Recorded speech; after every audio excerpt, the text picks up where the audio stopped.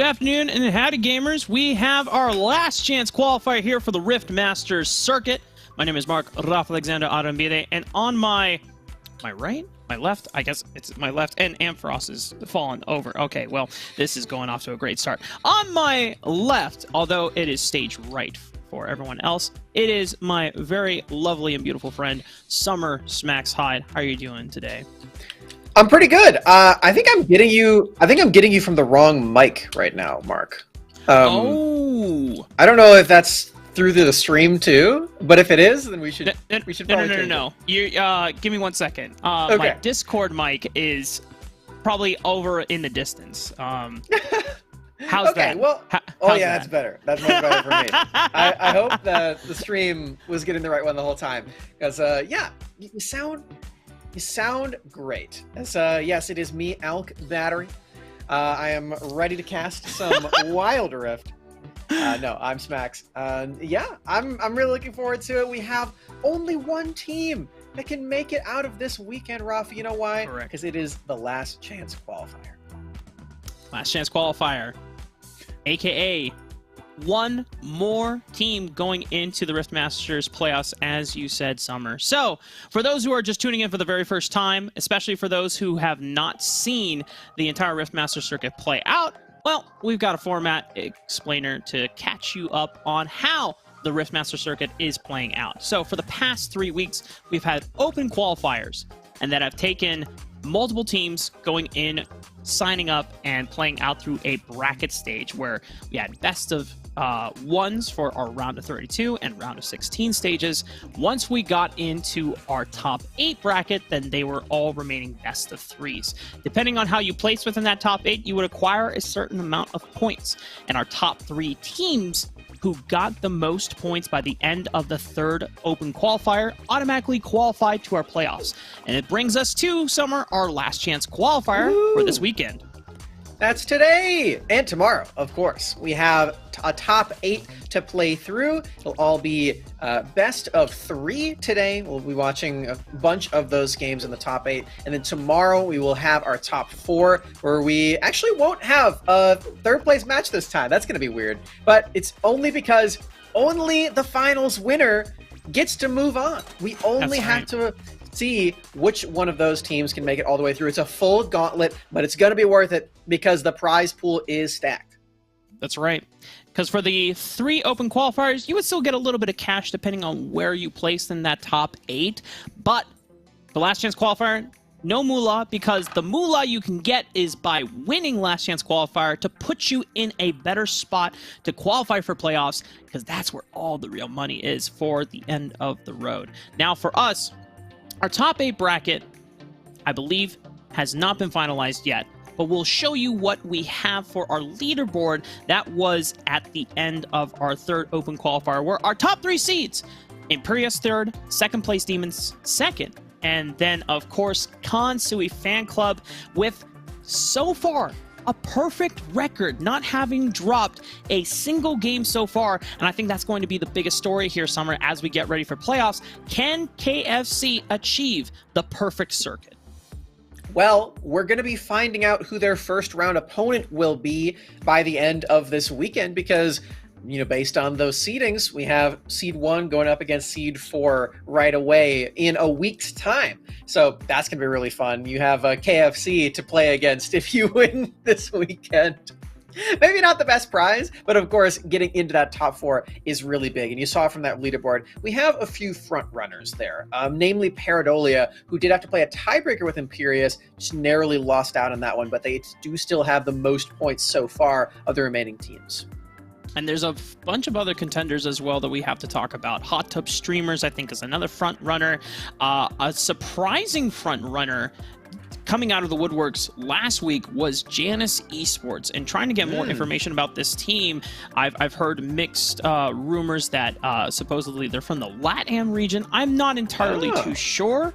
Hopefully we'll get some clarification about that, whether it's from friends of the scene or, you know, hey, to any of the teams that already qualify for playoffs and who are just chilling this weekend, come hang out with us in the chat if you aren't already, or feel free to message me or Smacks throughout the broadcast. We won't be able to respond to you, of course, but we're happy to try and collectively put together our heads and information together so that we can all be informed. Yeah. Oh, wait, wrong way. There we go. There we go. There we go. Boom. Yeah. There we go.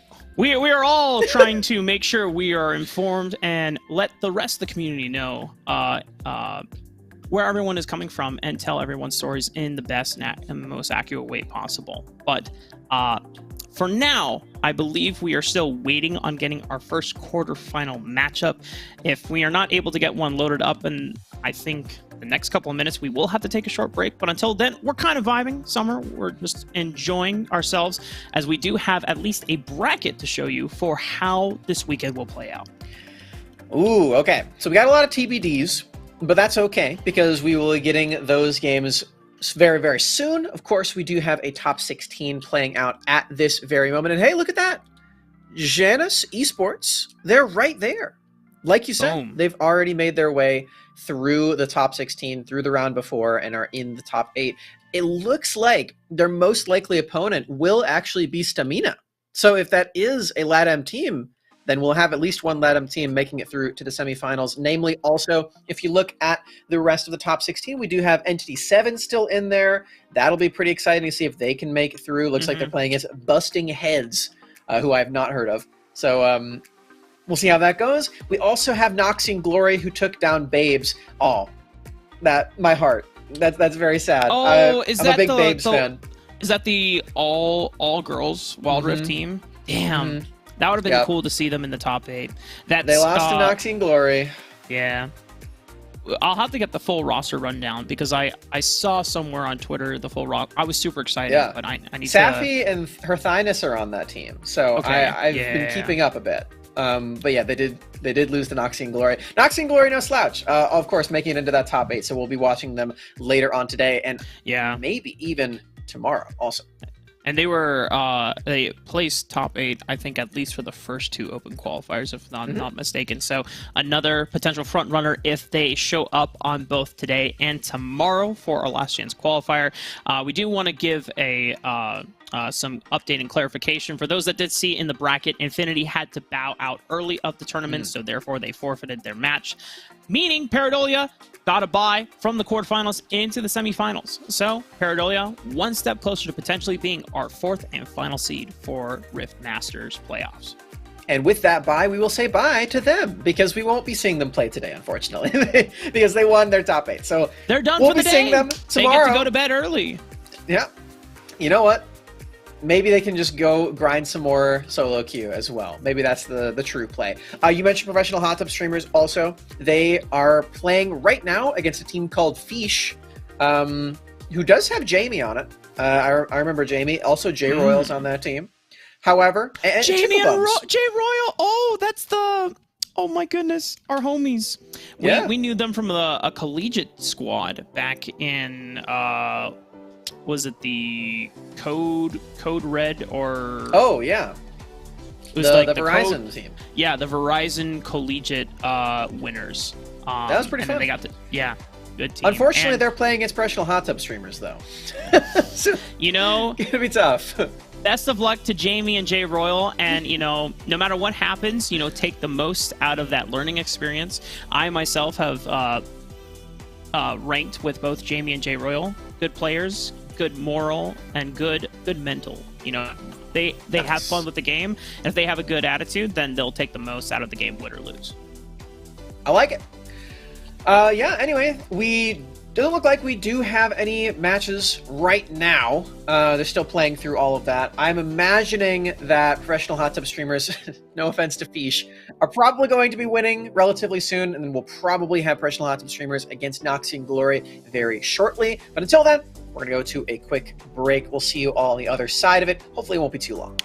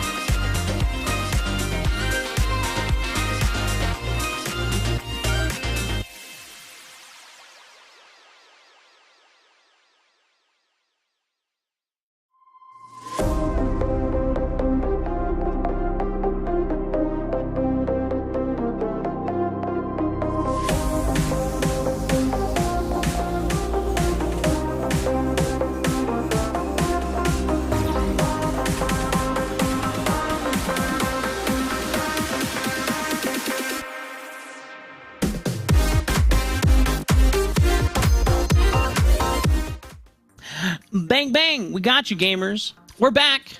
And we have our first quarterfinal matchup of the stream coming your way in just a couple more seconds. Not literally, though, because 1 Mississippi, 2 Mississippi. Okay, you know. It's okay. we're getting in there. We're getting in there. The draft has just begun or is starting to go underway. I believe it is going to be Janus Esports versus Stamina Esports. Now, no one has come to our DMs and clarified whether or not Janus Esports is hailing from the LATAM region or if they are claiming themselves to be as a North American team. But if they're from the LATAM region, then it's cool to see a LATAM versus LATAM clash here in the quarterfinals. Well, luckily, Rafa, they still have time to DM us because that's not the match we're doing right now. It'll be Professional Hot Tub Streamers versus Noxian Glory. Where's my lying jar? My spreading false information on the internet jar. We'll eventually get that matchup, of course. But before that, Professional Hot Tub Streamers versus Noxian Glory. Very excited for this one. Professional Hot Tub Streamers, of course, in the running, I'd say, as far as like who our favorites are to win the games. To make it all the way to the playoffs. If I were to bet, if I were a betting person, then it would be probably Professional Hot Tub Streamers versus Paradolia in that final tomorrow. You heard it here, chat. You know, if we have like predictions, clip it right now, ship it. We'll see if Summer is a prophet by tomorrow's broadcast. But for now, Professional Hot Tub Streamers have got to get through Noxian Glory if they want to make it to the finals that Summer has predicted for them, because Noxian Glory also want to be in the finals. They also want to play for the playoff spot. So we're going to see how it all begins with our first draft of the day. We got a best of 3, all best of 3s from here on out as well. Best of 1s were in the top 16. Now we are in territory where if you lose one, that's okay. You can keep playing afterward as long as you win 2 in the series, of course. Now, Rafa, 2 weeks ago, I don't think there was a patch in that time. 2 weeks ago was the last time we casted together. I distinctly remember Ashe being the most broken champion in all the games that we watched. Is that still true?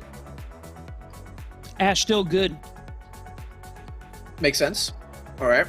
I wouldn't say most broken champion, but think still good. And depending on what Professional Hot Tub Streamers want to prioritize in their first game, Noxian Glory either will have to take the Ashe away from Mr. Isdraboa, or we see it first pick. Specifically, Isdraboa, I remember getting the short end of the stick against Ashe. Got ulted by that champion so many times. So yeah, he's gonna play it for himself and get revenge. This is the thing. Isdraboa probably said, listen, guys, either we force them to ban Ashe or we pick Ashe, but we never, ever, ever are playing against Ashe. I guarantee if Professional Hot Tub Streamers ever let Ashe go through, Isdraboa would just leave the draft. He'd be like, go find another AD carry. I'm not playing against that crap again. You know what? I can't blame him either. That was definitely a day that I would remember if I were him. Like, I watched it and I still remember. Like, that's how scarring it was. So, not surprising at all. What might be a bit more surprising is that Lucian is being locked in as well, potentially meaning that is Ashe support with that Lucian. Could be. Could very much be, because we all know how cracked Mr. Danny, a.k.a. Isdraboa, is at the gunslinger in Lucian. Probably one of our premier Lucian players still remaining in the last chance qualifier for Noxian Glory. Ooh. Oh, I like this, though, Smacks. I don't know if you've been keeping up. Gwen Jungle is the truth right now. I know Riot intended for her to be a Baron laner to solo laner, but when you have percentage max health damage specifically against monsters, which for those who love Gwen Jungle and abusing it, like me right now on solo queue, it's my go-to champion when Lee Sin is banned. Riot is nerfing Gwen Jungle specifically because they tried to nerf her by saying, okay, instead of 5% max HP damage, you can only do 4% max HP damage on auto attacks against monsters. Now they're saying it's now, I think, like 2 or 3%. Oh. And then against non-monsters, there's no percentage max HP damage anymore. Or really? So I might be saying it wrong, but I know that the intended effect is kill Gwen jungle. They want Gwen jungle to be dead. They're giving her buffs for her solo lane. So this is the last weekend that you get to play Gwen jungle, because she is one of those champions where if you hit the 2-item spike and you are undeterred and the game is still even, then the game is over. Gwen is like probably one of the best hyper carries in the game. All right. Well, get your free low while you can. Getting nerfed by the time the playoffs come around, I presume. Is that correct? Wednesday. Will be nerfed on live? Okay, well, yeah, there you go. Get your free low while you can, Noxian Glory. Try to abuse those tactics as much as possible. A lot of range champions to play against as well, which makes a lot of sense with the Shrouding Mist. You don't get attacked by all that stuff as well. Not to mention all the damage that you so eloquently told us about. Now, Rafa, I've got a question for you. Sure. What would you say is your favorite breakfast food? I love eggs. Anything with type of eggs. Honestly, eggs Benedict. Go-to breakfast dish. Yeah. What about a type of meat, perhaps? Favorite breakfast meat? I mean, eggs is protein.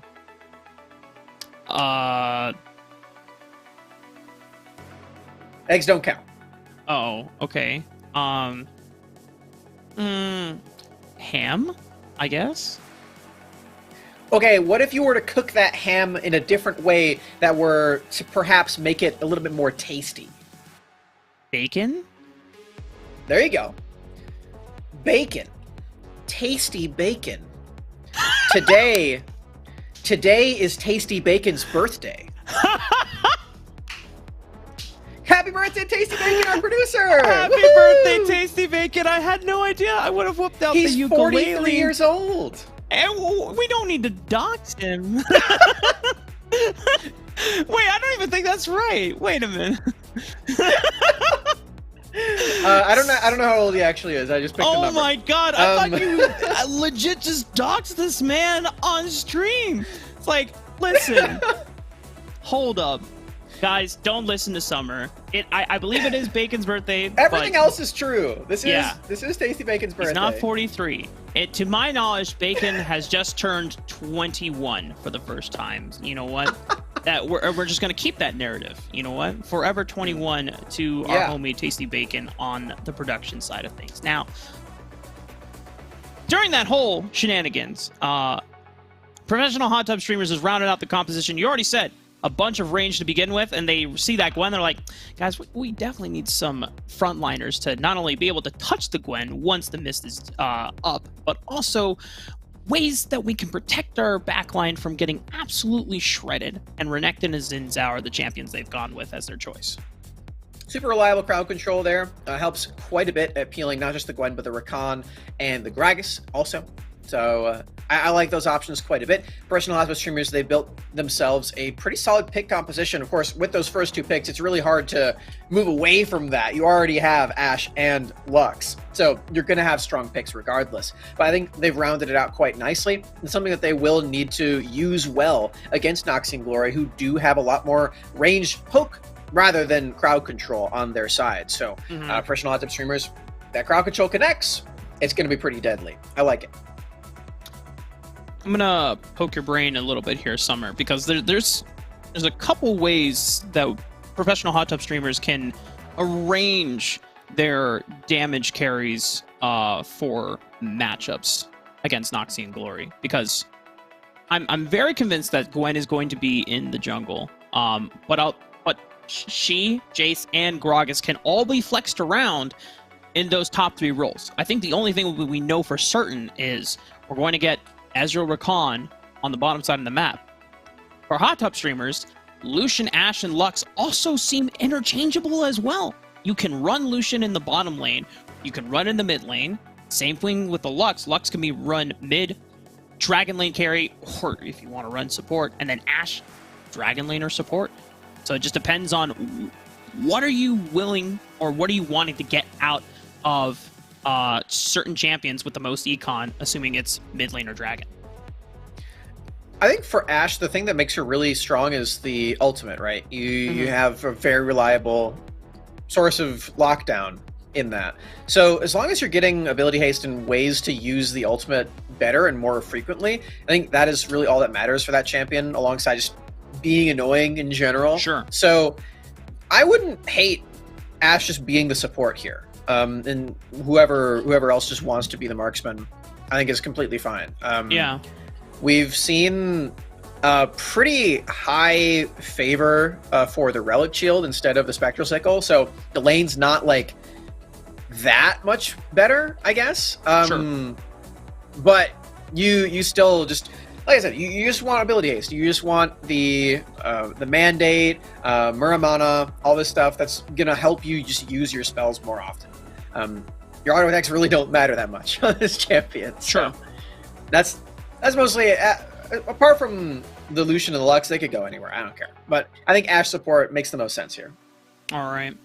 I'm down to agree with the Ashe support train. It seems like, you know, if you were to stive anyone off of Econ, Ashe can still do her job, which is just fire out global stun arrows for the rest Lux of the game. needs damage to kill people when she locks them down, right? You do need to actually have ability power to make your ult do the big Lux thing. So, yeah. You're not going to get that off of support Econ, unless you're just as cracked as Summer in solo queue. So, but, you know, that's not always the case when you go up against the best of the best, and you have to consistently, you know, be willing to split your resources with both the Dragon Lane and a mid lane carry. So, now the real question is Lux comfortable? This would probably then...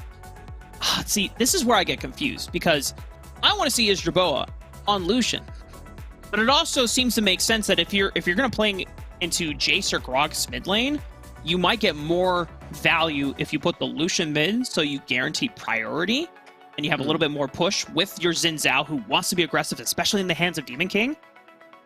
But then you take the Lucian away from Isdraboa, and you put Isdraboa on Lux. I'm not saying that Isdraboa on Lux is bad. I'm saying Isdraboa on Lucian is insanely cracked. So it's like,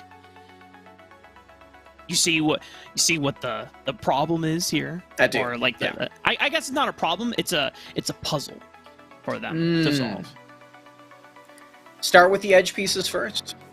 I think we picked the support. I think that's the edge piece, right?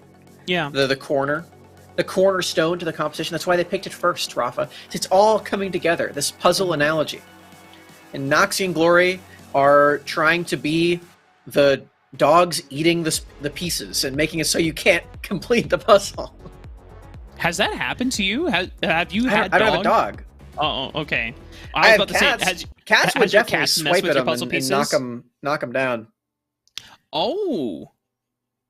Very interesting. Okay, well, so check this out. So Isdraboa is playing the Ashe, but Isdraboa has taken the Relic Shield. So I wonder if Isdraboa then is just playing as the dedicated support for the composition and therefore not farming.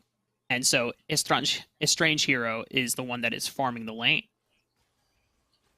It does look like that, yeah. I do want to ask real quick, is this the lineup that they ran last week without the Stover brothers? Yes, yeah. So okay. I don't remember what the exact reason was. I remember seeing a message that Stover Brothers like went to a family event or like a wedding, but I don't know if that was like a joke or not. Like they just weren't. No, it makes sense. Last week, but if they're also not here this week, then that's a long wedding family event, or you know, unfortunately they are just not able to play both weekends. But Hitman and Estrange Hero were in their place for last weekend as well. I see. I will say one of the things I am excited to see from Noxie and Glory is Dolph on the roster. Yeah. Who WNS fans from Ailish still has the Ailish tag from back then. Very true. Big fan of Ailish, the dapper young lads, all with their matching blue polos. It was very cute. And yeah, I'm glad to see him back in action. Playing some Wild Rift, Rafa. Always good to meet up with some old friends. Noxie and Glory, they need all the help they can get. They didn't get as many points as I'm sure they were hoping to in the last few weeks, But none of that matters now. It just matters if you can win the games in this last chance qualifier, and that's what they're trying to do. Curious that Dolph, one of the cool things about this player from the WNS, he was the only jungler that brought out the Aurelia jungle in North America at the regional championships, whereas everyone else in North America had not bought into playing Aurelia quite yet, let alone or in the mid lane, let alone jungle. Even though we had seen like a bunch of Aurelia jungle hype over in the East. So Dolph is someone who is a very huge adopter of anything that is being played kind of in the WRL, early solo queue, or even in the wild circuit going on in the Asia circuit playoffs games. I think even in ESCL or ESL, there's a big championship over in Thailand, and they're seeing a lot of Gwen jungle right now. So Dolph is going to show us how it's done. I think Tybe is the only other player that we've seen on stage in Rift Masters pull out Gwen jungle so far. Speaking of WRL, did you see that the way that they're going to decide side selection is with an ARAM tournament? I did. That's dope. Awesome. Yeah. I really, really love that because it makes you have to practice ARAMs if you want side selection. Like, what if there's a team that just never ever gets side select because they don't play enough Howling Abyss? Now you see, this is all part of the plan to equally spread out both, normal Summoners Rush games and Wild Rift or ARAM games. And this just could be a kill. One more auto attack, and it is Jerboa that follows up the flash. First blood over for Hot Tub Streamers, but it's the play in the mid lane. Reverse counterattack from Noxing Glory. Sweet Tea trying to take up as many tower turrets as they can. Demon King looking to take vengeance on their fallen mid laner, and Hot Tub Streamers now find themselves 2-1 against Noxing Glory. Well, firstly here in the Dragon lane, we got to see a strange hero. Like I was saying, he's got all of this damage because of the items and because he was able to get all the gold early on farming. And that is what matters when you're playing Lux. You need to actually have the AP to make your burst worthwhile, and that's what we saw right there on the play. Now in mid lane, here's a really important thing to keep in mind when you're getting dove. You have to keep in mind who is actually getting the turret aggro. And Cosmic Soul, he focused all of his damage onto Osu, which does make a lot of sense. Osu's the one dealing damage, but Sweet Tea was the one who was tanking the turret shot. So he was, by that standard, the one who you needed to target, because then you're actually guaranteeing an earlier kill. He's the one he's the one who, when he dies, will transfer that turret damage over to Osu. And yeah, something that's really important to do, and it takes a lot of discipline to actually rein it in and keep track of that. Cosmic Soul, this time around, he is nowhere near a turret. I don't think it really matters in this situation, unfortunately, who he targets. Cosmic Soul getting a little bit of extra tough love from Sweet Tea and Osu. Noxing Glory is going to find themselves now in position to take the first dragon of the game, whereas Demon King already knowing well ahead of the play, no point to contest unless, oh my god, Hot Tub Streamers get their cake and eat it too. Damage pretty good on Lux again, as they take the dragon. The Rift Heralds popped up in the top lane, and Rafa, this is a very, very large lead for professional Hot Tub Streamers, and not a lot of effort put into that either. They just did the standard thing, and this is looking too easy too. Oh, good night, Dolph. Dolph thought he could get some chicken nuggets on his way back out to the top side of the map, but Demon King and Hitman, after taking out the Rift Herald, were in the area, and that just means that area is no longer safe. They're looking for another turret play, but without the Rift Herald, they cannot take out the mid-tier 1 just that easily, but a lot of force being shown in the first 6 minutes by Hot Tub. You know, Demon King and Dolph, they also met... Wait, hold on. Osu. Get it together, man! We're in the last chance qualifier! Dolph could be engaged on here. Nice pressing guard from Demon King. Blocks out a lot of incoming damage from the follow-up. And the reinforcement is Noxing Glory. He's still going in. Wind becomes lightning. And Osu goes down. Cosmic Soul getting revenge after all the tough love being received by Sweet Tea and Osu. This time, Cosmic brings more friends to the party. Personal Hot Tub Streamers, they're finding more of these picks around the map. They're finding more skirmish wins. A lot of that because of the jungler, Demon King. This Xin Zhao, super strong very early on. You mentioned that Gwen is a very potent hyper carry. But we're not late game yet, Rafa. Doesn't have all the items. And so far, Noxy and Glory, they're losing a lot of steam. They're losing a lot of ground right now because Hot Tub streamers know they have to push the tempo. They have to accelerate the game state before Dolph can get to that point where he could potentially 1v9 the game. But when you're down 7,000 gold at 7 minutes, you don't have much time left to restabilize the game. And I was going to say this earlier, but we had some more fighting. But Rafa, do you know what Dolph and Demon King have in common? What's that? They are the two junglers that double-killed Tarzan IRL at LAN. Oh my goodness. Holy. Very high honors. Ooh. Well, this is what I was talking about, man. This Ashe champion is not fair. Isdraboa knows better than anybody. Yeah. I think we talked about it before. Isdraboa basically claiming if we don't get to play Ashe, no one gets to play Ashe. This champion is not balanced. And it just sets up so incredibly well for any other first champion that relies on skill shots to land because it just guarantees the kill setup. And luckily for Strange Hero, this Lux pick is already doing wonders. Incredible high amounts of money already accumulated at 8.5 minutes into the game. Miles ahead of Platinum at this point. Both of them are at this point. We've got both Isdraboa and a Strange Hero. Isdraboa, you know what? You can't hit them all. All right, it's okay.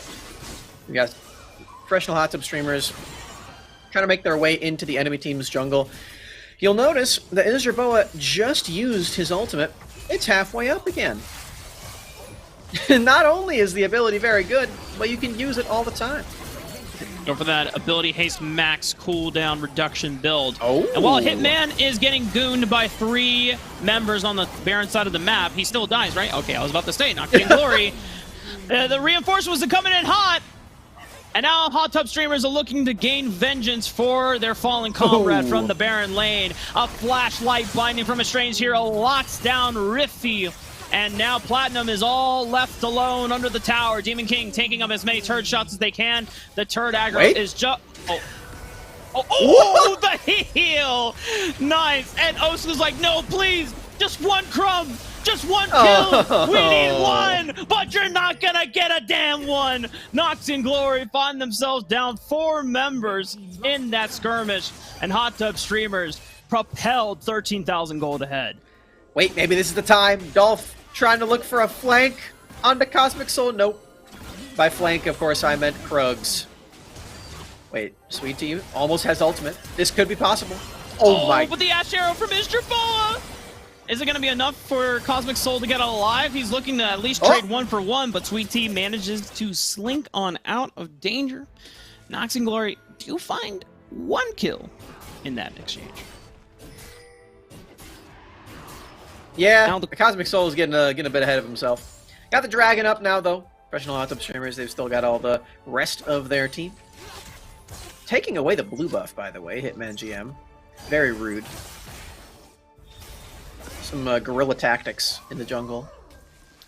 You cannot give any resources to your opponents in these stakes of games. Hitman, even if it wasn't guaranteed for one of his players, he denies it from Nox and Glory. Respect. Blue buff's pretty good on Renekton, I hear, so I'm a down. You know, it's got the health regen.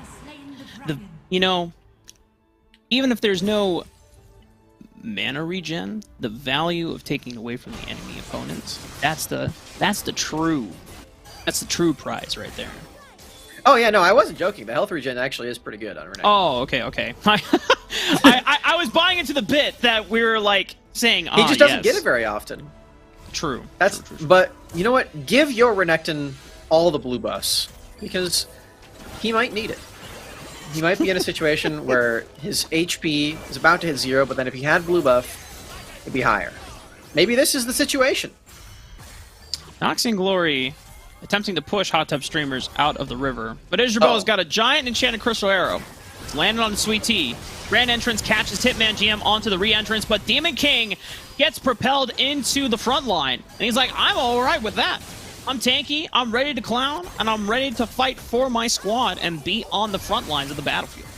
Rift Herald Part 2 drop in the mid lane, and a Lux ultimate into another binding. Also, Rafa, the damage is huge out of this Lux, and Cosmic Soul is to dash into the enemy team's base underneath the turret. 12 minutes in, that's an inhibitor, and the Rift Herald is just barely hanging on. 5 HP, it's getting another charge, and Rafa, they might just end the game right now. Yeah, 2,000 HP off of the Nexus. Now, not game over quite yet, but Hot Tub Streamers very close to closing out game 1 of this best of 3 against Noxian Glory. And I don't know if you can tell by the way our tones have changed, chat, but, you know, after that huge fight in the river, professional Hot Tub Streamers have put themselves in a very winning state of the game. And Noxian Glory, they are running out of options to stall this game out even further, especially now with the front door open through the mid lane. They're going to look to force the fight in the blue buff, but they're trying. They're trying. They didn't even get the blue buff, Rafa. Demon King secured it. Noxian Glory, they were trying to get revenge on the blue buff stolen by Hitman, and they can't even get that. The Baron has started up, half HP. The rest of Noxian Glory are trying to fight a Gator down south. He flashed away.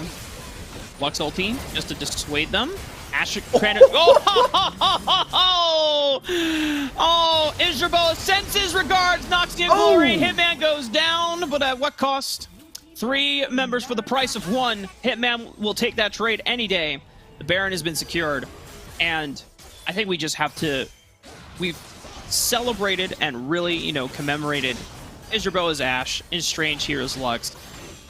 Demon King on the Xin Zhao. You talked about it before when we casted on Rift Masters in week 2, that during the WNS, when a lot of junglers were going for things like the Lee Sin, the Kha'Zix, even the Rengar flavor, Demon King was very adamant, saying, why is no one playing Xin Zhao? This champion is so busted in the right hands, has so much early stats, and Demon King, this is clearly one of his favorite champions to go to. These are the right hands he was referring to, seems. We have the Baron on a bunch of members here, professional Hot Tub Streamers. Maybe this minion wave can be used to go and topple the base of Noxian Glory for the first time in this series. Of course, it is a best of 3. But there are also other inhibitors that you can go and take as well if you want to make your victory as clean and as ensured as possible. Seems that might be the option. Izerboa and a Strange Hero, bringing all of their lockdown and damage up to that lane.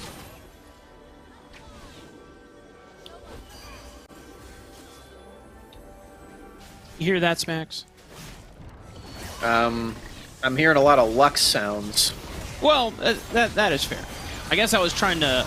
Well, that's a Lux sound. If you listen closely, yeah, you heard the Lux battle cry and you heard the death sound of Jace going down to ton of burst damage, and all that time while they were occupying 3 members on the bottom side of the map, Hot Tub Streamers close out game 1 and Noxian Glory for a last chance qualifier run.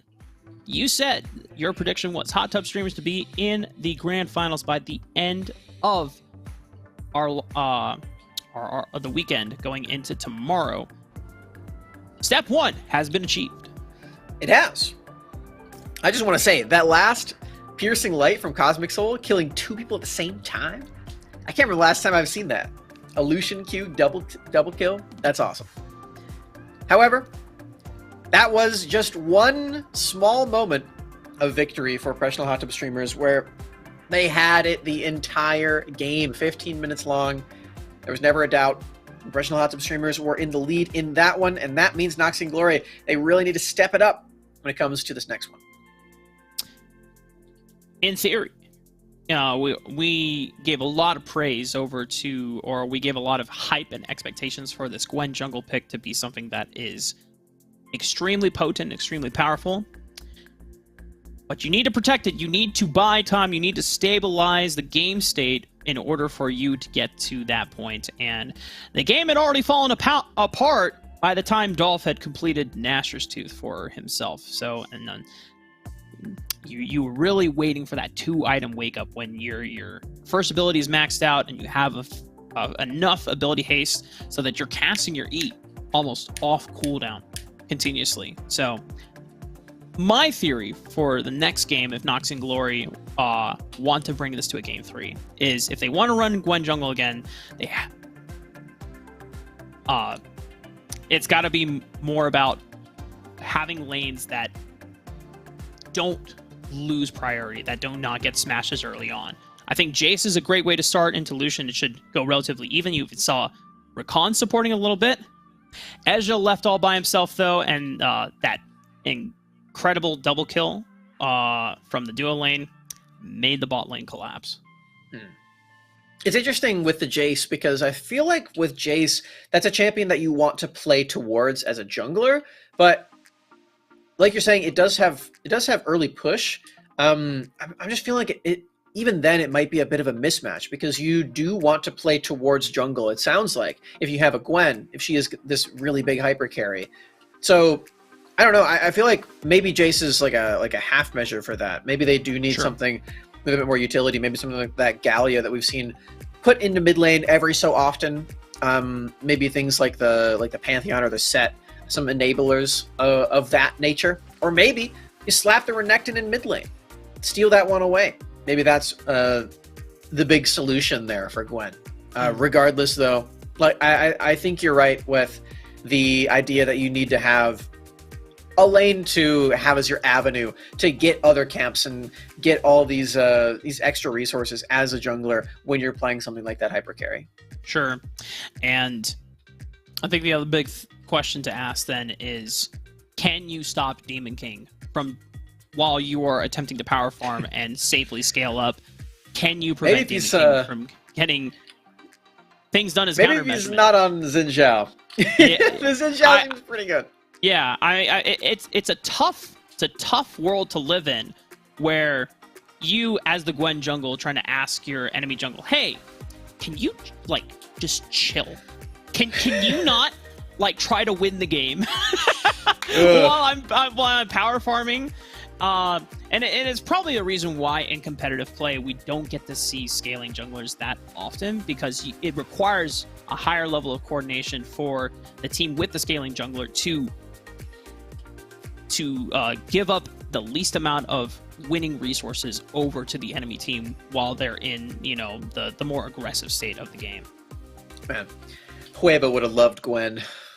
I know. The GOAT. I mean, Long is now the GOAT. Nah. Long didn't win the first international tournament of all time, Rob. Hueva is the GOAT. Naku didn't even make it to playoffs in WRL. Okay, I don't care about that. I wasn't casting that. I was casting the Horizon Cup, Rafa. As we all know, if I wasn't there, it didn't happen.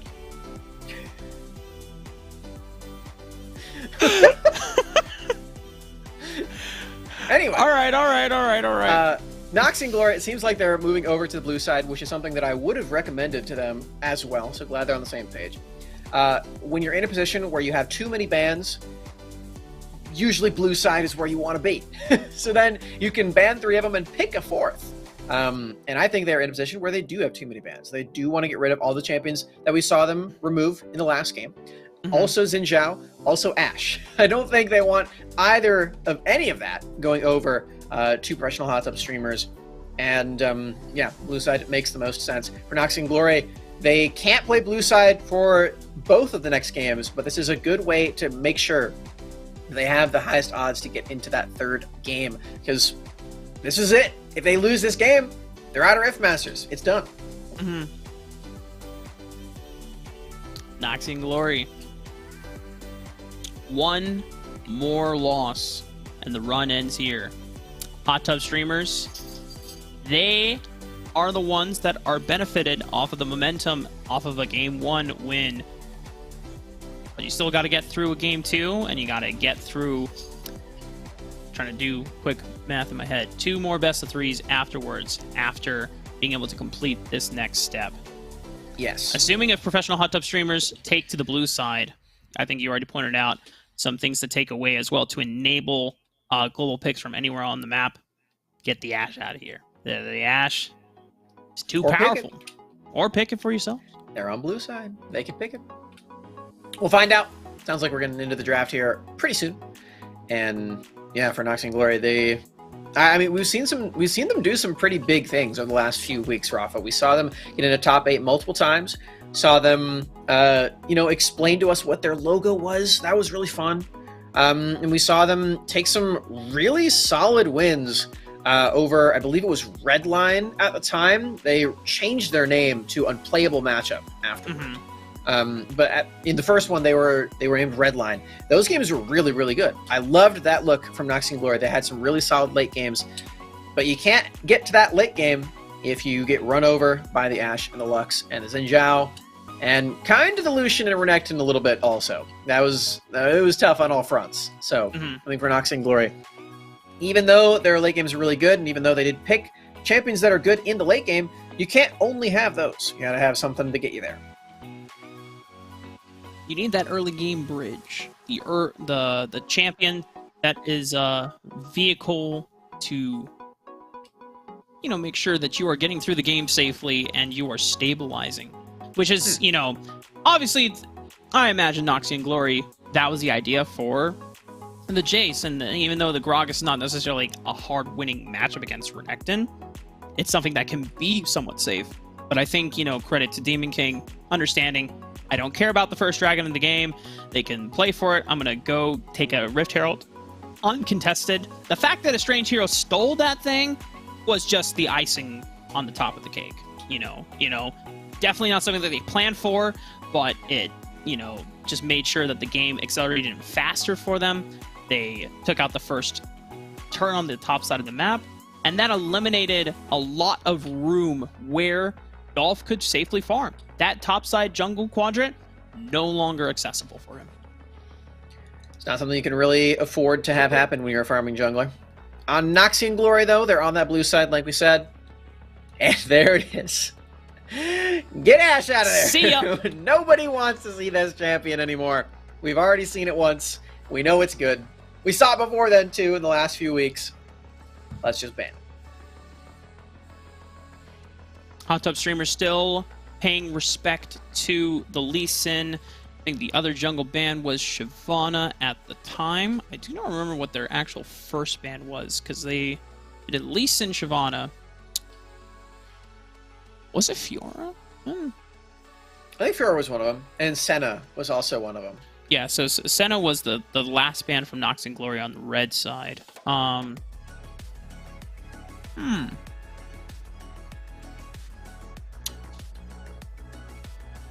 Oh, Yone was another ban from Noxian Glory as well. And Karma. Karma was one. Yeah. A lot of bans in this game for sure. Like I was saying, when you're on blue side, it's a lot easier because now they can maybe pick the Xin Zhao for themselves if that's something that Dolph wants to go towards. Maybe the Senna's left open. The professional hot tub streamers want to do that. You can go towards that champion. Regardless, they're going to have a powerful first pick. Yeah, they would have to choose between banning Senna or Shyvana. Yeah, that's true. All right. The first pick Shyvana? I'm not sure. Because the thing is that Shyvana is in a much stronger state and one of the better farming junglers as well. But I think if Noxian Glory don't have the same setup or a better setup as they try to set up for Gwen, then running Shyvana, you run into same problems as game one, right? You're not able to contest something like a Xin Zhao early on for that early pressure, and you're relying on your lanes to be able to get through the early stages of the game safe and without completely collapsing so that you can get to your spikes. Well, if this is Gragas in the Baron lane again, I feel like Noxian Glory aren't setting themselves up super, super well, considering they didn't ban the Renekton, and that matchup did not look easy for them in the slightest against Hitman. So, professional hot tub streamers, they have that opportunity to lock in the Renekton in the first phase. I don't really think Noxian Glory are going to be taking that one away. So they don't even have to pick it right now. They can go for some other stuff. Stealing away Jace is their first response here. There's one early bridge that is potentially already taken away from Noxian Glory if they want to go for a farming jungler once again for Dolph. The nice thing about this Gragas, though, is that while we did see it in the Baron lane and, you know, could go again to the Baron lane, it is a flex option. We have seen Gragas being put in jungle, mid, and support throughout the entire circuit. Hot Tub Streamers, though, another early game powerhouse in this Lucian and still a flex option. And oh wow, I was wrong. Noxian Glory do actually take away Renekton. That's pretty cool. So this is not going to be, most likely, the Gragas in the Baron lane anymore. We also have Morgana, which is a pretty big flex pick. I'm pretty sure mostly we've seen Morgana jungle, right? We see Morgana jungle, and but like, I know we've seen her in other positions, but isn't that like most often she's been a jungler? I think it's surprisingly we've seen second place demons run Morgana at mid and not jungle, which is funny. Meal's willing to put himself on Morgana duty so that Tybe can lay down the law with the Jace instead. Right. But Hot Tub Streamers, they say, I don't care where that Morgana's going. I don't care where that Gragas is going. Hell, I don't even care where the Renekton is going. We're slamming this Olaf because he just gets to say, you know, I'm ignoring all that CC. Likely going to be jungler as well, so Noxian Glory don't actually have to ban the Sinja this time. I mean, that's something that professional Hot Tub streamers don't really like, or Demon King doesn't really like into Morgana. I guess that's the pretty big difference here for Xin Zhao. A harder jungler to break, perhaps, than the Gwen? What do you think about that? Morgana's clear speed is way faster than Gwen's, for sure. And so... Well, they banned it anyway. You never know, right? I mean, it could set up because if it's a Gwen still locked in and you're not able to consecutively invade or be able to break the game early enough, they still respect the power of Gwen in the late game. But I think for Hot Tub streamers, there's plenty of mage options available still for whether for Cosmic Soul or for the Dragon Lane duo if they want to run back the Lux for Strange Hero and put Isdraboa on another support option. I don't like. I'm really curious that Isdraboa's flexibility. What is going on? Okay, so Morgana Dragon Lane. That's the only thing I can be. It has to be, right? But then I guess Gragas support, Jax jungle, Renekton mid, and Darius in the Baron lane. This is a quadra beefcake setup from Noxian Glory. And you know what? With they didn't get the Draven, but they got the Darius, at least for the namesake of Noxian Glory. True. I think it's the only Noxian champ they have. I actually don't know where Gragas is from, but I know Renekton is from Shurima, of course. Gragas is from the Freljord? Okay. Yeah. And then Morgana... Wait. No idea. Maybe Shadow Where is Morgana from? Shadow Isles? I feel like she like associates with them, but like I know she's Kale's sister. Yeah, fallen angel versus the redeemed angel, I think the aspect. Well, I don't know where Jax is from either. Nah, I don't know. These guys are just wanderers, I guess.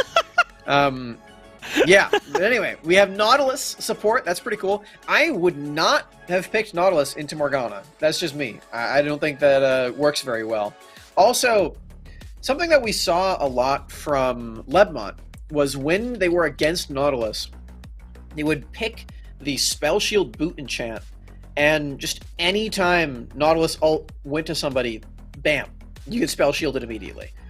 I feel like Nautilus, if you're against someone who knows what that boot enchant is so bad because they can just completely mitigate your entire thing with just 500 gold.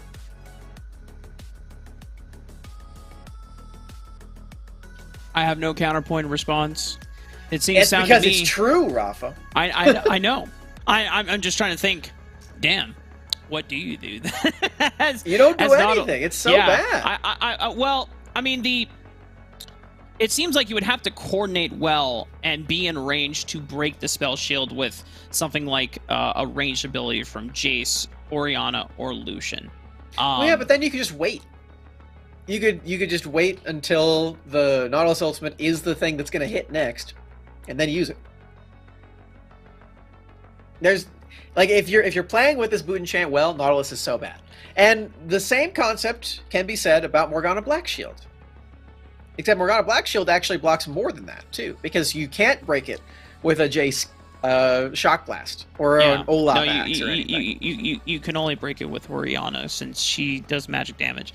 Unless you got into Kanga's territory and built Lucian AP. But don't worry, kids. Don't try that at home. That is a Kangas only special, and you only do that in ARAM. If you see Kangas in your Summoner's Rift games and he locks in Lucian, just dodge the lobby. I promise you. Can you even do that? You can't, but you don't want to play that game. You don't want to play that game. Just close your phone for the day. Just close your phone, because Kangas is going to have a good time. You won't, though. I guarantee it. I'm sorry. I'm sorry, Kangas. Go play some teamfight tactics for 20 minutes. Yeah, come back. Just wait for the game to end. Come back afterward. Play some hyper roll. With some of the conflicts surrounding Nautilus and what seems to be their main engage for hot tub streamers set aside, I imagine that the only way you're going to get utility out of Nautilus is going to be in the early game when you're not in the same lane as the Morgana, when you're roaming around, when you're fishing for picks, and just trying to get your Lucian, Jace, Olaf snowballed incredibly fast. And I wonder if Nautilus is trying to get out of lane and get away from the Morgana, than if they're running this Orianna into the Dragon Lane duo to match up against the Morgana, and once again denying our boy Isdraboa a Lucian and sending it mid lane instead. They can't do that twice in a row, Rafa. It's got to be Lucian for Isdraboa. It's got to be, right? He's not going to play Orianna. More like Boreanna.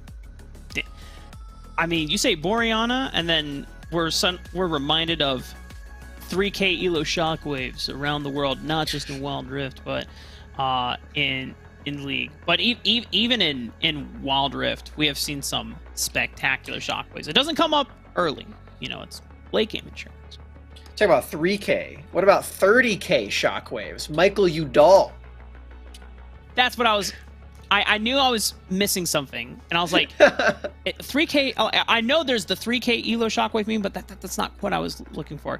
30K, of course. Shout outs to Michael Udall, seconded, and the 30K team, the OG squad.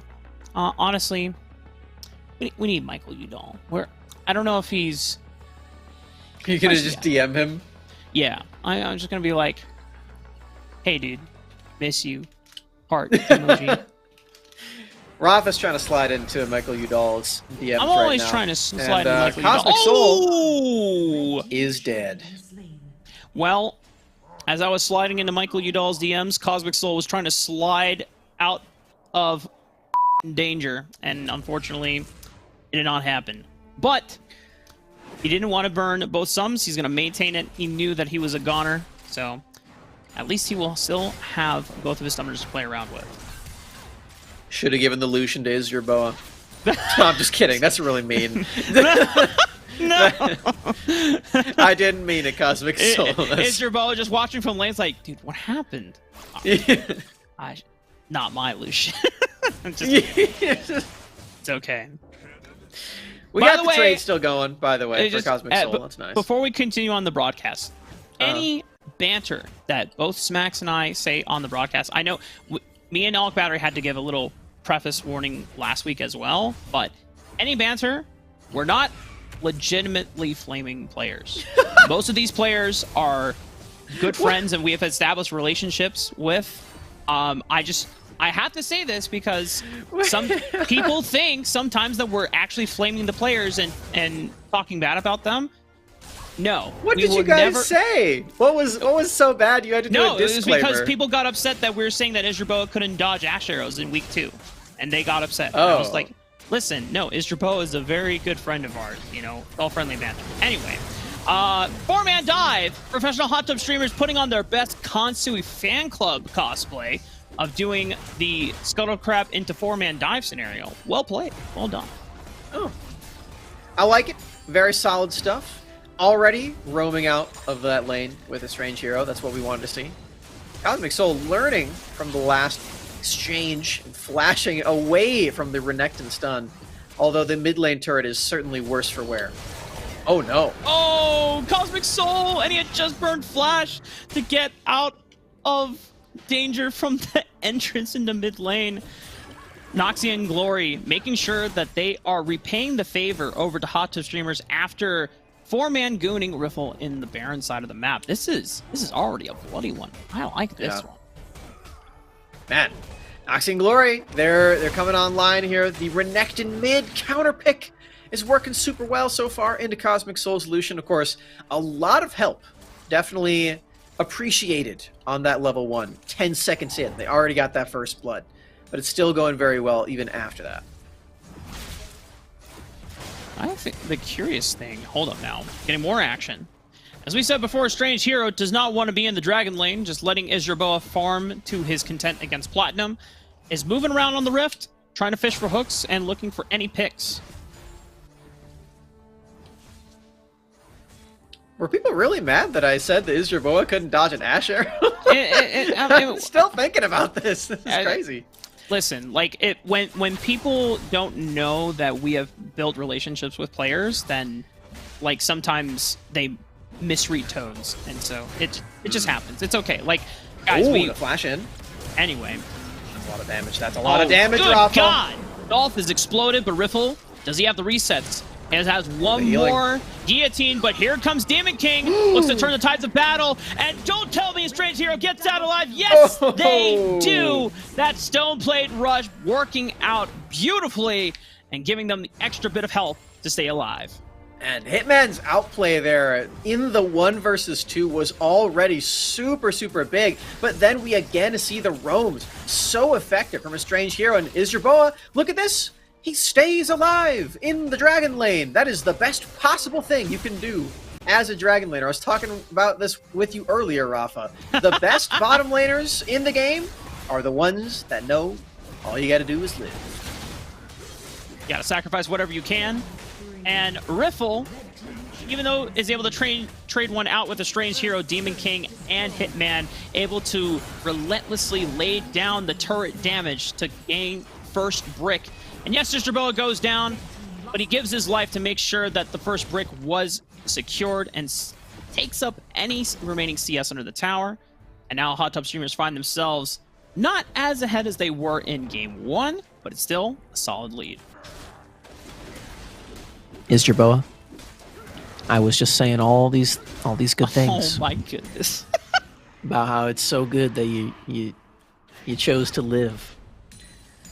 And then you walk into the 3 people that were killing you. Come on, man. You know what? It's okay. He made the right decision, and then he's like, nah, the right decision's boring. Hang on. If there was a cannon in there, I would also die for there that was cannon wave. I understand. The right decision is boring. That's true. But he already made it first. It's okay. Rift Herald being secured by Demon King, and now the fight erupts. Beautiful shockwave from Isdraboa. Being able to lay down the damage even further. Hot tub streamers once again propelling right on forward. The flash staggering blow from a Strange Hero locks him down. Osu looking to turn the tides of battle, but just not enough damage in the tank. Not able to lock down anyone from hot tub streamers, and somehow all 5 members managed to escape. The skirmish game for professional hot tub streamers continues to be so strong. Keep finding all of these plays, and again, Demon King is the one who's picking the early game jungler, making it happen. 4 kills on the Olaf already. That's 6,000 gold, by far the most in this game. This is looking really, really solid from the jungler here. Professional hot tub streamers, and again, Dolph is finding himself very, very far behind on the scaling champion. Trinity Force completed, but yeah, not anywhere close to that second item power spike, which is where Jax really comes online. On the flip side, Olaf, oh man, Olaf, almost 7k in the bank. Trinity Force is really all you need just for the Olaf to live out their best dreams as a Viking. And this Darius, unfortunately for Noxian Glory, is not living up to the team namesake hype. Oh, the shockwave onto the minions. Not quite enough. There's Izerboa will fall to the dive as Cosmic Soul caught in the crosshairs. Flash to follow. Dolph finds a second. Professional Hot Tub Streamers, can they survive this? Oh, the stun just barely doesn't land onto Hitman. He will walk away. Or will he? Dolph follows again, but the junglers have been matched now all of a sudden. Flashing forward, Demon King, he's trying to find all this damage, but another! A challenger approaches! Double dunk, double kill! Noxian Glory take an ace. And just as we were saying the Noxian Glory namesake wasn't living up to the hype, Riffle comes in, makes all of us look like fools on the broadcast, and says, give me that double dunk, baby. And now suddenly Noxian Glory, they were down about 5,000, 6,000 gold. They have shored up that lead in half. And even though they're still down 3,000 gold, Noxian Glory are in striking distance to keep themselves in this game. They do have the scaling pieces on this team as well, but Jax is still behind, but getting there. And that's a really, really big deal for Noxian and Glory. If they can keep that momentum going, then Dolph can actually start to really pop off in these fights. We already saw that last one. Chasing down these kills, very easy as Jax. And turns out it's also pretty easy for Nautilus and Olaf as they continue roaming together.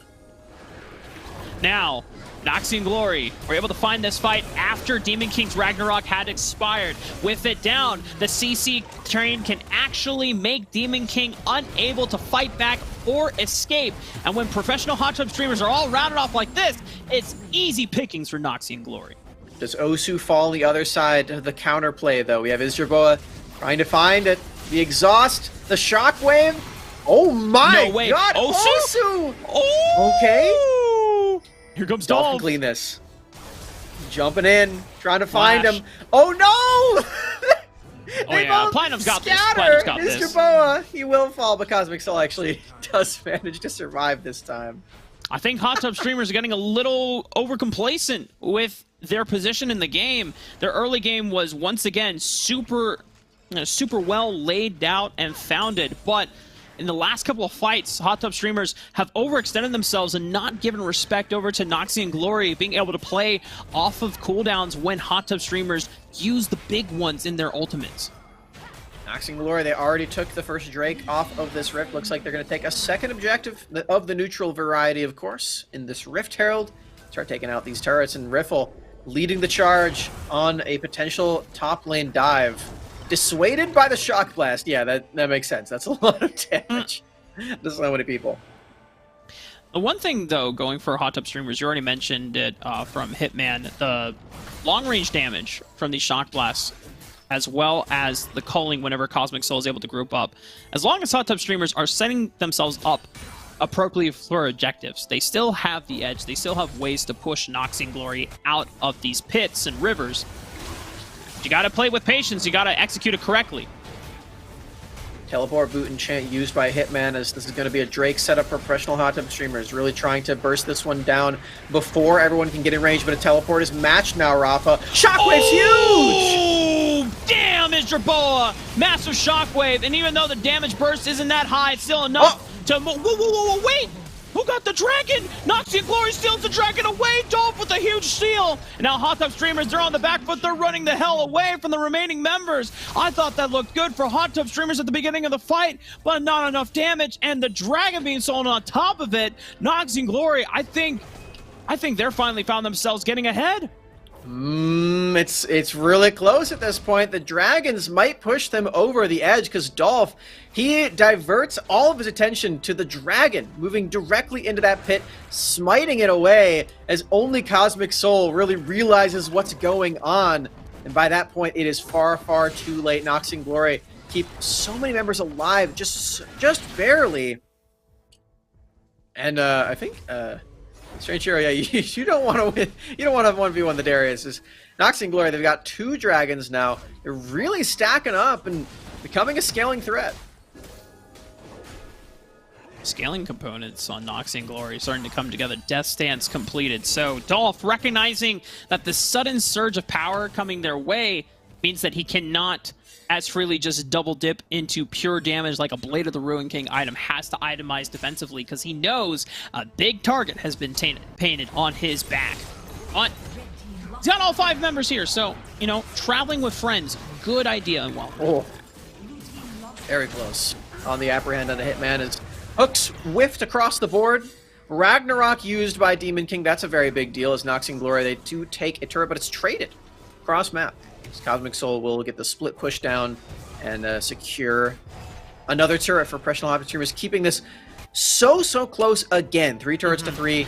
The gold is slightly in favor of Hot Tub Streamers, but those dragons make it pretty even. Yep. I think Hot Tub Streamers are getting to the point where they're going to have to rely heavily on a 1-3-1 setup for the rest of the game.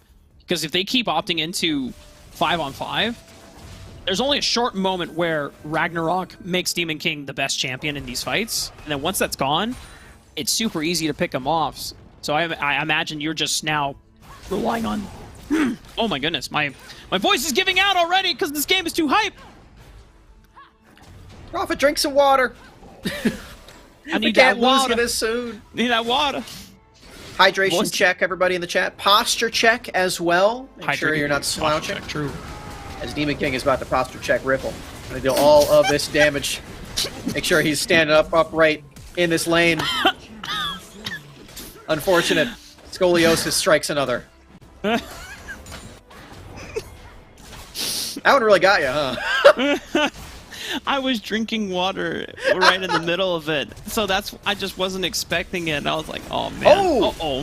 Flashstone chases. Run! Don't let the big crocodile take you down.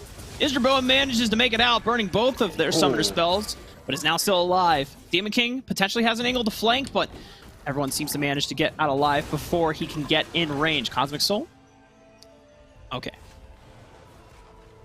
All right. Well, Osu, he's getting feisty with it, trying to flash underneath that turret onto Isdraboa. Shockwave's really good there, alongside the Seraph's Embrace, crucial item in the Orianna build path, as it does provide you with that gigantic extra shield when you get super low. It's kind of like a AP version of the Sterix gauge. That's in this game, right?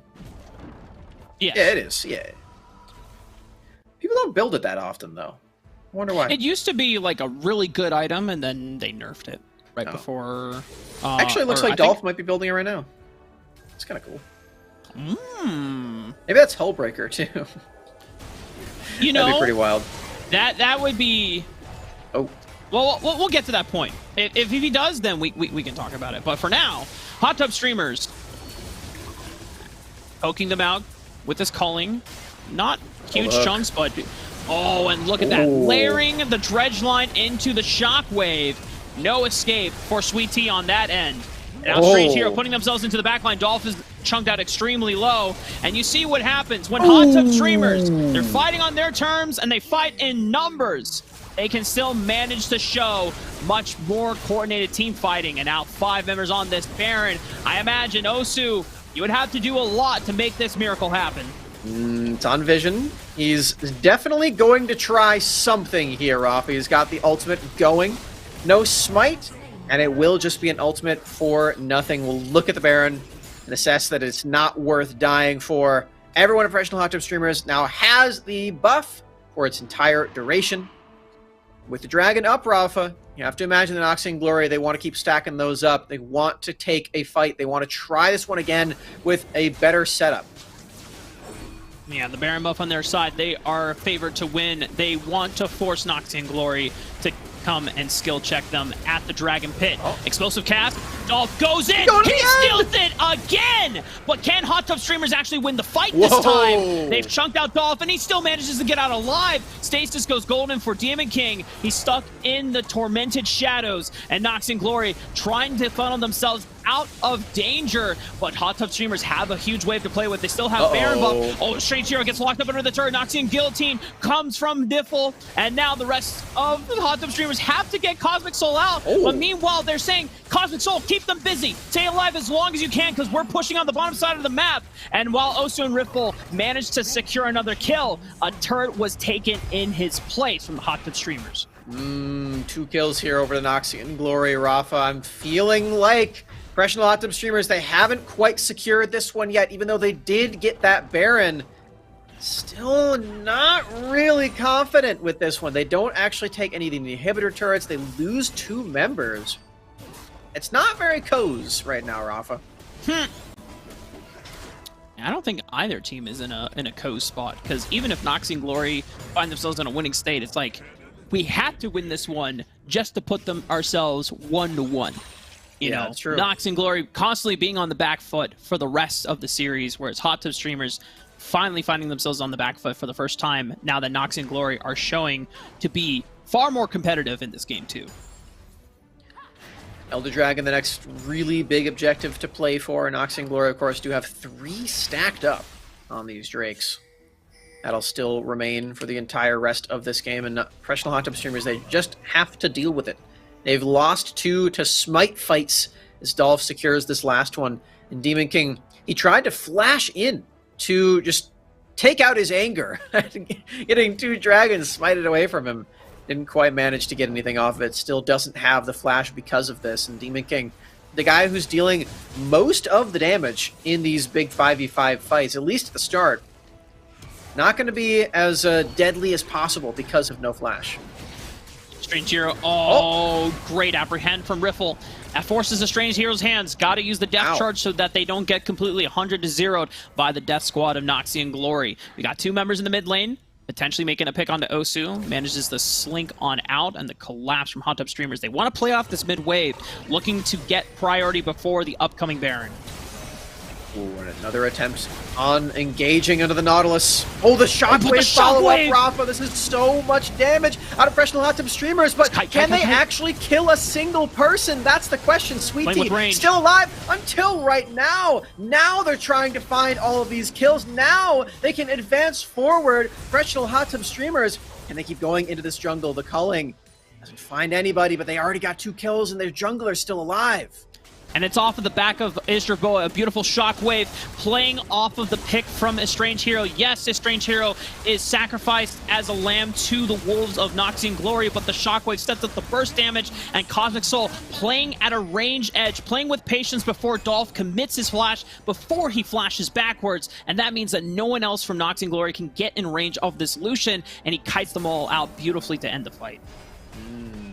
Bad news here for Professional Hot Tub Streamers. They don't have their smite quite yet. Oh, never mind. It's going to be charging back up. It was the double charge. We're good. But there is still bad news because Dolph does have smite, and Dolph has been pretty good at smiting away these dragons. They really need to find picks on the side of Professional Hot Tub Streamers before this dragon gets out of hand. The tickling chunks Dolph for about 30%. That Cosmic Soul just trying to get any bit of damage onto Dolph, dissuading him from entering into the dragon. I imagine if Hot Tub Streamers, instead of just forcing the dragon to be a 50-50 smite, wait for waves to play, and then just try to get them to come through the river versus over the wall. But I'm gonna flip it. Dolph, they have a control ward in the pit, but this is where they turn off the dragon. They force the fight. They find Dolph. They find the rest of the members of Noxian Glory, and they're already wiping down the back line. And just like that, smacks. Noxian Glory lose 4 members. Hot Tub Streamers not letting this game go to another 50-50 smite. They ace them, and they will take the game and the series. Istraboa's shockwaves are the thing that wins Professional Hot Tub Streamers the fight so continuously, and he is the reason that they are bringing this series to a 2-0, moving on into the top 4. Red team wins. Not only do Hot Tub Streamers move on to the semifinals, but this further cements the prediction that Summer has laid out for our final matchup at the end of the weekend, projecting Paradolia and Hot Tub Streamers to be the 2 that clash it out for that last spot in Rift Masters playoffs. I think I'm right, Rafa. We've got both of those teams as the first two in the top 4.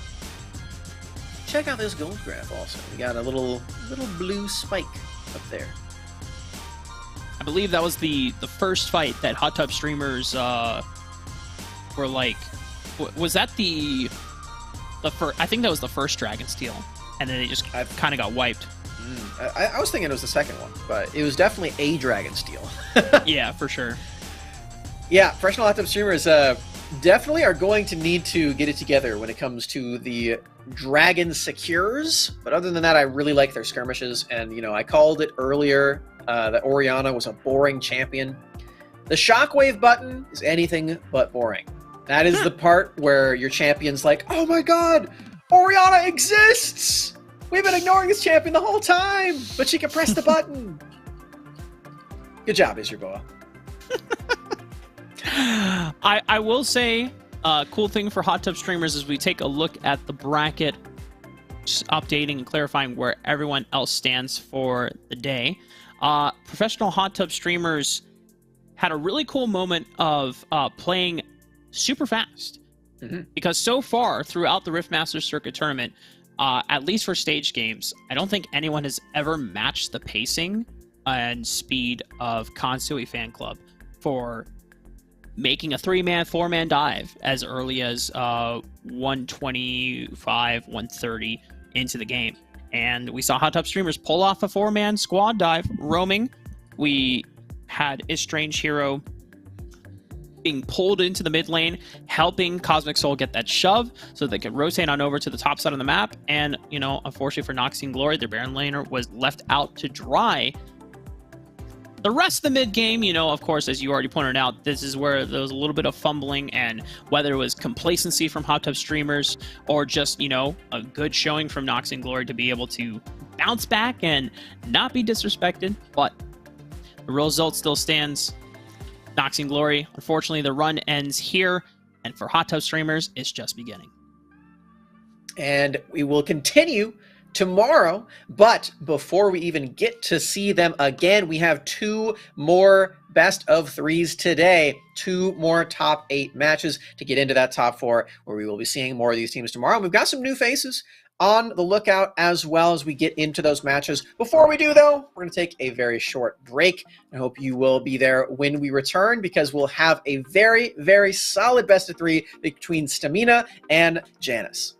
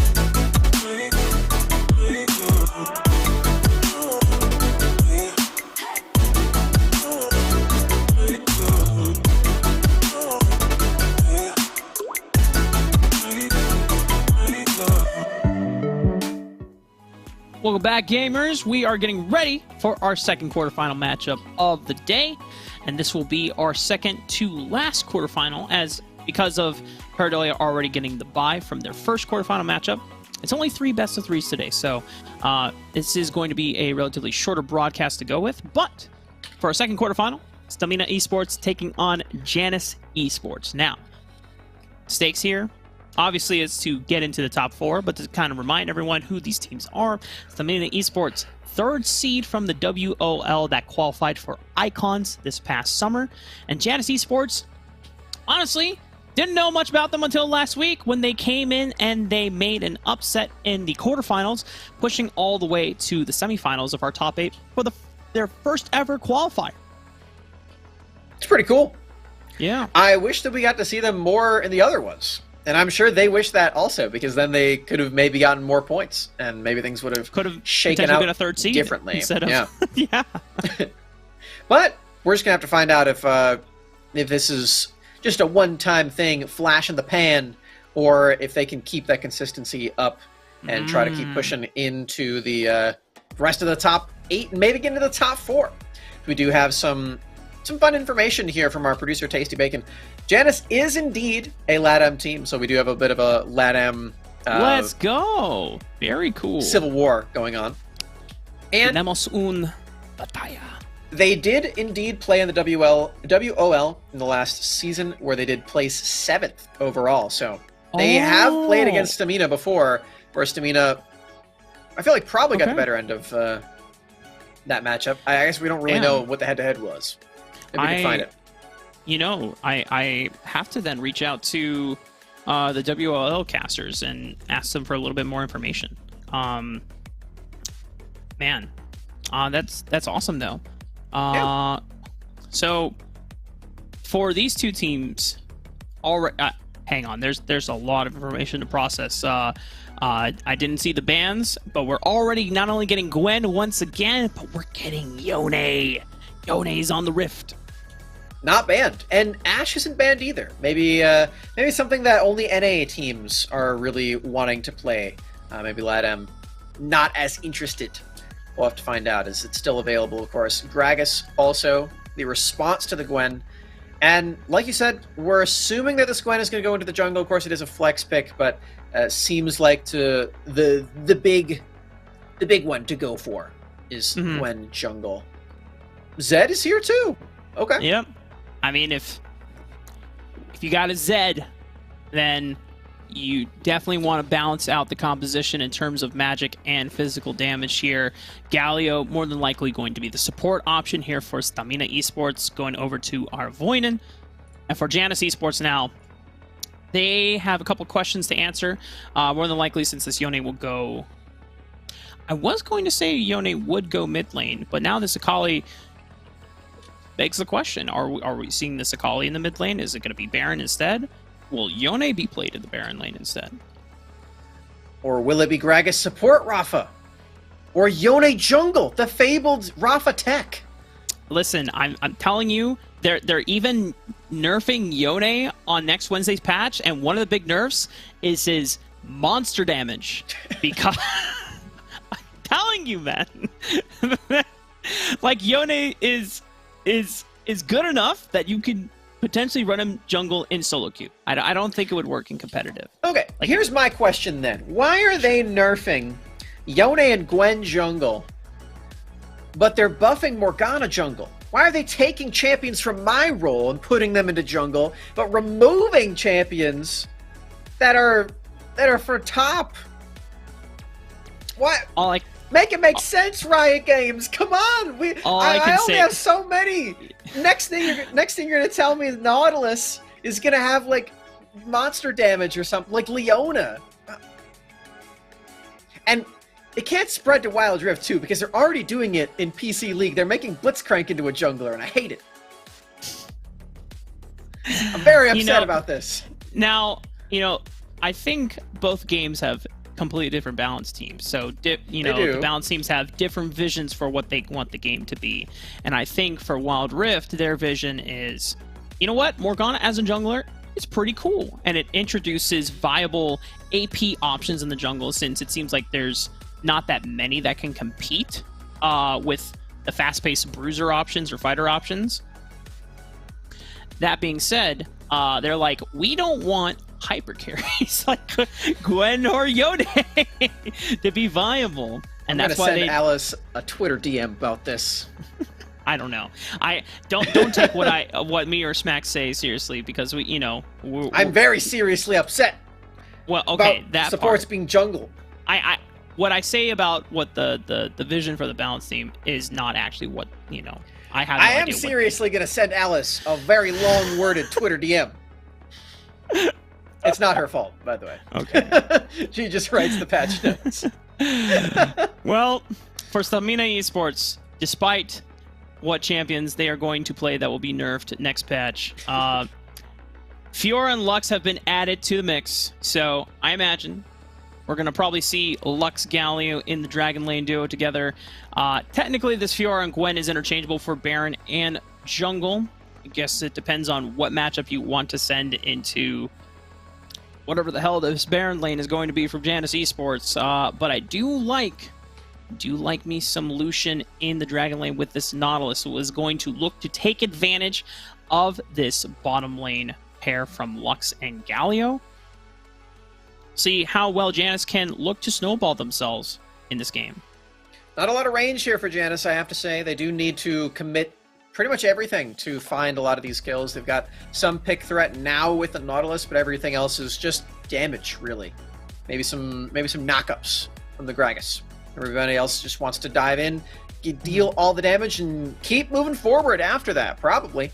Stamina, they really need to show stamina, funny enough, and not get completely run over by all these very aggressive champions that Janus has put together. The range advantage, they don't really have a lot of it on their end. The way they can abuse that a bit is with the Gwen Shroud, and then also Lux finding picks. That's really how they can counteract that. But apart from that, they really just have to commit to the brawl as well. Yeah, and Stamina are definitely in a state where a lot of these pieces integral to the success of the composition need items before they come online. There's Gwen, the big one that we saw for Noxie and Glory. They weren't able to stabilize the game long enough for Gwen to come online. Fiora is also a champion that really needs items to come online and be that split pusher that can really threaten the side lanes later the game goes on. Zed, also a champion that, it doesn't...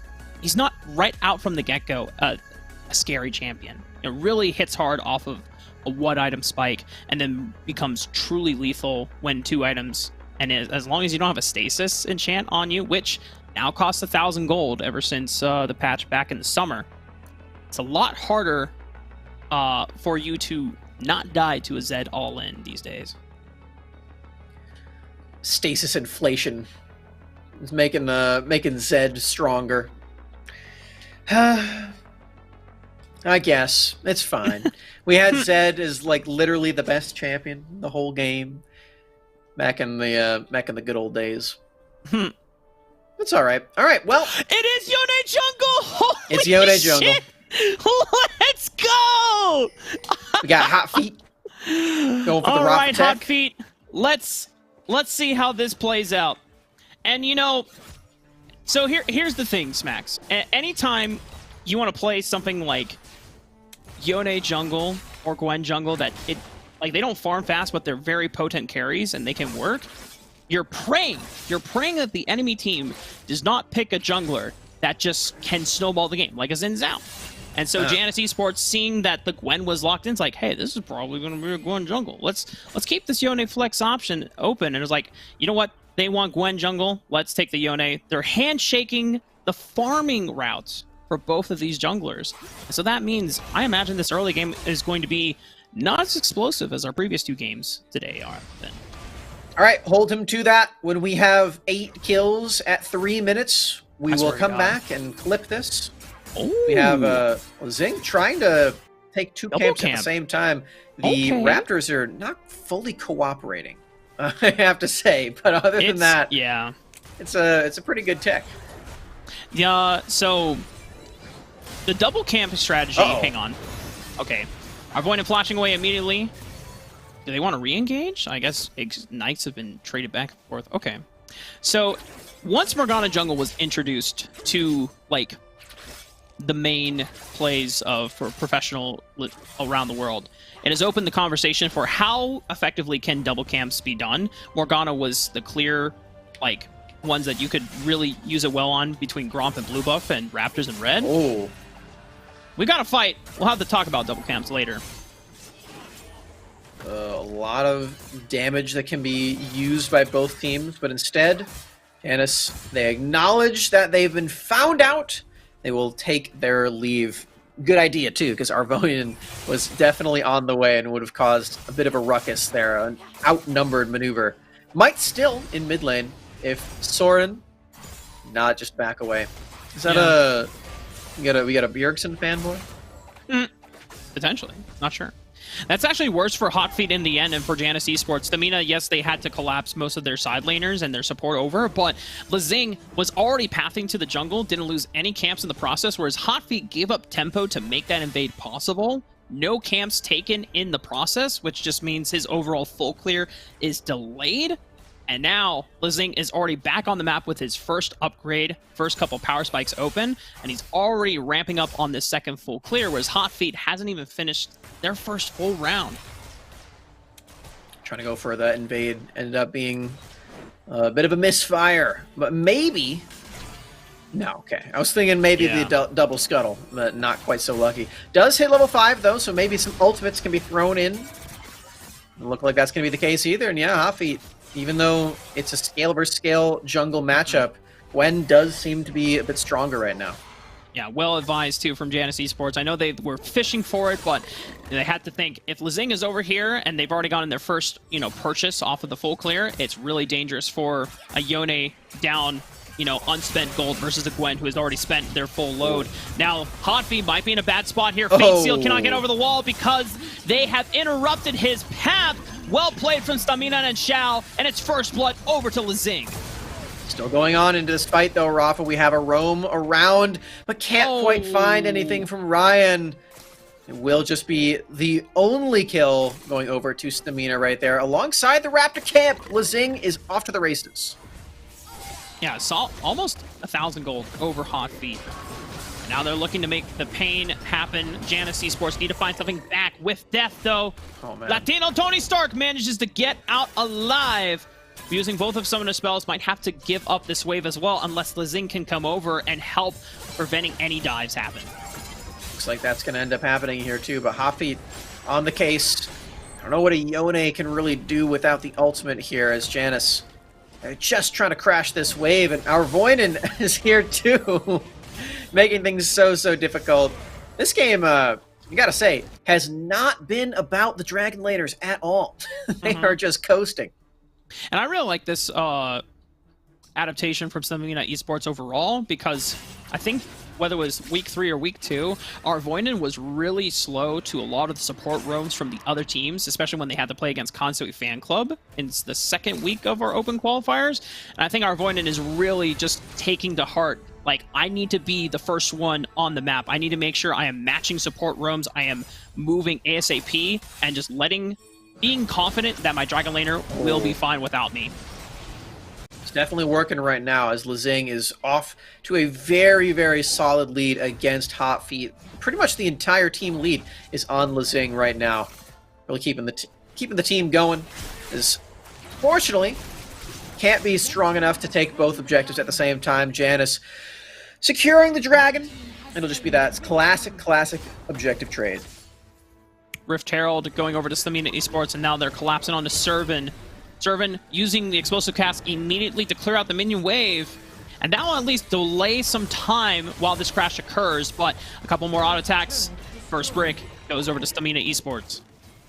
More gold in the pockets of Lezing, and the rest of the gang also is Hot Feet. Again, just trying to stay afloat. Does have a first item right now. Flash. Oh, 1v1 between the two ninja assassins. Who's going to come out on top? Ooh. It is Soren. He's got much more burst and a little bit more sustain to boot. Wow, that was really well played from Soren, as we do see the exhaust putting in just so much work onto Zhao and keeping the second perfect execution until after Zhao had used all of the movement spells. Very, very smart as response play on the top side. With Dev, you outplayed a 1v2 before, but 1v3, it's a little tougher to accomplish. And understandably, JS Esports managed to lock him down. Not willing to burn both the summer spells. I think With Death knew that even if I ran the numbers here, I still am dead. Pull out a calculator in the middle of that one. Who's crowd control for long enough, turns out. Jack Locky. Like, well, Double exhaust there. We don't have quite enough damage onto Jack Locky there to take him out. Hexaton. Nice look on the Lucian so far.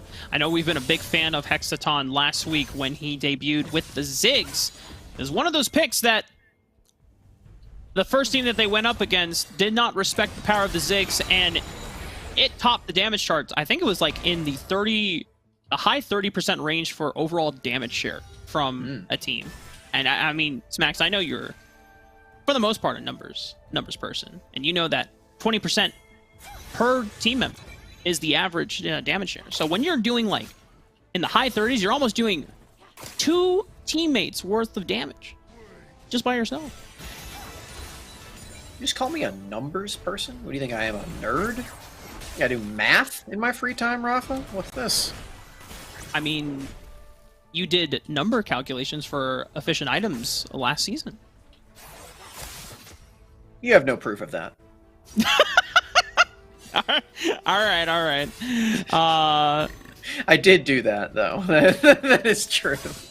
The website that I used to get a lot of my numbers is no longer in service, though, which is rather disappointing. Maybe I'll do it again if I'm feeling in a mathy mood. I don't know.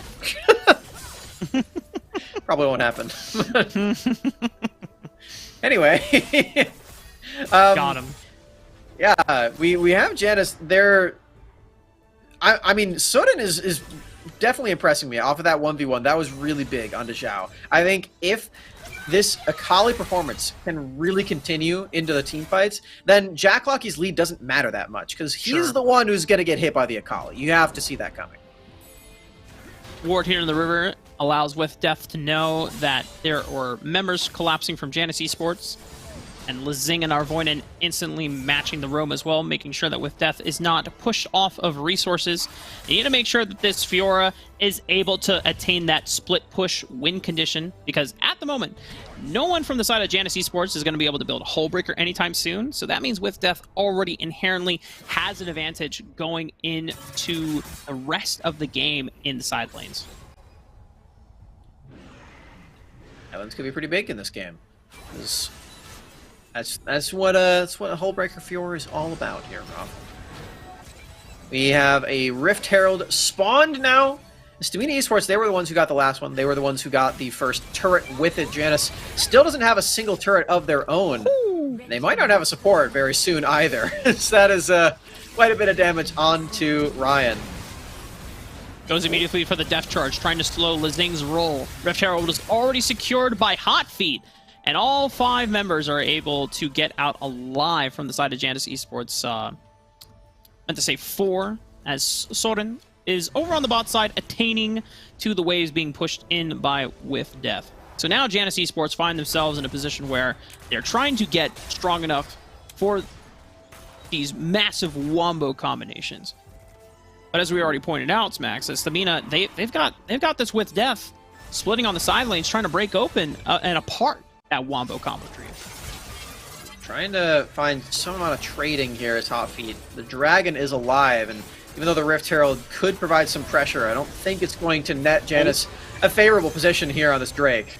Nice stasis. Yeah, that could have been deadly for Soren. I think he would have just been blown up here. Still alive to play with perfect execution, but the smite from Lezing secures the dragon, and Ryan is the only person that manages to be able to go forward, just buying time so that Janus could crash that Rift Herald into the mid-tier 1.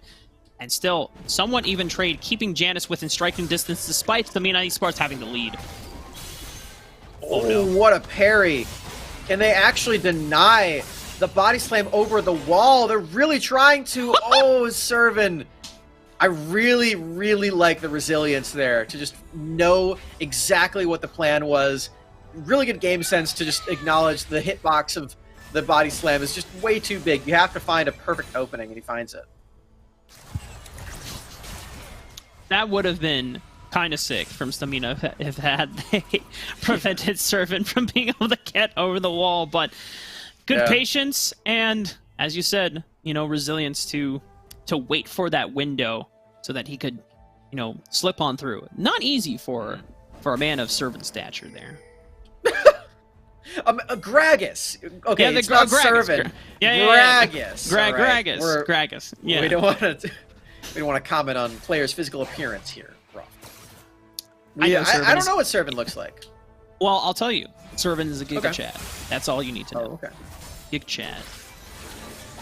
Very good. If you're playing Gragas, you're a Giga Chad. The champion is based. I love Gragas. You know, as far as NA is concerned, the biggest Gragas player, well, I guess there were two of them. It was Selma and Charm. So I think you're right about that. Both of those guys are the biggest Giga Chads I know. So. Correct. Selma and Charm are Giga Chad and very based. Yeah. Miss those guys. They could probably beat Kangas in an arm wrestle. Now, hold up. No, okay. I gotta clarify here. This is speaking 2v1. Okay. Oh, Charm okay, and okay. Selma. Oh, okay. Yeah. I was about to say, in an like, arm wrestle. it's not easy to take down Kangas in a I know. arm wrestle. I've been there. When you are 1v1ing Kangas in an arm wrestle, and then suddenly You are losing.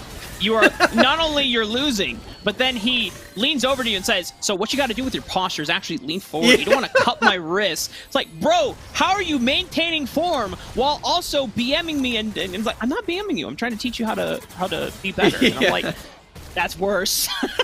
See, that's the thing. Also, is he did that to me the first time that I arm wrestled him, and then the second time. Wait, hold on 1 second. With death? Oh, it's enough damage. All right. Servant serves up enough burst in the last bit of damage, and with death goes down. Sabina still holding on. Meanwhile, Soren splitting on the opposite side of the map, being able to answer despite not having the whole big deal from Hot Feet. That could be the start of a wombo combo right there, but Xiao answering back with the death mark is able to trade back on the Ryan, but now Soren has arrived to the party, and he sees low members, and he's looking to pick off at least one in Jack Lockheed. Oh, that Yone ult was juicy, and now Janus actually might have enough power to move over to this Baron all of a sudden. Their members... this is ambitious. Oh, they're too low. They're way too low. They can't do it. Hexaton! But that was still a Run! huge Yone ultimate. Oranse! You cannot take the Baron, you're too low. Oh. Dang.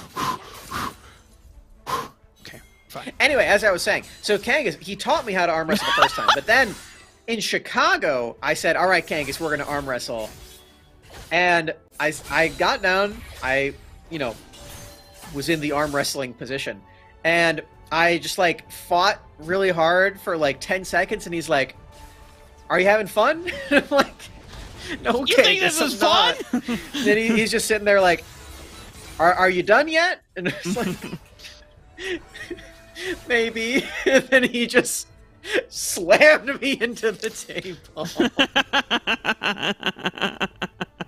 Just fell over. Moral of the story, I'm gamers. Not ever going to beat him in an arm wrestle. Yeah, that is the moral of the story. You know, guys, we can dunk on Kangas in Wild Rift. You know, you can challenge him to 1v1s. He's always down for a challenge, and he'll 1v1 you. He'll have fun, and you can, feel good that you dunked on him. But if you ever meet him IRL, Do not He's as challenge him jacked to. as he is cracked. Yeah, do not challenge him in an arm wrestling match. I guarantee it. Kangas is literally built like Braum, IRL. Yep. He actually carries the shield with him at all times, also. Just for fun. Pretty sure Except that's instead of a shield, it's a big rock. Yeah, pretty sure that's a lifting exercise he does as a daily Yeah, routine now. Crazy stuff. Yep. Drake's up as Stamina. They have a really, really deadly split push setup right now. They've got With Death in the top lane. Servant doesn't have teleport, and the Hullbreaker is going to make it so that turret eventually will fall, no matter what Janus does on this Drake.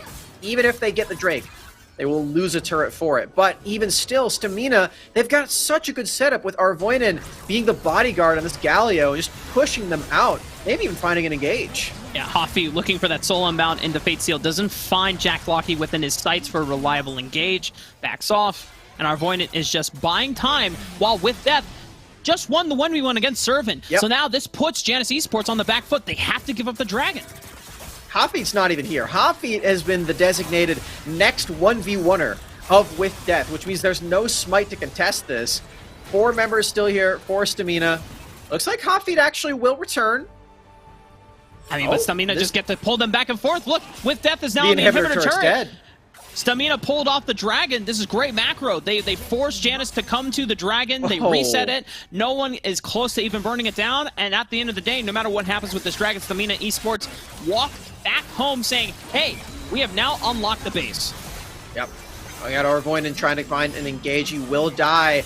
The Yone ultimate comes back. Stamina, Soren? they're actually losing a lot for this one. 3 kills for Janus all of a sudden, as Soren's damage getting a little out of hand. And this Akali with the Rift Maker, the new item that has been added to this, not this most recent patch, but just one of the most recent patches after the Icons tournament.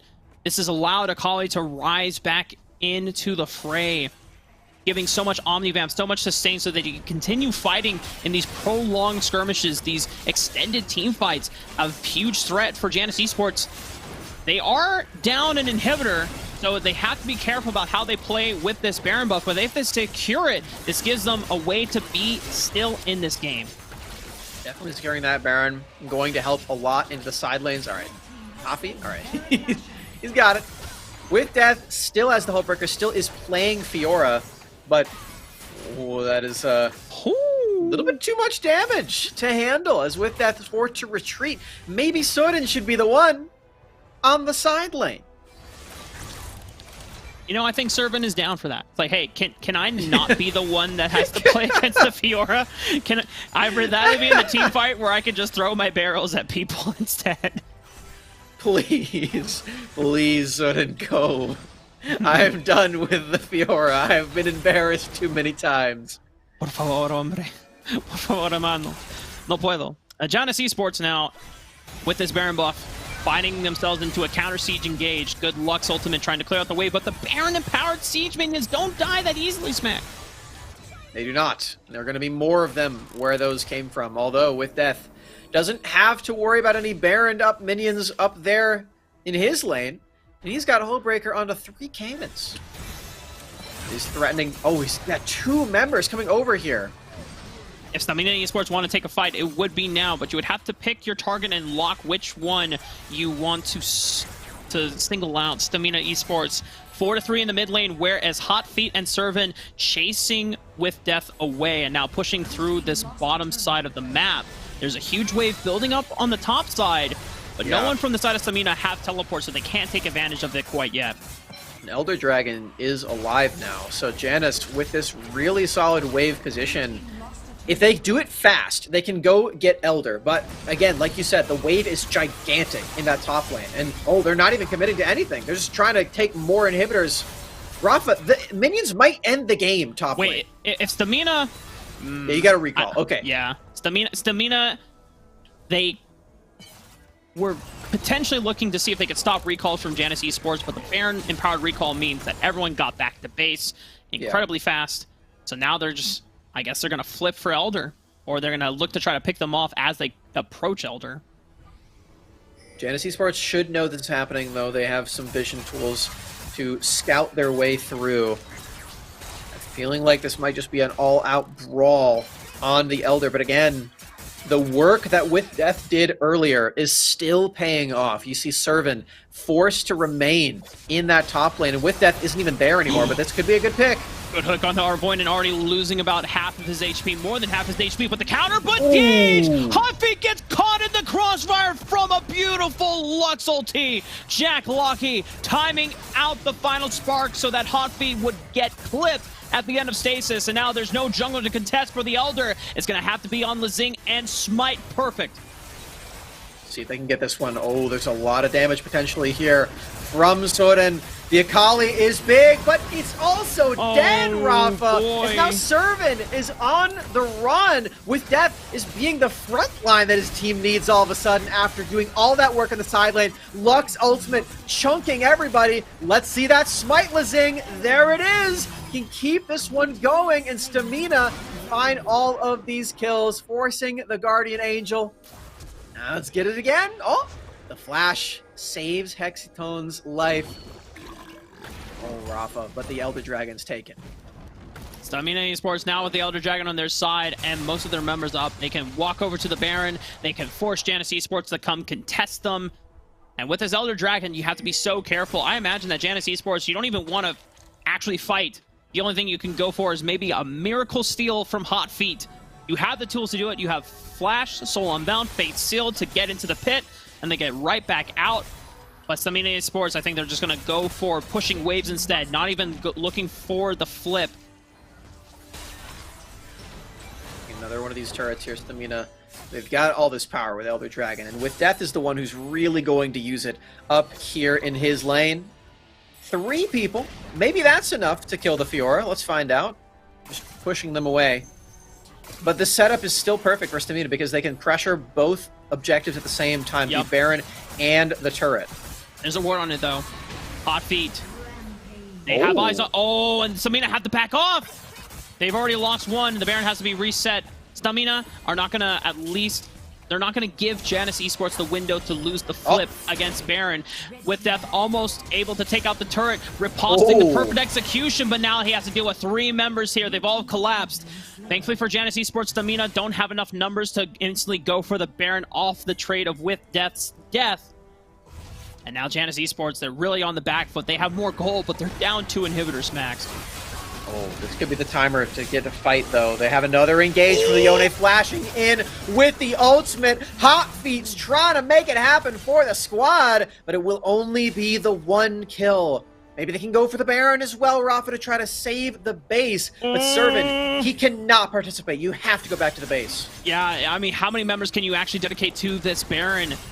And how safe, how healthy is it for you to do? Final Spark, good stuff from Janus Esports. They dodge out of the way of the Final Spark, but Arvoinen is going to be a huge nuisance. He's taunting them up. They're taking extra magic damage from the Baron. 2,400 on the Baron. It's secured by Hexaton, but now Janus Esports, they just have to get out. They have to survive because if they're down too many members, the minions will overtake the base. And you already see that Janus Esports, they've routed off Arvoinen. They've prevented more deaths from the side of Janus. They still have 2 members on their side to defend the Nexus from these super minions that are pouring in.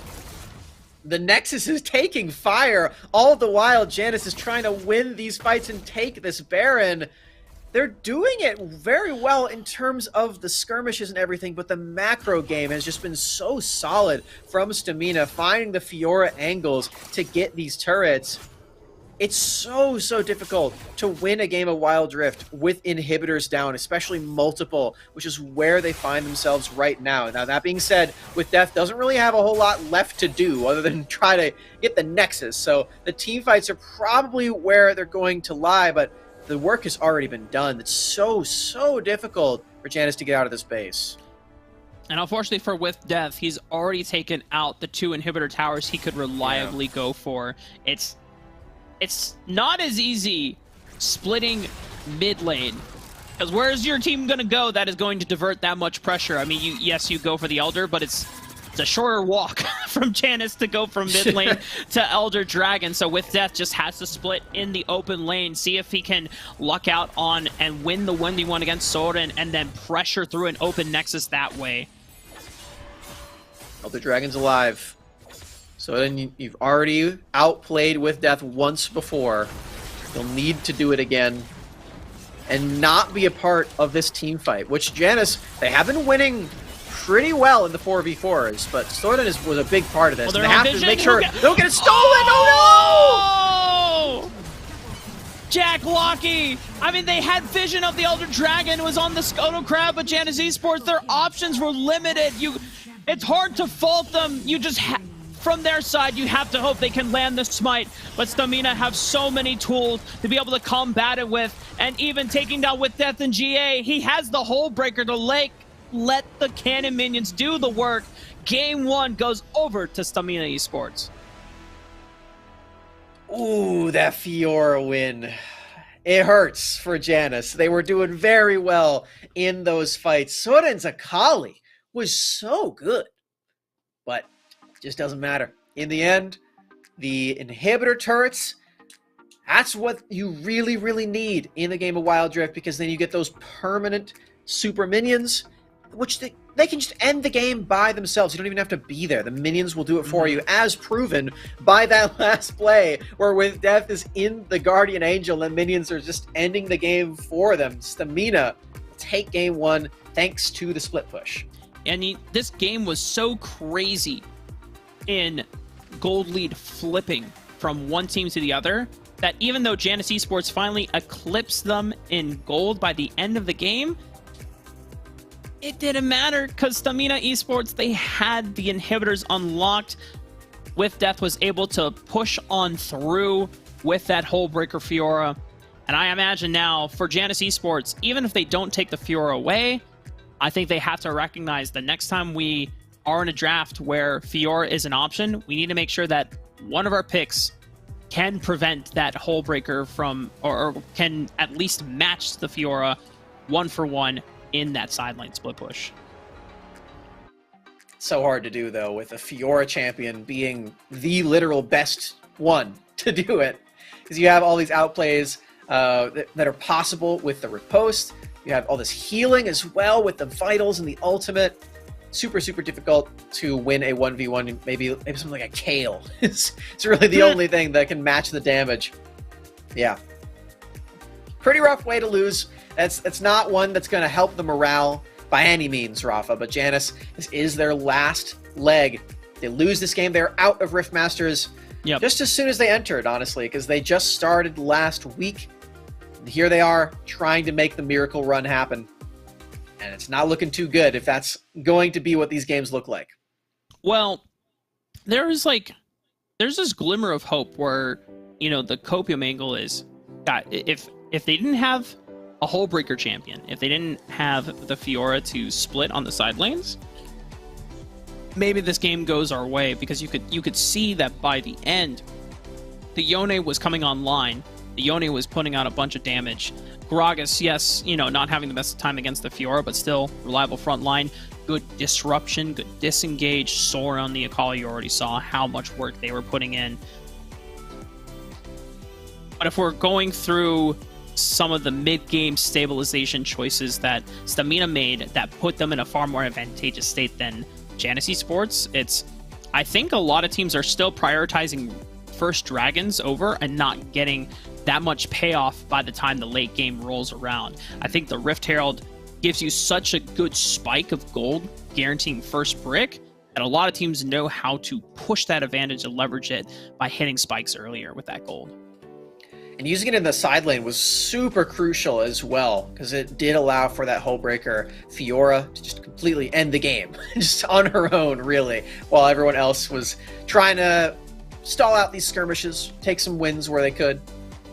They didn't even have the gold lead when they won the game, Stamina. So that just goes to show it doesn't really matter how much gold you have, doesn't really matter how many fights you're winning. It matters if you can kill that Nexus, and that's what Hullbreaker Fiora does. Now, Rafa, you mentioned that the Hullbreaker item is a big problem when it comes to that. You can't ban the Hullbreaker item in the draft. Any champion can build it. True. Now, should you build it on Yuumi? Probably not. But you can. And that means that you have to limit the options instead. Now, I think that Janus should probably do themselves a favor and ban Fiora, as it seems to be the best user of the item.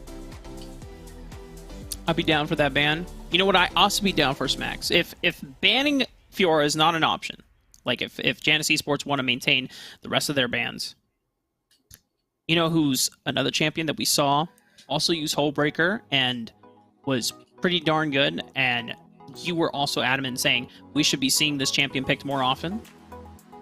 Corky. No. Oh. No. And I'm glad Alk is not here, otherwise Alk would have been very upset, because Alk was not a fan of all the Corkies we saw last week. I'll give you a hint. Also is in the Baron lane. Uh-huh. Oh, that's the only hint. Okay. Tryndamere. All right. It's not a fighter. Not a fighter. Scion.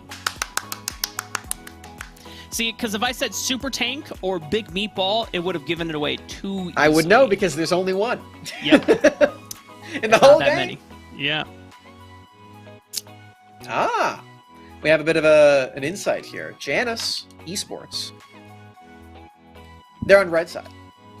Oh, they So- elected the red side. Okay. Yeah, they picked it themselves. Okay. Okay. Though they want to go for the counter picks rather than the first picks. Makes banning Fiora a little harder, I will say. Yeah. They do have to change up a little bit of their draft priority, unless instead of changing up the bans, they change up what they first pick for themselves. Now, the very first champion we saw from Stamina was Gwen for Lezing. Janice answered with Yone into Gragas, if I'm not mistaken. Yeah, the Gragus. The Gragoose. Like the bird. I had to stop myself from saying a different word. Ah! I was like, Greg, and I'm like, It's a family-friendly show. We need to make sure we just hold Steve ourselves. Harvey. This is a family show!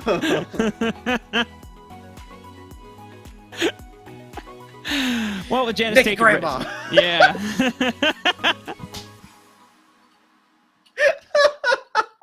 We needed like a Family Feud type show in Wild Rift. I want pros to be on teams and play Family Feud, but like Wild Rift related questions, right?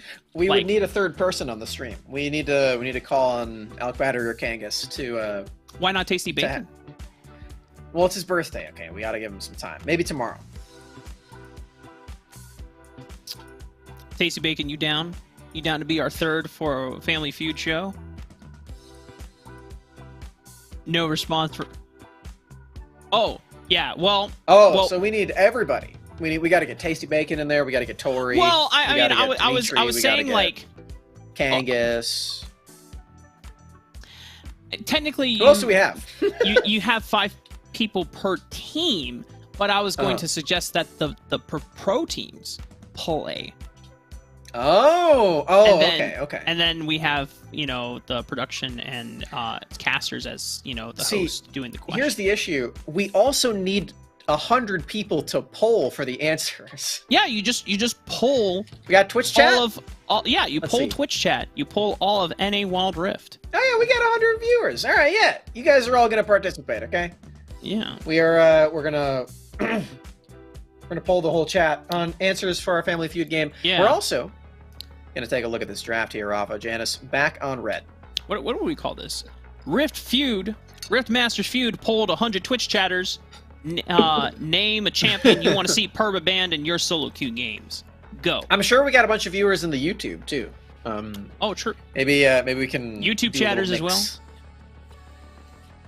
Oh, okay. You know what you could also do is you could poll the comment section of the YouTube VOD. Or something on Twitter also. That'd be pretty good. Yeah, just reach out to all social media. It's just encompassing the entire Wild Rift community. I'm telling you, this is a fun idea. We'll have to get back to it later, because right now, the thing that matters the most is the fact that Janus Esports are one game away from getting their Rift Masters Circuit journey being cut off by Stamina Esports, and Stamina are one game away from getting one step closer. And Stamina's had a pretty rocky road, I will say, throughout the last few qualifiers. They didn't actually even make it getting any points the first couple of times. Pretty rough. But that doesn't matter at this point. They already missed out on the top 3. That's it's unfortunate.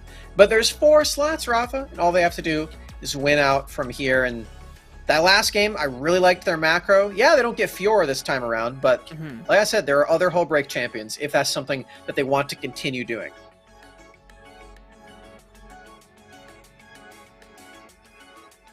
Well, Stamina Esports, seeing that the bans have been changed up from Janus, see that a Karma is left open, so they're gonna rightfully secure for themselves. And Janus, knowing that the Yone was taken away, despite the loss, recognizing and respecting the power of it in Hot Feet's hands, Gragas is their first pick option. Now, do they immediately go for something like the Lucian again?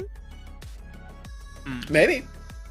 I liked the Lucian. I liked the Akali even better. I thought that was a really solid performance by champion. So I would be down for that.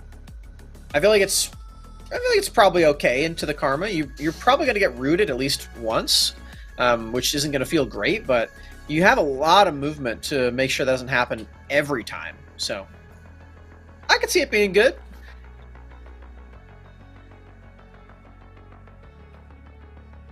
And Lucian. Lucian's good too. And Ashe. Where is the Ashe, guys? Ashe is so strong. Oh, that's a big one too. Okay. Hot Feet. Looking to pull out some hot feet with the Dragon Drake kicks. Hey, Coot. I just kicked my foot into the air. You can't see it because the camera's too high. Don't worry, I also kicked my feet into the air. However, Stamina Esports, they see Hot Feet and say, oh, you want to get hot? Well, let's raise you a fire-breathing dragon with a Shyvana locket. Rawr! I thought you were going to talk about how hot Varus is. Look at that. Look at those abs.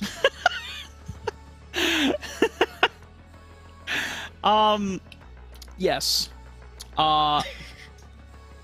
Kangas has also been locked in on Janus Esports side. Braum. Ah, yeah. Speaking of hot, we got Kangas. Kangas is a good-looking man, in case anyone didn't know. Let's go. He's pretty attractive.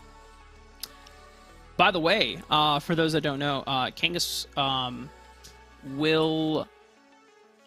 Actually, I can't spoil this surprise. Janus Esports. Sorry, I was like... And then I remembered, wait, that's a surprise. Anyway, can't disclose. Ari. Yeah. We gotta throw back to the old Immortals strategy. Ari and Lee Sin. That's right. That's pretty exciting. Powerful skirmishing duo. Stamina Esports, though, looking to answer back. Zed being locked in the mid lane, surely this Karma will be in the support role. And with Jax rounding out the composition.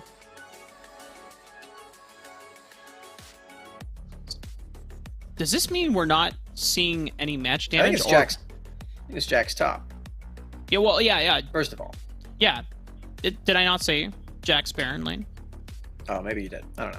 But the thing that I'm excited about it is something that has the initials HB, Rafa. You know what that is? Hullbreaker? No, it's happy birthday, because it's Tasty Bacon's birthday, everybody! He just turned 51! Why are Happy you birthday, slandering Tasty this Bacon! Man? You just said 43 earlier, and now you're saying 50. Happy birthday, Tasty Bacon! Day.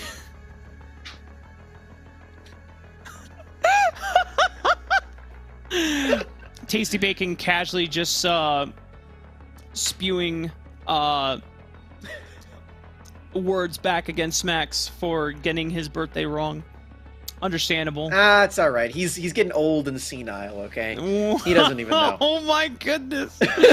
All right, Tasty Bacon, I think the only appropriate response is to cut off the webcam from Smacks. This is... Cut them off. Bam! Tasty Bacon has used their power. And until Smacks apologizes for calling Tasty Bacon old and senile, it is now... I'm not going to do that. Oh, well... Smacks has said, I don't know if the stream got it, but Smacks has said they will not bow down to Tasty Bacon. So we shall see how long this continues. I'm honestly not sure if, like, Smacks is completely... Oh! Well, Smacks is back. I'm still here. Okay.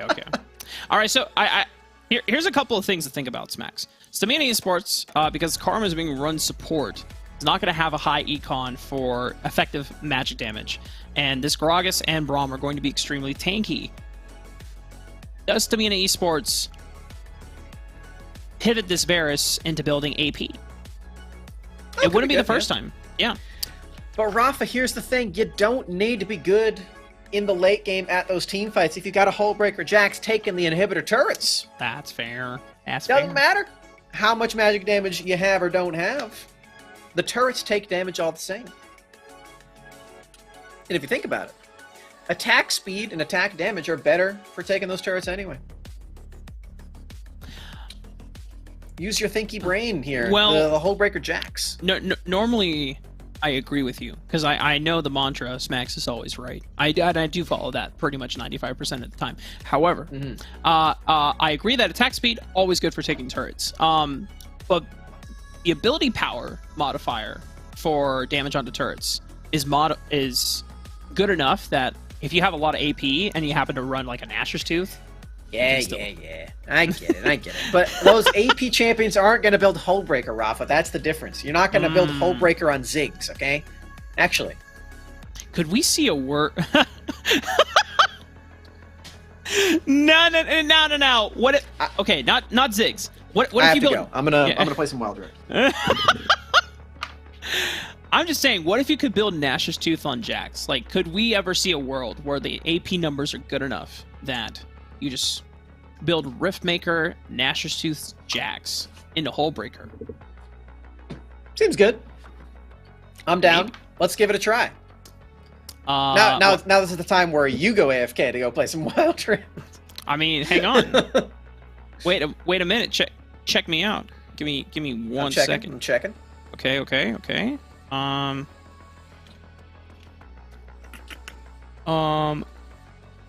Bam. Oh! Wait. We'll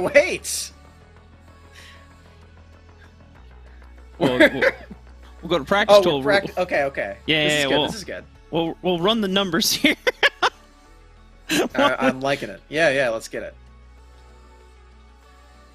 I'm gonna go with Godstaff. You know what? Tasty Bacon said he was trying to build a solo caster box so he could get rid of me for calling him old, but it actually would be kind of useful for this so we could see the big Jax gameplay. Yeah, or at least until we get into the actual draft, you know. Or not into the actual game, yeah. I'm just gonna give myself like 10k gold. Oh, you've got the Godstaff Jax too. True. Imagine. So the build is Riftmaker, Nashor's Tooth, and Hullbreaker? Yeah. I imagine that maybe you just build... here we go! Okay. Oh my goodness, we actually... Alright. Yeah, let's do this. Well, I wonder if you can just build Hullbreaker get the Nashors first. Yeah. Let's do this. And then... I'm just trying to think, like, realistically, at what point could you get all these items? Oh, damn. Well, I don't have that much time, so I'm gonna sprint. Go! You didn't get the Hullbreaker. No, I did. Or the Riftmaker. You forgot it. You know what? We don't have enough time. Wukong, come here! I'm coming! No! This experiment will have to revisit another time. Or maybe we'll see it right now as we have Janice going for a lane swap. Oh! Wow. ¿Qué es esto? That was pretty wild. Ryan doesn't have flash. Oh yeah. So he ran this tech last week as well when he played Braum. This is a classic Braum move, actually. A lot of Braums do this, or have done this in the past. So we have a bit of an invade going on. Hot Feet going for the never before seen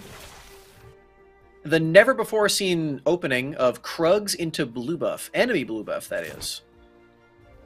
this is This is all some for the volatile stuff. Yeah, this is all for the sake of trying to put Lizing on a back foot and deny him. Notice here, I think they double camped and leashed both Gromp and Blue Buff so that Hot Feet could secure both camps and deny as many resources as possible. And you're going to see Hot Feet, once he finishes Raptors to go to level 3, going to attempt to path into the bottom side of the map. However, folks, we're going to potentially have to restart the game because one of the players did not get a chance to reconnect. So we're just waiting for the official update and for clarification. So until then, I think there's something about the no flash Braum into Lee Sin 4-man invade that like maybe like input the Konami code or something, and the action replay just forced Zed to never connect to the game. Like he was stuck in the wall or something. Like some cheat codes were being used here for sure. But anyway, we obviously don't want it to be a 5v4 in these very high-stakes games. Got to get into that top 4, into that top 2, maybe into that top 1, so you can make it into the playoffs for next week. So we figure out what's going on with Stamina's mid laner, we'll maybe go back to some AP Jax gameplay. You know, you read my mind. That's however, I just realized source is not up. So until we get further clarification on what is happening. Here we go. Oh, you've been doing it this whole time. You're level 5. Yeah. Well, I just gave myself levels. So. Oh, okay. I thought you were just grinding the game. I mean, now, while casting it. Now the thing is, it's hard to see what it's actually like into Wukong because I have 2 items and he doesn't. Right. So. Yeah. We really need to know how much damage you do to turrets. I mean, that's pretty good. I think, like, if I have 2 items, I would not be level 5. I probably would be, like, level, what, So 8? how would Rift... I don't think Riftmaker would help you hit the turret better, is the thing. Yeah, that's why I went Nashor's second. Yeah. Instead. So maybe Trinity Force is still the move. Like, I think you still want that item. Well, so even though Trinity Force is a better turret taking item, Riftmaker gives you the sustain you need in lane. And so that's why, like, Divine Sunder. So, like, maybe you could go Divine Sunder, but then now you're no longer, like, full AP Jax, right? You're just hybrid. If your main goal is to just hit turrets, I think the Nashor's Tooth is really all you need, probably. Sure.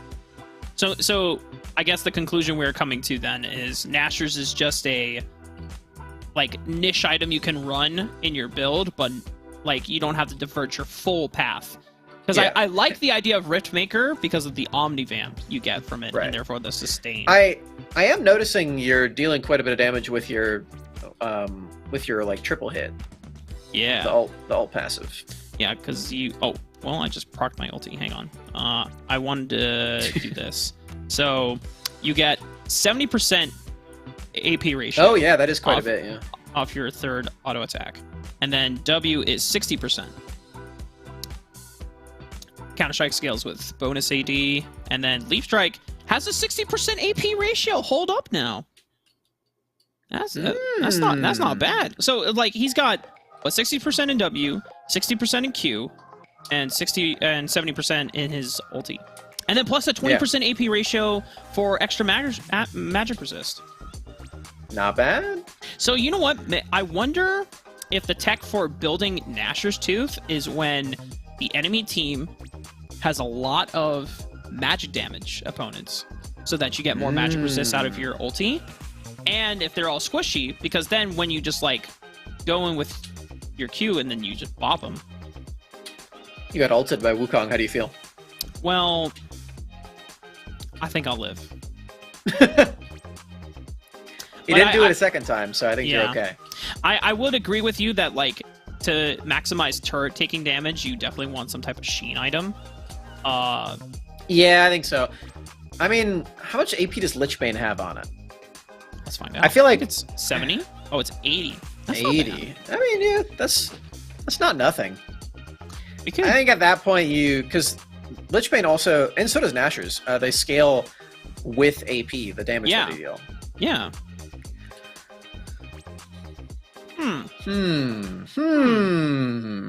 Oh, wait, hear me out. Wait. You go Rod of Ages first, and then you get into the Lichbane and the Nashor's Tooth, and then the Hullbreaker is later. We might as well not build Hullbreaker at that point. I feel like that takes But too long. Hullbreaker, it buffs up your minions. Like, I feel like if you're going to build Hullbreaker, you should be building it at least second, maybe third item in some niche cases, right? Because if you're building a fourth item, it's like, by the time you're four items, most of the turrets should already be taken down. So, all right, new plan: Death Cap Rush, and then you go for the Nashor's Tooth and the Lichbane. You get all right, you get a Riftmaker then, and you round it out with a Hullbreaker. Your fifth item is Hullbreaker. Here we go. Okay. And also, you're not playing Jax, you're playing Fizz instead. Thoughts? Oh yeah, for sure. Because at that point we're just playing a different champion. Yeah. Truly. Yeah. That sounds pretty good to me. I don't know about you. Yeah. I wonder how much damage, like, if I combo my third auto attack passive with W and Lichbane. So for those of you who don't know, Rafa, you know, me and Mark, yeah, I can call him Mark. We're close friends like that. For those of you who don't know this, Rafa has actually spent more time in practice tool than actually on the Rift. Before doing things, he will just go into a practice tool and clear the jungle for an hour. And then when the game forces you to leave the practice tool at the hour mark, he loads it up again with a different champion and clears the jungle again.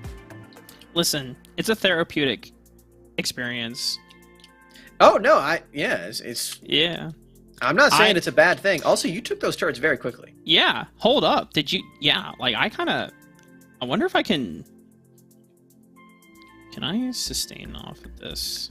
Well, there aren't any minions spawning in the bottom lane for some reason.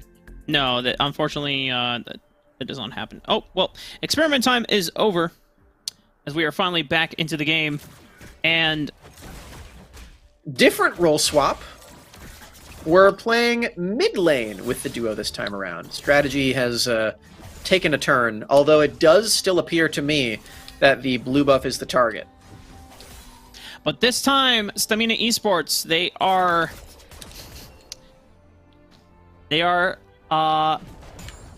aware that this is a strategy, and Lizing is gonna aptly plan to take the bottom side of the map. Janus Esports also aware that this could happen, understanding the plan has been revealed. They put a control ward down, and Stamina Esports and Janus are now going to be contesting over how many camps can they deny. Hexaton and Ryan giving up a lot of their lane priority just to try and prevent Lizing from getting camps back, while Hot Feet is counter jungling on the other side of the map. I think Lizing will still walk away with this Gromp. Yes, he will. But now we're in a position where Hot Feet doesn't have a lot of backup. There's going to be a Jax on top of him. Now, Jax gets to deny a lot of those wolves, and Hot Feet tried to smite it away. It didn't quite work out. I think he just did it for health, honestly, to escape. And yes, Tamina, I feel like they got the better end of that deal.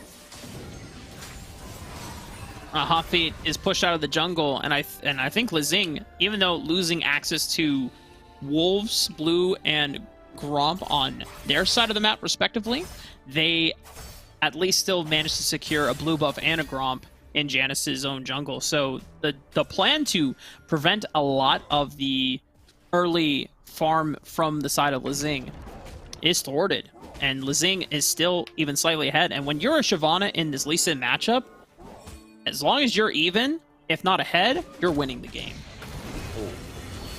With Death is level 3 right now as a result of the last few minutes. Last couple minutes, I guess I should say. It's only been 2. And it could have potentially been in trouble with the Gragas ultimate being available, but does dodge out on it. The implications of this lane swap are very, very interesting because there is that lead for Servan. There's also a slight lead for Hexiton, as he was able to get a recall off and buy a full BF sword. Now in this lane, has a pretty solid item advantage against Jack Locky, who just has the tier of the goddess. Not much to work with at the moment. It is, it was a little funny to see with Death down in levels compared to their jungle, but that's just how the way the lanes played out, trying to make sure that the jungle was protected and that the solo lanes would be expendable. And Hot Feet attempting to look for a play in this bottom side of the map, but with Jack Locky having both stums available as well as Chain of Corruptions, it's very difficult to pull off the play. Oh man, they really want to make this work. Wow, so much damage on a Jack Locky, but the root does connect onto both. Not gonna be enough. He will still die, not even trying to use the flash. He knew he was dead. I mean, it's extremely beneficial for Janus Esports that the play actually worked out because Hot Feet spent so much time. Lezing completed at least 3 camps while Hot Feet was just waiting for the play to finally come around. Had the burn flash and use Kaisa ultimate to make it happen. The first blood gold is good enough, but Lezing still accelerated in the camps. Shyvana is not the champion that you want to have accelerated against you. The late game can be so deadly for this champion. I do want to point out Arvoinen actually going for the Shroud item. Just the spell shield that I mentioned earlier as being the absolute counter to Nautilus. There's no Nautilus against them this time. So I'm curious as to what he's specifically trying to counteract with that one. There's not anything that's very telegraphed like a Nautilus ultimate, the depth charge. Very easy to spell shield. I am very curious as to what it actually is. And I'm curious to see if Xiao's gonna get killed. Yep. Hexiton flashing forward. Secures the kill. Arvoinen, Transcendent Embrace, locks Hexiton down. There's no flash, there's no barrier available. And I think Killer Instinct just came off of cooldown. Not able to cast it in time. But Hot Feet, kick! Double knock up!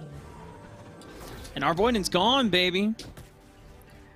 A lot of kills across the board here. Stamina does actually find one onto Hexiton, but Janus are there to respond on multiple fronts here. Now, full items being completed. Servan is actually at a pretty solid lead against this Jax, which is a very, very big deal, because with Death, he's the one who we expect to go for that hull breaker, the one who we expect Stamina to use to make those big macro plays happen.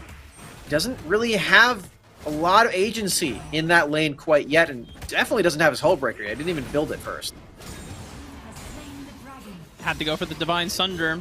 Such a good Sheen item and sustain. Janus Esports trying to finish this Rift Herald. They secure it. Wait, no! Stamina Esports had it leashed, but Ryan steals it away from Stamina. Another situation where a team is able to get both the dragon and yoink away the other objective. And now Janus Esports able to massively answer back despite their plan to foil the Shyvana early on. They still are able to take her down. They don't actually secure the full turret on the side of Janus. That's still going to be alive even through the Rift Herald that Ryan just walked up and punched to steal it away from Stamina. That eye can be a deadly thing. You can't even outsmite the eye damage if it gets low enough HP there, so unfortunate there for Lezing. As you said, Stamina, they lose both of the objectives. Definitely not where they wanted this early game to go. And even though they do have that potential to have the agency later on with the Rift Herald, or the Rift Herald, maybe the Hullbreaker as well, they lose the Rift Herald. They can't do that same thing that they did in the previous game. They have all the agency, all the turrets already dead by the time the big objectives start spawning.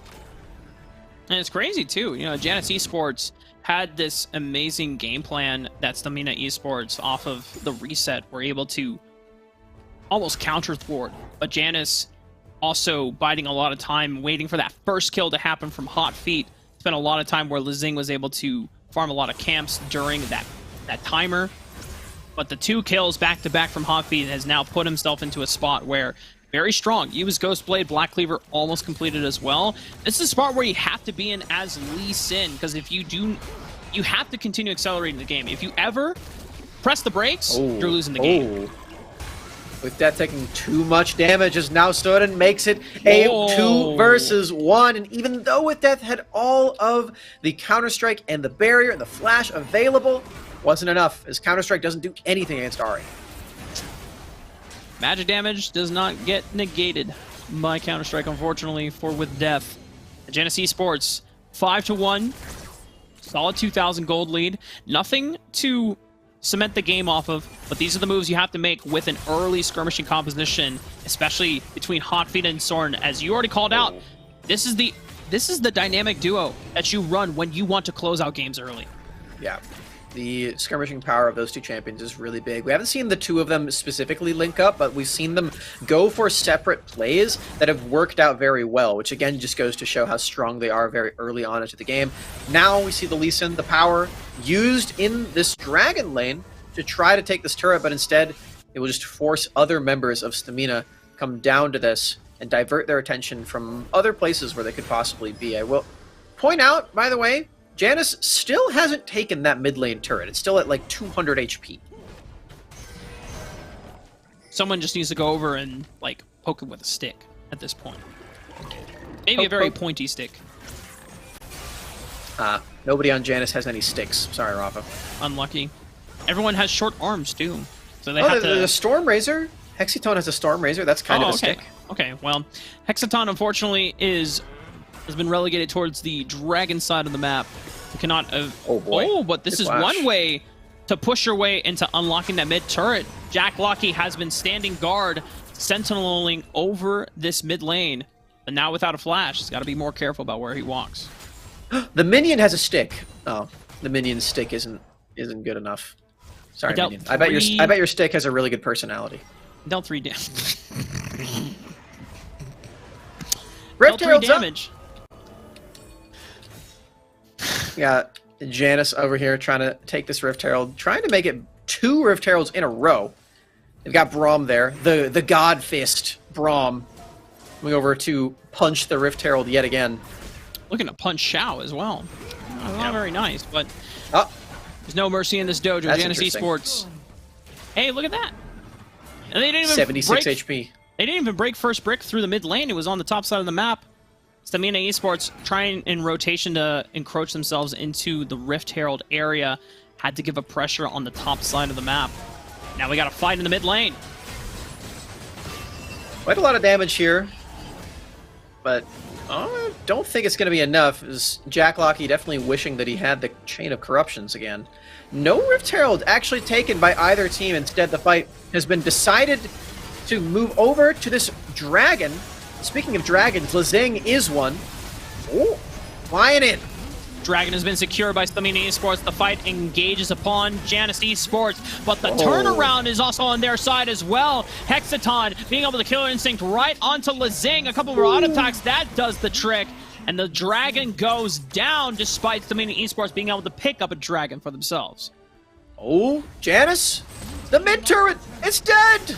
They finally did it. And now they have really, really solid gold lead alongside that huge fight that they just won. Moving over to this Rift Herald now at the same time. It's going to be another one of those taken, delaying further the turret taking potential of With Death, who now finally has the Hold Breaker. But Rafa, it's kind of getting out of control here. Janus has a really large lead. Yeah, 4,000 now. This time, you have to remember in game 1, Stamina Esports, they were the ones that had the lead, plus the Hold Breaker. So that as Janus Esports started to scale and combat against Stamina Esports later the game went on, Stamina had the Hold Breaker as that insurance policy. But it's a little bit of a different script because Janus Esports, they're the ones with the early game favored compositions. They're the one that needs to run the map early before Stamina Esports get to that late game spot. And Hold Breaker could be one of the few things that keeps them in this game. With Death so far just grouping up with the team though. Not really using the Hold Breaker for much of anything. There's a Rift Herald in this dragon lane. Maybe going to be used. Fight starting to break out, Rafa. Charm. Transcendent Embrace is not going to do that much from Arvoinen. It stops nothing from Janus Esports. Clears the minion wave momentarily, but one more wave, and I imagine Hexaton will be able to take out the third turret of the game. And With Death is just not in the same position that he was in the last game, where he's able to do so much work in the side lane. You can see that with the decision making as well. He's not even deciding to go over to that side lane quite yet, trying to stay with the team and do damage control. That's not what Jax is supposed to do. That's not what Jax winning games looks like. So we need to see a bit of a change here from With Death. Maybe this is where he finally can actually go get some alone time in a side lane. Are you saying With Death needs to build Nashor's Tooth? We ran the numbers. No. Just for clarity's sake, everyone at home, we're not professionally recommending Nashor's Tooth in your competitive games. I am. I don't know about you. Oh, well, I want to run a few more tests before I'm comfortable promoting this kind of information. Yeah. All right. See, you can see as well that With Death, he's not playing Fiora, because if he was playing Fiora, he probably would have already killed Servant by now. But he's not. It was banned away. And he also doesn't have that much of a lead. He doesn't have a lead at all because of that early lane swap. Set up Servant very, very nicely. And even though With Death can hit the turret pretty well, the Gragas, not so much. And Servant is able to keep With Death at bay. Good wave clear from the AP itemization as well. This is not as a tanky of Grog as we saw in game 1. A little more nuking power with the third item, Luden's Echo. And yes, the Crystal Embracer gives him a little bit of that AP damage reduction. A little bit of armor on the side as well. But this is a Gragas you do not want to be on the other end of the barrel from. Ooh. I get it, because like the barrel, it would be like a gun, but in this case it's like a literal barrel. Yeah! That's pretty funny. pretty genius call there, Rafa. It was hard to formulate it in my head, but I was like, wait. Oh, that's all really coming cool. together. It's all coming together. Forcing the flash out of With Death. Yeah, this is sad Jax times, I think. He's not at the God Staff mode quite yet, where he can run the side lane by himself. Yeah. Will he ever get there? I don't think so. I think we're going to a game 3. That comes down to Stamina Esports, how well their wave clear is, and their ability to dodge out of these skirmishes. Soren has other means of being able to make that happen, though. Spirit Rush into the Charm, Arvoinen, despite the flash, he goes down. One member off the map. With Death is trying to take to the top side of the map, but Servant still maintaining and deflecting that pressure off of the turret. This is about the time where Stamina would want to pressure the turret and the Drake at the same time. They're falling short of both. This is Janus fully having control over the Drake, and Servant just being a much stronger champion right now than With Death's Jax. Played a bunch of times, but this is how the last game was won by Stamina, and it's how seems to be lost by them as well in game 2. With Death is just not able to get any meaningful damage on the Servant. The sustain and the burst is chunking With Death out and forcing him to retreat. They even had Lezing on the top side of the map trying to counter jungle and get more gold into their pockets as well, but I don't think they got a single scratch on that turret quite yet. Yeah. You were curious earlier if Jack Lockey was going to go for an AP build. That is not the case. So we do indeed have just only physical damage for Stamina. No Nashor's Tooth being built up. This would be the game for it. It would give him magic resist against the Gragas. It'd give him magic damage for his team. No such luck, Rafa. For Jax. Yeah, for Jax. Yeah. I was still on the thought train that you were saying this was the game to build Nashor's Tooth on Varus. Oh, no. Jax is the one. Oh, we did all this testing, Rafa. Right. I didn't connect the two. I guess. Well, I don't think it really mattered what item Jack Lockey would have built. He ends up in the same spot with the beautiful insect from Hotfeet. Goes golden and finds himself finally overextended. Lezing was in the middle of 3 people, managed to soak up a ton of damage before flashing away and getting the safety. But the turret has been taken. Jack Lockie's still gone. And despite Hotfeet being the sacrificial lamb for the case, Janus Esports find themselves one step closer to bringing themselves back in the series. 6 turrets dead. Janus finding even more kills on this Rift. And yeah, like you said, Rafa, this is feeling like that 3rd game. These games have been long, I have to say, especially compared to the last series that we watched, where those games were done in like 15 minutes. 18 is the marker that we are about to reach. The last game even longer, but of course this one is still going, can still break that record. We're playing for multiple Elder Dragons. There's a Baron alive as well. How many Elder Dragons do you think we're going to get? Well, we got 2 in the last game. So, are we counting the whole series? I think if we're counting the whole series, I would bet that it's 4 at least. You think we're pushing 5? Push 5? Like 5 total for the day? Or no, in this series. Oh, in this series. Yeah, we're about to have our 3rd one in this series. Yeah. Like unless Stamina first was able to close out down 7,000 gold, I could see 5, because then we could probably see one more banger in the 3rd game. Certainly could happen. Yeah, both of these LATAM teams have been having longer games than almost any of the other games we've seen in Rift Masters so far. Yeah, I gotta say, oh wow, the damage here onto Lezing is a little too high, even through the Guardian Angel. Rob, this might be it. Hold up, Lezing was able to make it out alive. Oh. Unfortunately, feet surviving. Has the honey fruit. Oh, look at that. They got perfectly synced recalls there as well. Everyone saying, okay, guys, time to recall. Elder Dragon is coming up in about 20 seconds. Can Stamina compete for it?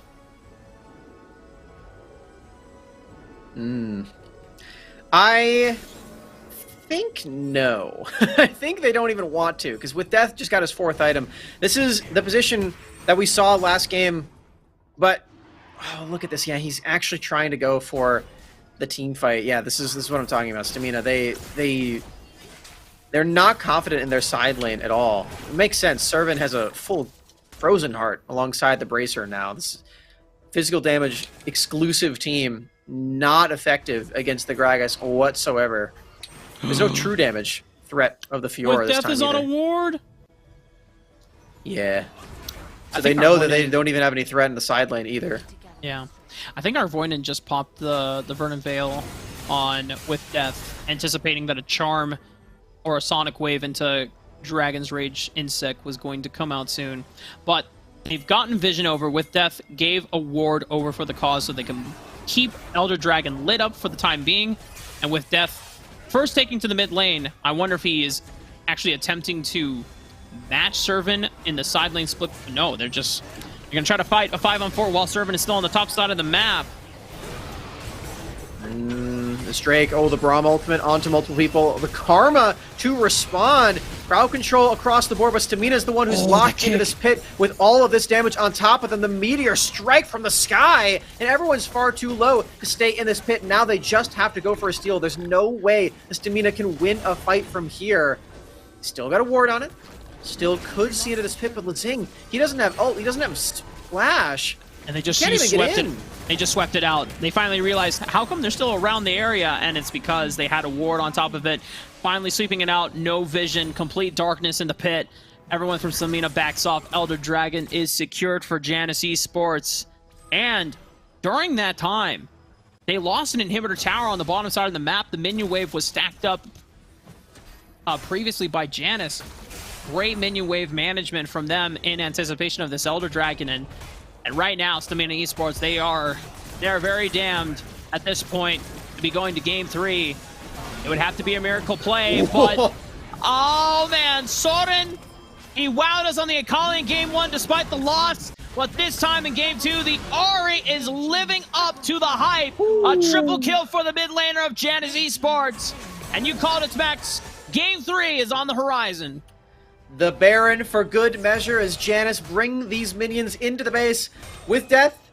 Just attempting to do something, better late than never on the side lane. Rafa, 22.5 minutes in. This is going to be us moving into the third game of the series. Red team wins. And what a way for Janus Esports to bounce back as well. I thought that the way that Stamina Esports had been able to work themselves away around the early game plan of trying to stop Lizing from being accelerated on the Shyvana had worked to the point where Hot Feet was not going to get anything done before Shyvana came into that fully, powerful form that she was. But the playmaking that Hot Feet was able to get through sheer will and persistence, actually really crazy and really nuts to see unfold. So with that all really coming to fruition here, I think this puts an even bigger premium on having an early game jungler in this series for either team, because it just goes to show that when there's no early game junglers, then both scaling junglers actually get to, freely farm out without being pressured to do objectives, to participate in skirmishes early on. But then as soon as you introduce someone like a Xin Zhao, or in this series, a Lee Sin, then it's like, you got to be doing something. Yeah. And there's a reason Lee Sin gets banned all the time, too. Like, Yep. The concept of early game jungle, yes, it's very strong, but Lee Sin even, takes that concept and takes it even further beyond, because he's just so good finding the picks and everything, and getting all this damage, and the movement. It's just so strong. So, yeah, you should probably start banning Lee Sin again. Yeah, we got to get rid of it. Alongside that Fiora, we're seeing how effective the Fiora ban was. So I'm liking the direction that these teams are responding to. Just got to keep in mind what the super powerful picks are that you're giving over and how you can actually prepare to beat them. Right. Well, Stamina Esports had the momentum after game 1, but Janus Esports, a beautiful bounce back, because we're going to a game 3. We're going to be taking a quick, short break, giving both ourselves and the teams a little bit of time to rest. When we come back, game 3, final game of this series, but it's still one more quarterfinal series afterwards, so make sure you still are tuned in for the full broadcast after.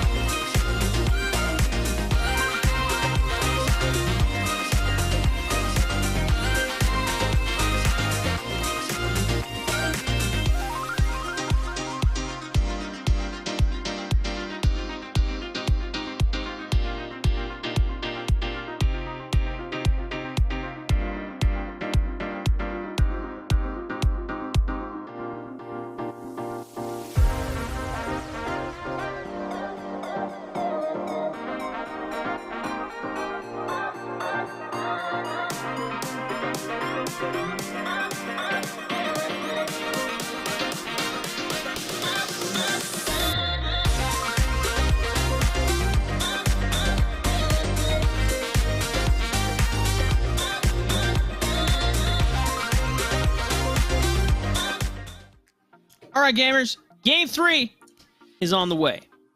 I promise. Look at that! Just like that. Draft already in sequence. Stunning Esports recognizing Lee Sin cannot be let go over to Janus Esports, but the Gwen and the Fiora still remaining permabanned by their opponents. And I'll return to the Karma first pick once again. But Janus Esports, the Yone is left open, and they will return to securing this Master Swordsman. Perhaps the Yone jungle also, as we saw in the first game. I really liked it. I thought that the early game could have been a little better, as they kind of got outpaced, but when Janus went for the super creative early invades last game, I think if they do that, then maybe it'll work even better for Yone, because I really liked when they did it in the second game. And the like second game that like didn't actually happen, but did actually happen, but didn't actually happen. You know what I'm talking about? The game that never was. Yeah. Yeah, I got you. Senna's here. Yeah. Senna Gragas, perhaps? Senna Yone, perhaps. Senna Jungle.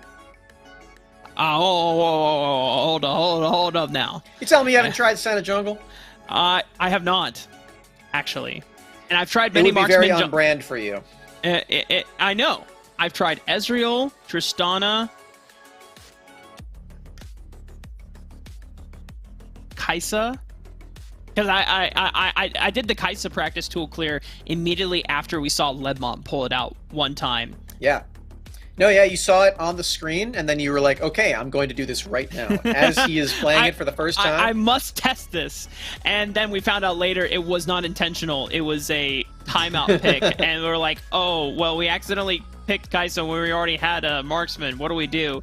And then Ledmont was just like, yeah, just give it to me jungle. I could play jungle. And I'm like, oh, and they won with it. And I'm just like, they did win that game. Ledmont is just better. Holy. Classic memories from season 1 of the WNS. Good times. Good times. We got Janus. They decided not to ban their 4th ban. They don't need it. And hopefully for them, they actually don't need it, because this is, again, match point for both teams. Whoever loses this next game is done for Rift Masters. Whoever wins can go on to the top 4 tomorrow, continue on playing in this event. These games have been very long, very arduous. Been quite the journey for both of these squads here. I'm expecting that we get another, 25-minute banger. Look. We finally have the Freljord Ice Queen Ashe. Ashe with Senna. So, now here's the real question, Smacks. Normally when we see Ashe, it's used as support Ashe. But Senna, normally, you don't want to be farming. You want to let your partner be the one farming. So, who's doing... Are we seeing Ashe finally return to being a marksman, getting econ? Probably. Maybe it's Ashe Jungle. All right. Stop. No. No. Come on. No. Give me that, Nah. man. Come on. Now, I say that, and then our producer just went, Senna Yone, let's go. And I'm like, wait, don't tell me that that's where they have everything positioned. Yes, then put the Ashe in the jungle. Yeah. No, it's Yone jungle. And it's going to be Gragas mid as well. The question of whether or not Ashe is farming and Senna's farming, honestly, I think it's pretty similar, the result of both. Really what matters for this lane is that they get out of it and they actually start participating in other stuff, because what they're against is kind of just a Stonewall lane as well. We're expecting the Karma and the Galio to be the lane with Karma farming. Again, not really a hyper carry there either. So just going to be whoever wants resources and whoever doesn't really want to move around the map as much, which I feel like is probably Ashe, because she can, well, they can both ult from everywhere, but Ashe can do it more frequently. Correct. That's why I'm like curious to see who they want to give econ over.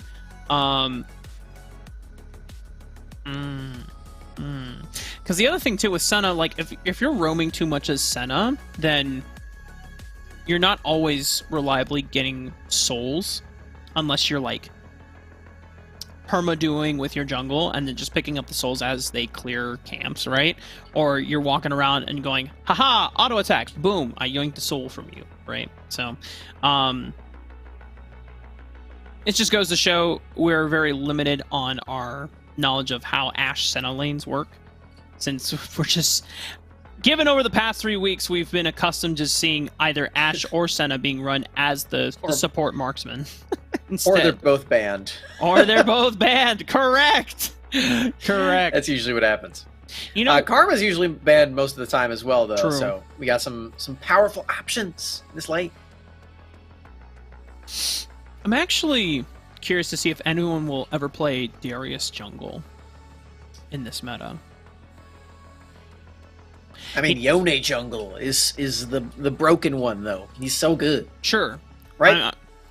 I mean, technically Gragas jungle is also effective. So, like, if Janus Esports wanted some early game power without sacrificing too much, and they gave Soren the Yone to match up against the Akali, you can run the Gragas in the jungle, and then you have ways to make moves on the map. Body Slam Flash is still a powerful tool, but then you also scale with resources as the later the game goes on. You just are you're the only magic damage source, so you can still be a nuke machine later the game goes on.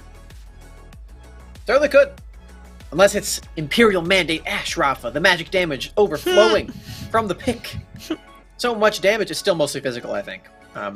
Yeah. The performance that we've seen from Soden today has been really outstanding. I think this is my star player, to take it back to WNS days, of course, of the day. I'm liking it. I'm really enjoying the performance out of this guy. And they're, on the side of Janus, they're not really against too big of a split push threat this time either. You can, and probably should, build Hullbreaker on Shen. I don't see it being nearly as threatening as Fiora. So I feel like Janus is in a pretty good position here to reverse sweep. And I think Ashe is a champion that can accelerate games just so fast because of the pick threat too. So this might even be the shortest game that we get in this series. But what if you do run Hullbreaker on Shen? You should, yeah. I think you should. Yeah. Because remember this, we talked a lot about how effective Shen was during the WNS season. It wasn't itemized, or it wasn't used by a lot of the teams, but near the lower end of the bracket, I think Tribe were using Shen a lot. Suzaku were using Shen, I think. I could be wrong. I think it was mostly Zenith who was playing it a lot. That's right. That's right. Yeah, Ailish. So Ailish and Zenith were using it, and I know Tribe had used the Shen effectively a couple times, especially since T-Tigers was running Rengar a lot. And yeah, normally you want to have Shen when you have a huge diving composition set up so that you can enable it further. And got Olaf. Olaf, pretty damn good. Akali also pretty damn good. Divers that you want to further enable and facilitate. Yeah. Got the Galio ult on top of it too, so big shields, big global threat across the board here for Stamina. They can access everyone's all a lot. Yeah. I love that teamwork, the synergy. Now, Stamina, do they have a range problem? Yeah. They really do. They really need to make sure they can use those Ragnaroks and the engage ultimates very well, because they're going to get hit by the Senna and the Ashe a lot of times. They're not really going to have an easy time dealing with it. The Darius as well is a pretty big thing. Darius is, another melee champion, but he kind of gives you a range problem also, because you don't have easy ways to remove yourself or continue fighting outside of the range of his spells, because the spells are so devastating against these tanks. If you can get all your stacks up with the bleed, then the guillotines are ridiculous. So Janus definitely has a good range advantage here for sure. Semi Esports, then, it is imperative that they are first to objectives, because normally we've seen a trade where sometimes it's fine for you to be the second ones coming in because you have either enough poke, you have enough meatballs that you can like face check yourselves in, but that's usually because you also have a good balance of ranged backline damage. And because Karma's your only ranged backline damage, and we don't even know how much econ she's going to effectively get since Galli's going to be splitting most of the time, you can't reliably poke your way into a river as fast. You are really going to hope that you're the first one in there so that when Janus are forced to contest you, it's much easier for you as Olaf to be going full on Viking mode. Now, speaking of Olaf, I think Stamina's early game is way better than Janus's. I think until the ultimates are there, and even when the ultimates are there, Stamina have a lot easier time winning these skirmishes and everything. Because I mean, Ashe Senna, they need time to get their first and second items. You got a Yone jungle. Yone definitely needs to get some items before he's going to be dealing as much damage as the Olaf. So I think for Stamina, they need to strike while the iron is hot. What's the iron? That's the in this phrase, case? right? Yeah, strike while the iron's hot. But like, what's the iron in this case? Olaf, Lezing. Okay. You gotta get the Viking damage down. Because Yone is not going to be able to match you early. Yeah. In my head, the joke was going to be a lot funnier, but I think I just set it up wrong. I think I was supposed to say, who's iron in this case? And then you say the person, and then, haha, ranked joke. But, you know, don't worry. Lezing is not actually iron. Are there real iron players in Wild Rift? Is that a thing you can actually do? I mean, you can, yeah. Like, actually, casually, you know, if you don't play ranked. Maybe you play, like, one ranked game and you lose it and place at the bottom. Ooh. Potential setup. All in from Avoidant and Jack Locky. Ryan and Hexaton forced to use at least Ryan's summoner spells, full arsenal, whereas Hexaton is just a exhaust. The invade into the blue buff quadrant. Lezing. Whoop. Oopsie. Blue buff still leashed away. Oh no, it's gonna reset. And this is fine. Full HP, just like that. And this is fine for Janus Esports because Hotfeet is already invading on the top side of the map using the priority from Servant against With Death's Shen. And the fact that Janus Esports, they get it to reset. That's even more tempo being awarded over to Hotfeet in the matchup against Lezing. Oh, and he's got the third Q and Flash to escape. Wow.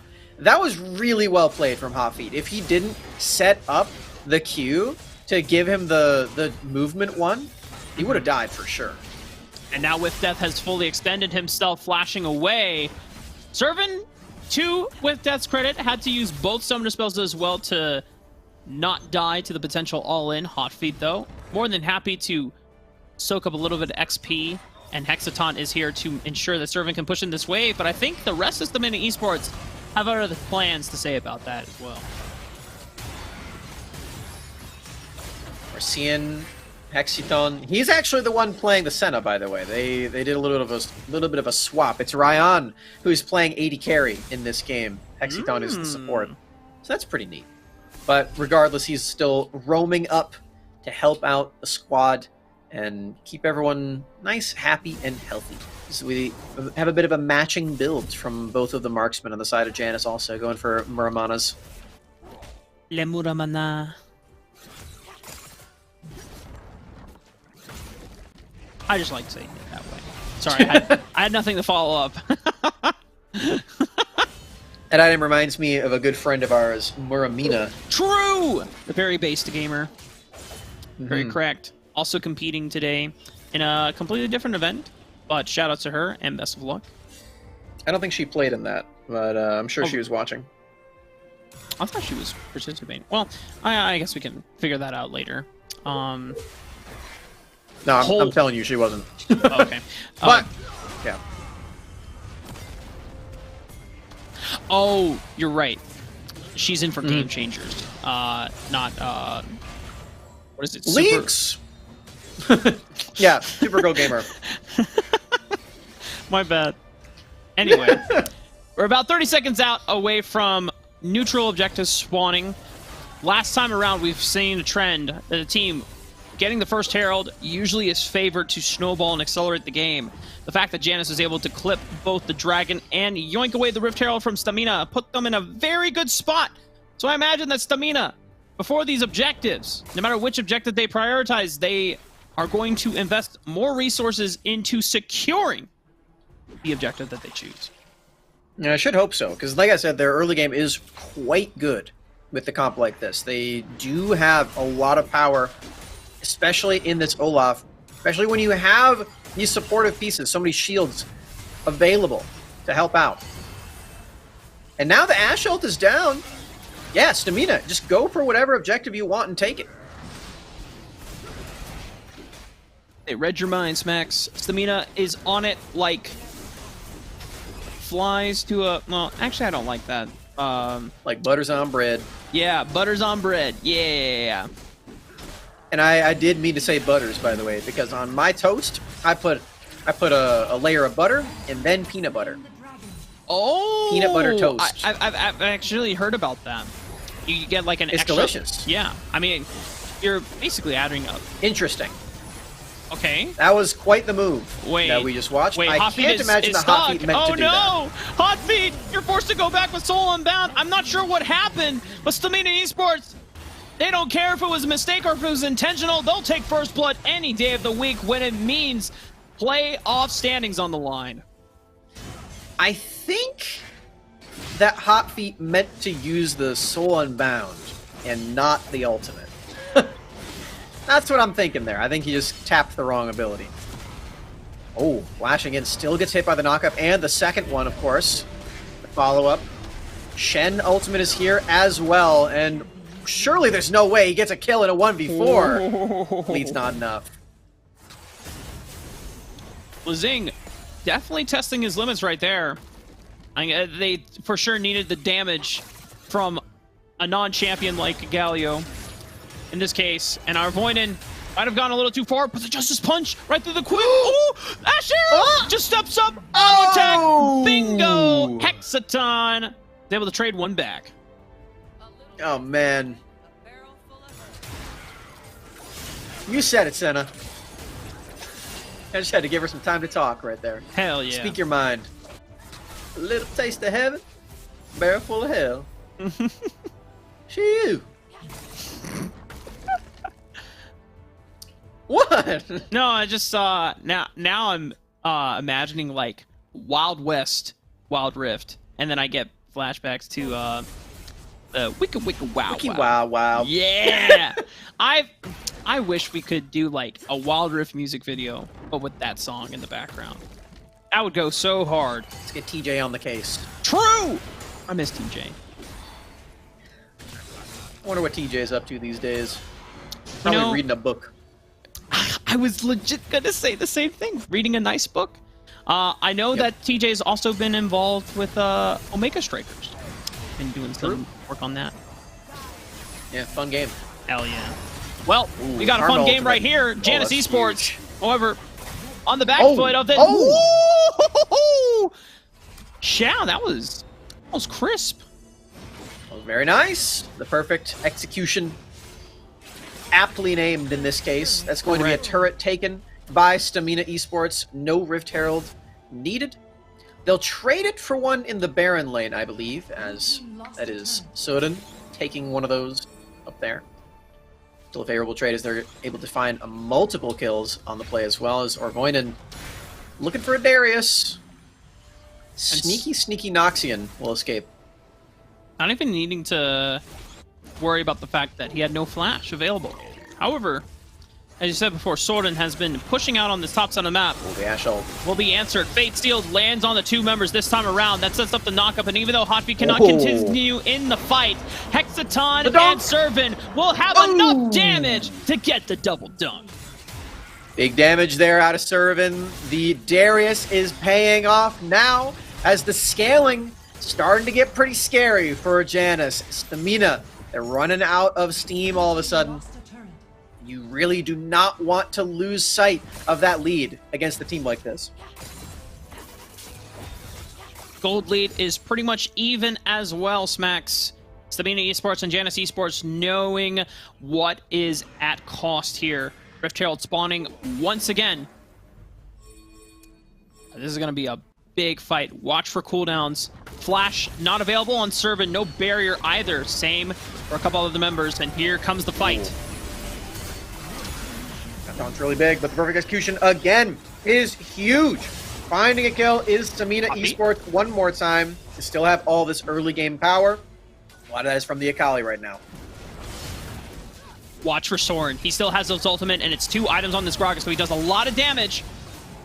Oh. Some good poke there from the Ashe. The ultimate is still available, the Enchanted Crystal Arrow. Can't get in. They want to go for anything on Janus. Janus. Wait.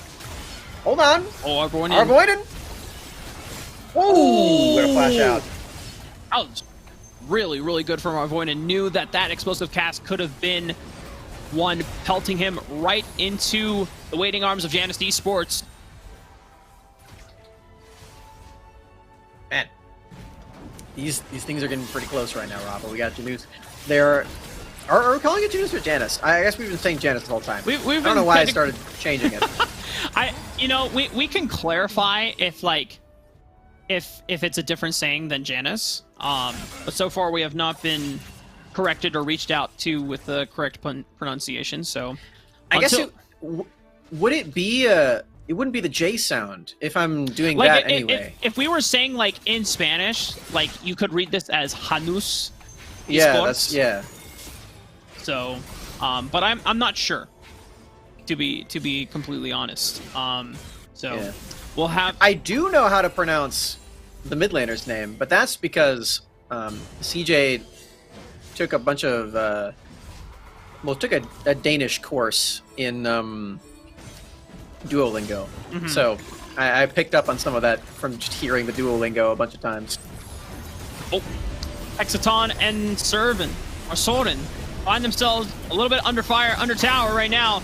And despite that tower doing damage, Stamina Esports don't care at all. They're willing to dive and send all 5 members to make that play happen. And now Cabin holding this Rift Herald, they're going to look to take out a second tier 2 turret. Janus Esports trying to trade in the mid lane, but they only get 1 tier 1. And I think Stamina Esports heavily trade up. They got a couple of kills there too, yeah. The exchanges here looking pretty solid. The Ashe ultimate scares off Lazing for a second. Just gives him a nice little nap. Little cozy right there in the dragon lane. Yeah, Rafa, Stamina, they've got that lead still. That's one good way to keep the lead going, is outnumbering on these fights and just trying your best to get as many kills as possible, because that's where this team really can shine. The combat is what they are really looking to do. Against them, though, the picks are pretty big. We're starting to see those come online. The turrets are being traded, and Janus, if they can continue accelerating the pace of this one and getting to their scaling as soon as possible, then it's starting to get pretty scary. Oh, Arvoinen was looking for Ryan, forced the flash out of the Ashe already, and Soren is completely disintegrated by Stamina Esports. Here comes Fate Steel from Hot Feed, lands onto 2 members as he immediately go back with the Soul Unbound. Stamina still trying to run out of the jungle. Arvoinen just needs... Oh my god, Arvoinen! He's gonna get out! He was blinking on less than 2 digits of HP! But this Gallios ain't going down, baby. That's crazy. I can't believe he lived that. Thanks to the armor itemization. Very, very useful in a case like this. We're against pretty much only physical damage, and also a Gragas who died.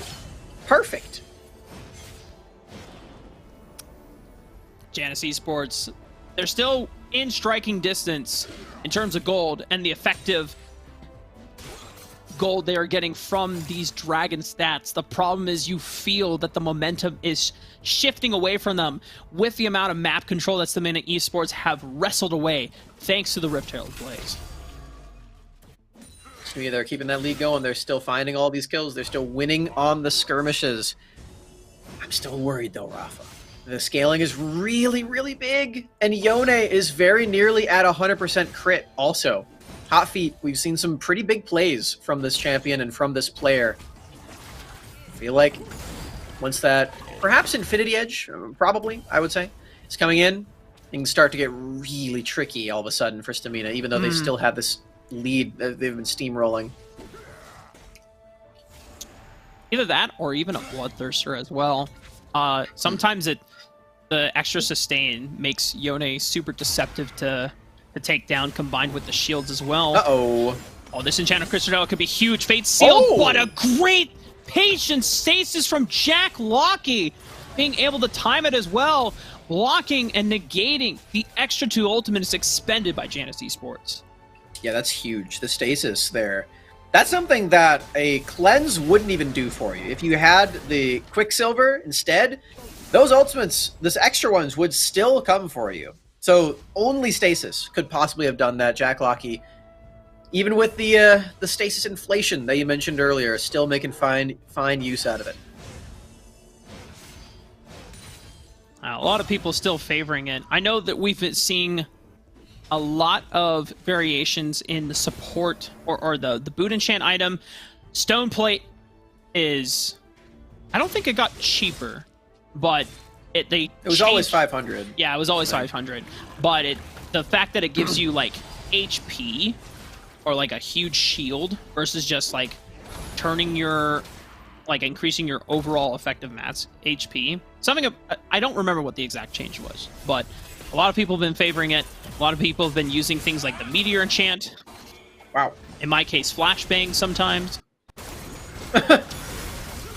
Yeah, you gotta get that checked out. There's one right there. Explosive cast, and a Meteor already set off. They're still on the Dragon. I don't even know who secured it. It looks like Stamina Esports were able to use Lezing's Smite to secure the Dragon. Janus Esports finding stragglers in the scuffle here. And Stamina Esports, despite losing out 2, they've secured the Dragon for themselves, but how much can Janus get off the back end?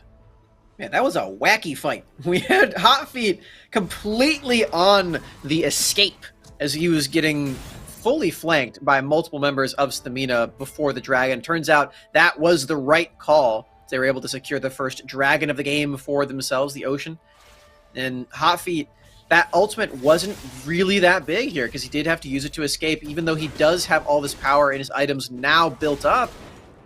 Got to be able to get into the fight and actually attack people. So Hot Feet, something's going to have to change in this next fight.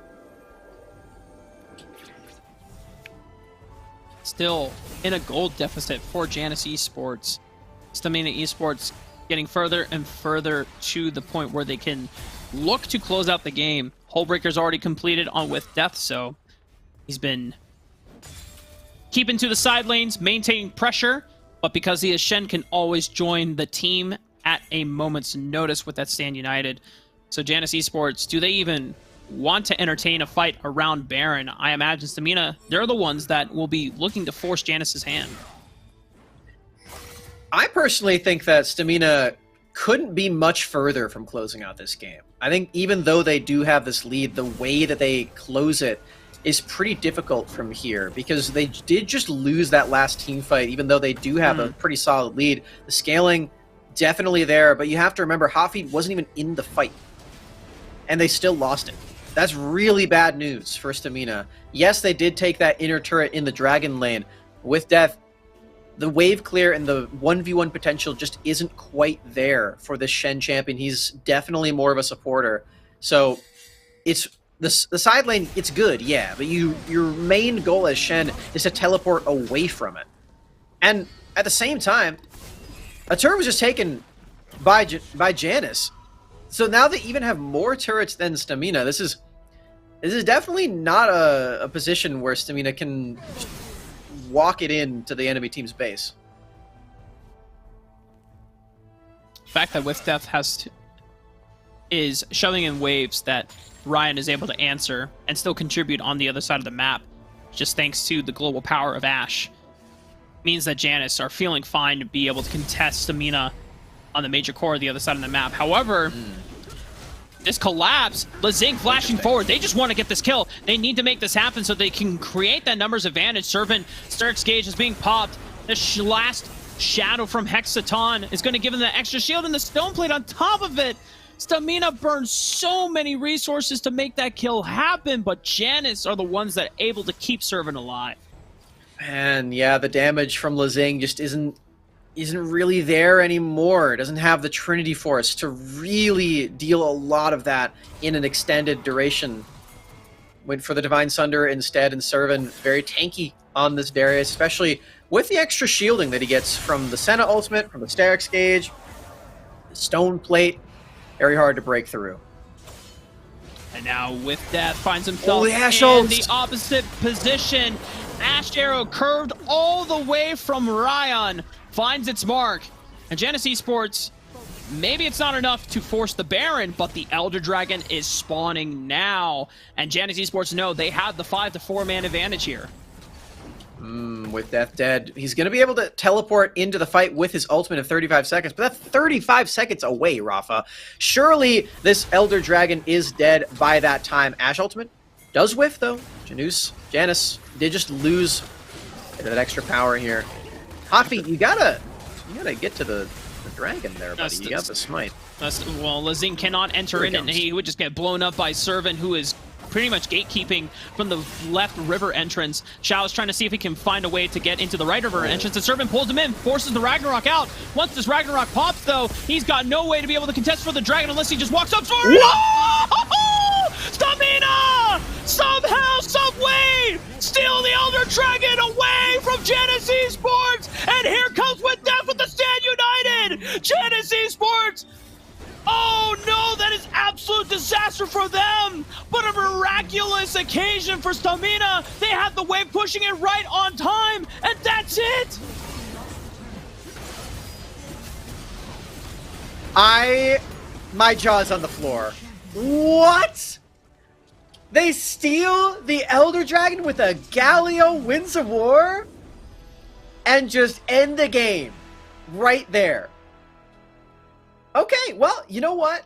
I said before that I didn't think that it would be very easy for them to close out the game. They were not able to just walk directly in to the base and end it. Rafa, I was wrong. That's my bad. They just did it. They just walked in. They just stole the Elder, killed everybody. Can we get a replay? And ended the game. Is that even possible? Oh, man. That is... I mean... First, before we get into this, congratulations for Stamina.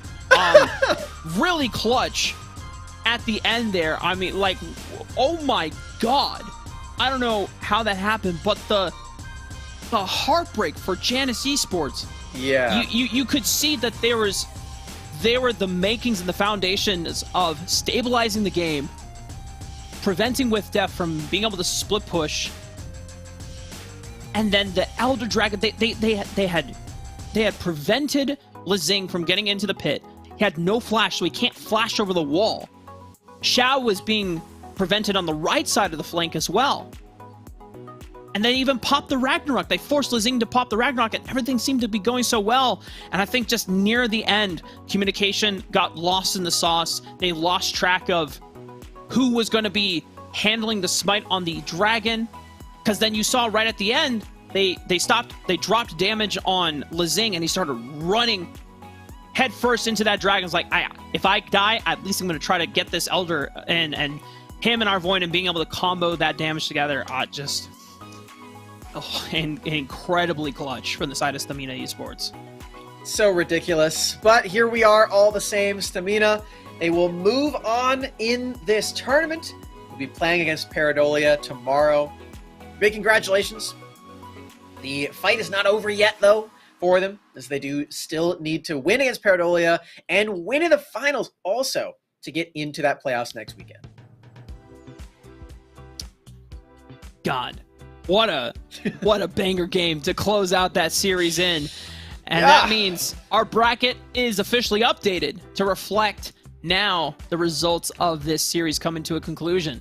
As you said, Paradolia will be Stamina Esports' opponent for tomorrow in their semifinals, as we find out professional hot tub streamers who their opponents will be, as our last quarterfinal of the day will be between Busting Heads and TF Girls. Did you watch either of these teams last week? I do not believe so. They were not in the first two either. So we have More a completely new team New teams. Guaranteed to make it into the semifinals. That's pretty cool. Very poggers. Yeah. I wonder what's going to happen with these two teams. We haven't seen them at all. True. So this is going to be a completely new experience for us, but we're going to have to experience that in just a little bit because we're going to take a quick break before we get into our last best of 3 of the night. Stay tuned. You won't want to miss it.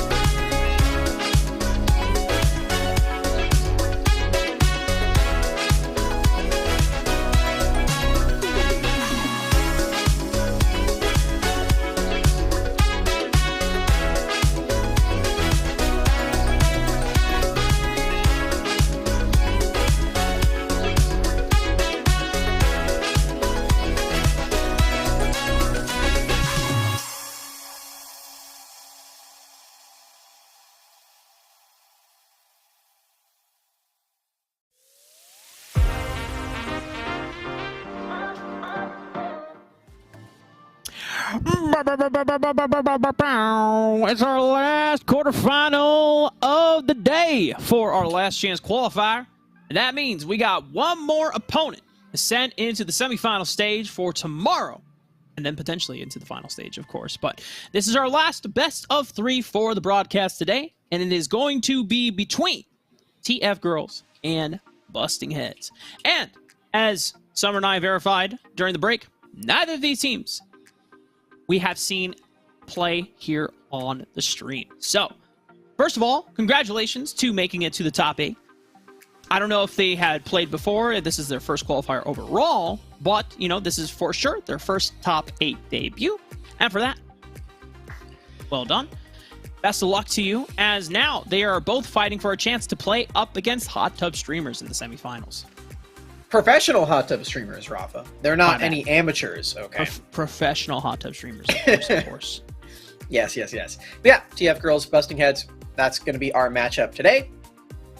One of these teams moves on to the top 4 and has a very tough matchup against them. But I guess we won't know how tough it actually will be until we see the quality of these teams, because like you said, we have not seen them before.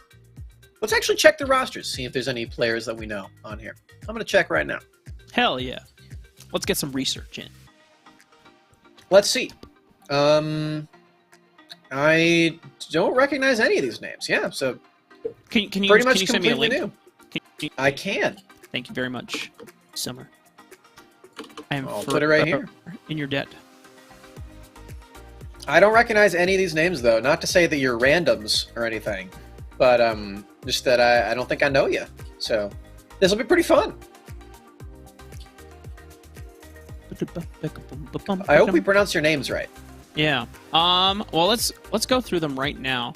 Well, there's a few names that we unfortunately just don't know how to read. I believe it's Mandarin. Or am I getting it right? I'm wrong. I think Mandarin might be the spoken, and then you just say it's written in Chinese. Dawn is playing. I know Dawn. Is this the same Dawn that played in other teams for... Who did Dawn play for? I know Dawn was subbed on a couple of teams during Season 0 and Season 1. Yeah. Yeah, a Baron laner at the time, I believe. Yeah, I think that's the same person. So that's cool. We know that person. Yeah. Okay, well, so for the names that we see on the screen, we have, for TF Girls, we have Dawn, Diva, and I'm going to go with Sheezy. I was just going to say ZZ, but that works too. Yeah. It's like CZ, ZZ, or Sheezy. I don't know how they want us to pronounce the X in their name. And then we have... Okay. And then we have a couple and other on the names other side, there's Viper, Lee S Boy. I wonder what the Lee S stands for. I have one guess. Lavaya. Probably we Rainbow. have we have Argonauta, and we have Saito. Saito. I don't think it stands for Rengar, Rafa. I'm pretty sure. I'm pretty sure Busting Heads Jungler is a bit of a Lee Sin fan. Probably. And we'll see if TF Girls do not ban Lee Sin, we'll see if Lee S Boy will live up to the namesake and insta-lock the Lee Sin for themselves. How did you say the mid laner's name? I just said Lavaya. Oh, Lavaya? Oh, okay. Levia. I don't know. Yeah, this is... Leviosa. Levia Shah. Leviosa. You see Hagrid died? Yeah, Robbie Coltrane. Very Rip. sad. Rest in peace. Rest in peace to Hagrid. Well, no Lee Sin's up. The both champions came up at the same time. No, Lee Sin! No, Lee Sin! Try to keep up, Rafa. We got Ash and Gragas for Busting Heads. playing against the Karma. There is still a chance for Lee Sin to be selected, as TF Girls don't actually pick it for themselves. Olaf will be the option. And, I mean, Lee Sin seems pretty good to me. I feel like this is the time to pick it. I'd be down as well to pick the Lee Sin. It's well, I mean, you're not playing, Rafa, so you can't pick the Lee Sin. Whoa! Ooh! I don't think we've had this champion before. Samira! Oh my goodness! You know what this champion always makes me think of? What? Well, first of all, it makes me think of Mia and Danny, also True. another Evil Geniuses 80 carry. Both of them Evil are Geniuses Samira fanatics. 80 carries, yes. But it also makes me think of a specific song called "Hips Don't Lie" by Shakira. Because I always think, Shakira. yeah, that, but Samira. Samira.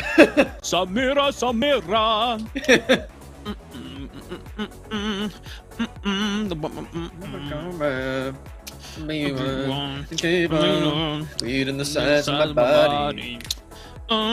Tonight, I wonder what they are gonna ban the next. A busting heads. Got one more band. TF Girls. Probably Oh, Lee okay. Sin. Yeah, they haven't banned the Lee Sin quite yet. And, I think this is a good read from TF Girls. I think they were anticipating a Yasuo combo setup. If Bustin' Heads have an apt Yasuo player, Gragas and a potential Lee Sin could have been the trick to do it. Choco's excited for a possible Lee Sin. I can hear him. I know. He loves Lee Sin. He's like, I want to watch the game too. I'm like, bro, I can't open the door. I cannot leave my post. I am manning my station right here. Woo! Choco. I love Choco. He's just a good boy. He is a good boy. He's a very sweet boy too. He just wants to be involved. I showed Victor on the stream one time, I remember, a couple weeks ago. Now it's you gotta bring Choco up. I did show Choco last week. He did not enjoy being held for too long. Okay, I'll attempt to do it again. Just take care of the draft. Why does Dimitri get all the fun? Just take care of the draft. I'm gonna try to get Choco, okay? All right. Oh, it was Dimitri's birthday, but now it's Tasty Bacon's birthday. Tasty Bacon, what do you want most from us for your birthday? All right, well, you guys can't hear him. Oh, he said that I should stop calling him old. There's always next year, buddy. We got Lux locked in. Probably going to be the Dragon Lane pair. This Rafa is really trying something with Choco here. Oh, he's using a blanket. This is a new tech. Oh, he's back. We're motioning for Choco to arrive. You guys can see all the fun decorations that Rafa has. There he is! Oh, baby. Baby Choco. He's in his little blankie. He's got to get all cozy. Oh. This is very good. I'm very glad that we did this. Look at him!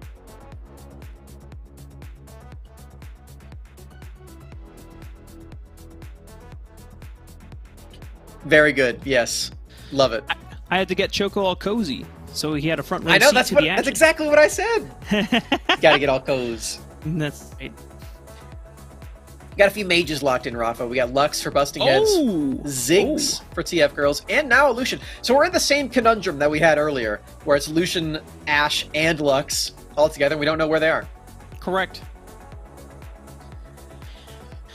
Well, last time we saw the Lucian sent mid lane so that you could have easier access to priority, and also the Lux and Ashe was a pretty damn good combo because Ashe Arrow allows Lux to throw her full kit into the Oblivion, or obliviating completely whoever poor soul is clipped by that Ashe ultimate. So from TF Girls, gotta be careful. The nice thing about Samira is you got this wind wall ability. I don't remember what the actual ability name is called, but it's Blade Whirl. Oh, Blade Whirl. Blade Whirl can negate any skill shot ability that is coming her way for a brief second. So, got to be careful on when you fire that Ashe arrow to see if you can get the timing right. Samir's got some good ability names. I like them. But yeah, that one is the big one against Ashe for sure. And Lux, too. You don't want to get hit by either of those spells, so maybe you can go for a 2-for-1. Pretty difficult to do. Yeah. You also have that as a possibility to get rid of Gragas, who is going into the jungle, by the way. Unless it's Fiora jungle, which isn't completely unheard of. Yeah.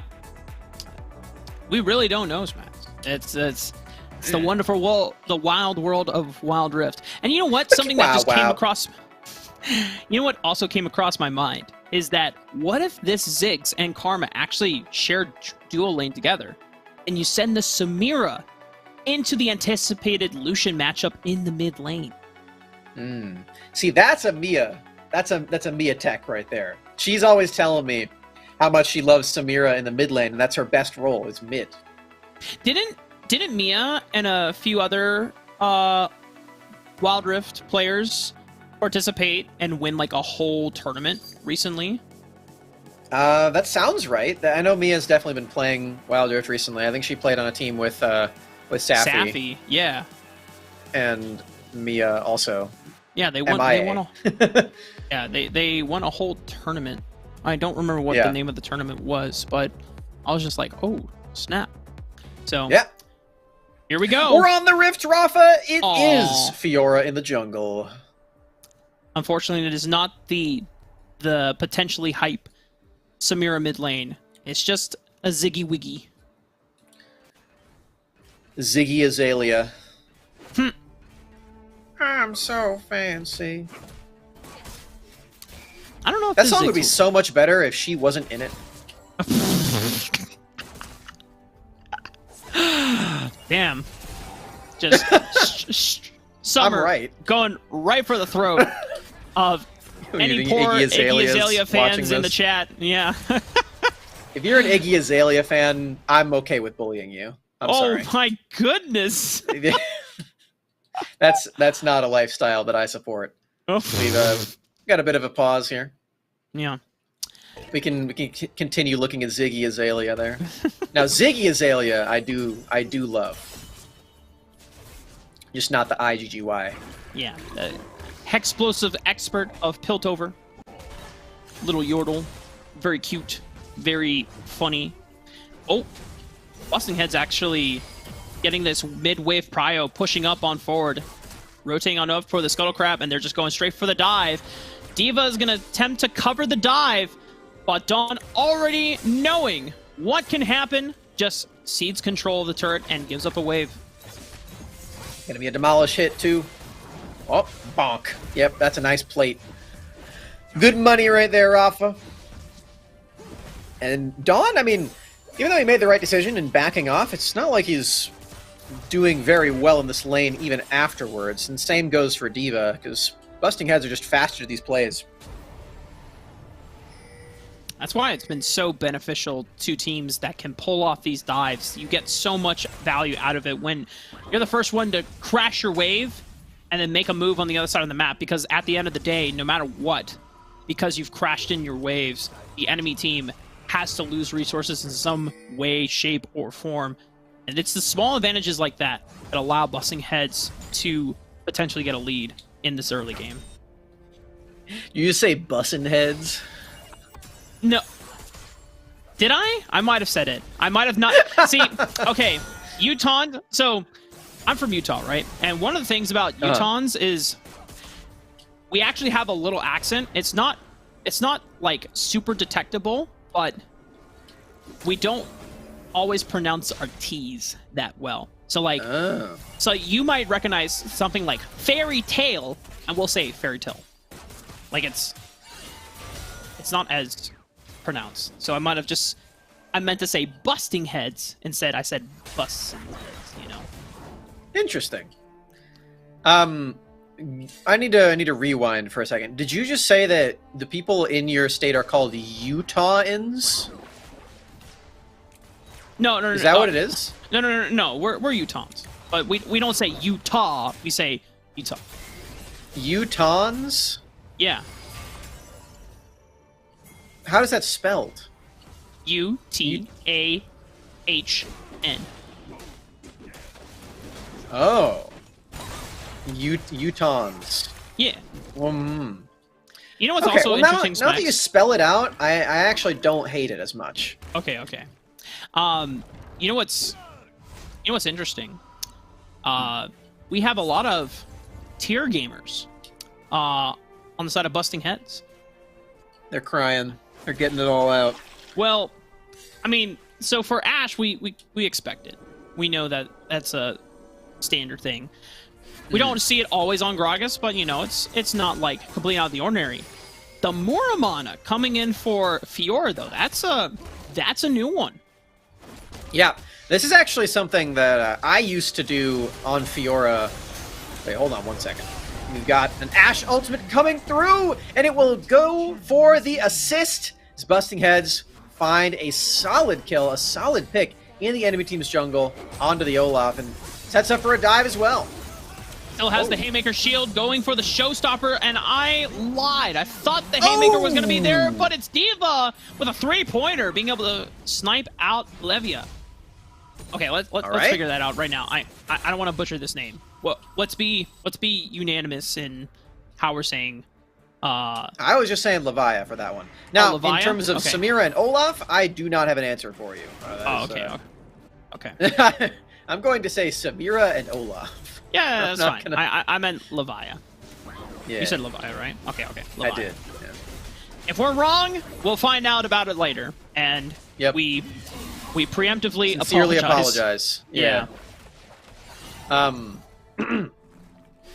Yeah. So in Michigan, they call us Michiganders, like the goose. Oh.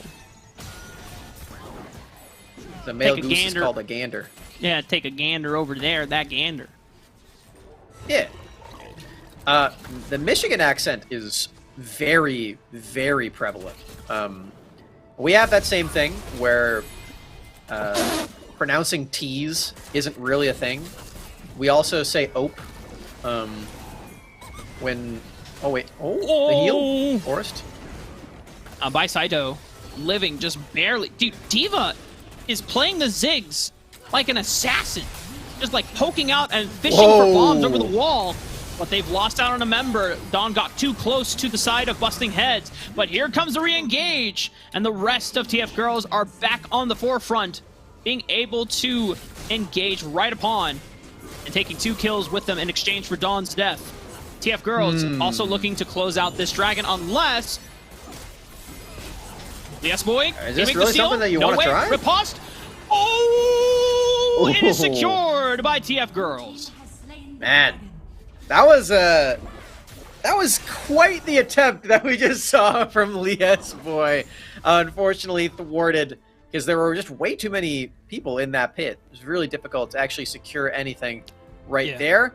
We are seeing the team fight threat of the Samira in full force right there, though, in that last skirmish, because the Inferno trigger can really start to pop off onto multiple members, and the lifesteal's already online with the Bloodthirster. It's so hard to take a Samira down as well.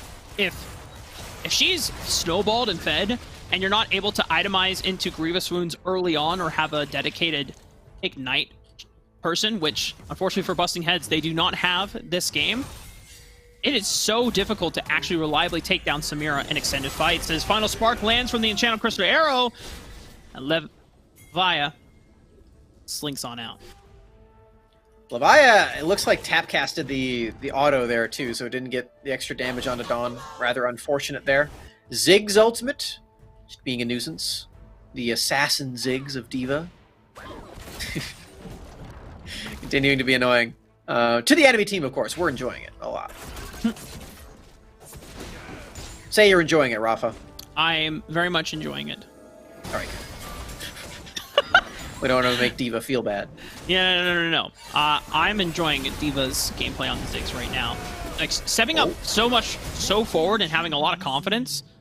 Obviously, in this situation, it looks a lot easier because you have 3 members to 1 corralling a poor Ashe. But in that dragon fight, was stepping up, throwing bombs, and using the poke and the range advantage they have over a majority of these champions on the side of Busting Heads. even using the safety of the terrain to poke over the wall and fishing for kills. That's the power of the Ziggs as well. You get the siege incredibly safely well. Do you... Oh, wait. Ashe ultimate onto the Baron lane. Trying to set up for all this damage onto Dawn. The sustain is pretty big, but oh, the flash is there from Lee S. Boy. But now, the follow-up from ZZ.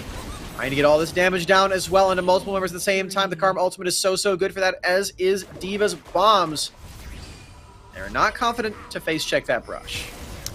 A little unfortunate moment from Dawn. I think Dawn was attempting to get on the other side of either Viper or Lee S. Boy with that showstopper to catapult them into the heart of that Mega Inferno Bomb. Unfortunately, positioning was not quite right and just punted them away from the bomb.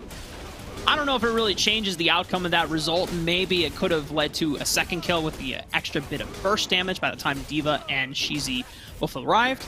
The TF Girls are set up for this Rift Herald, and they secure it once again. Ooh.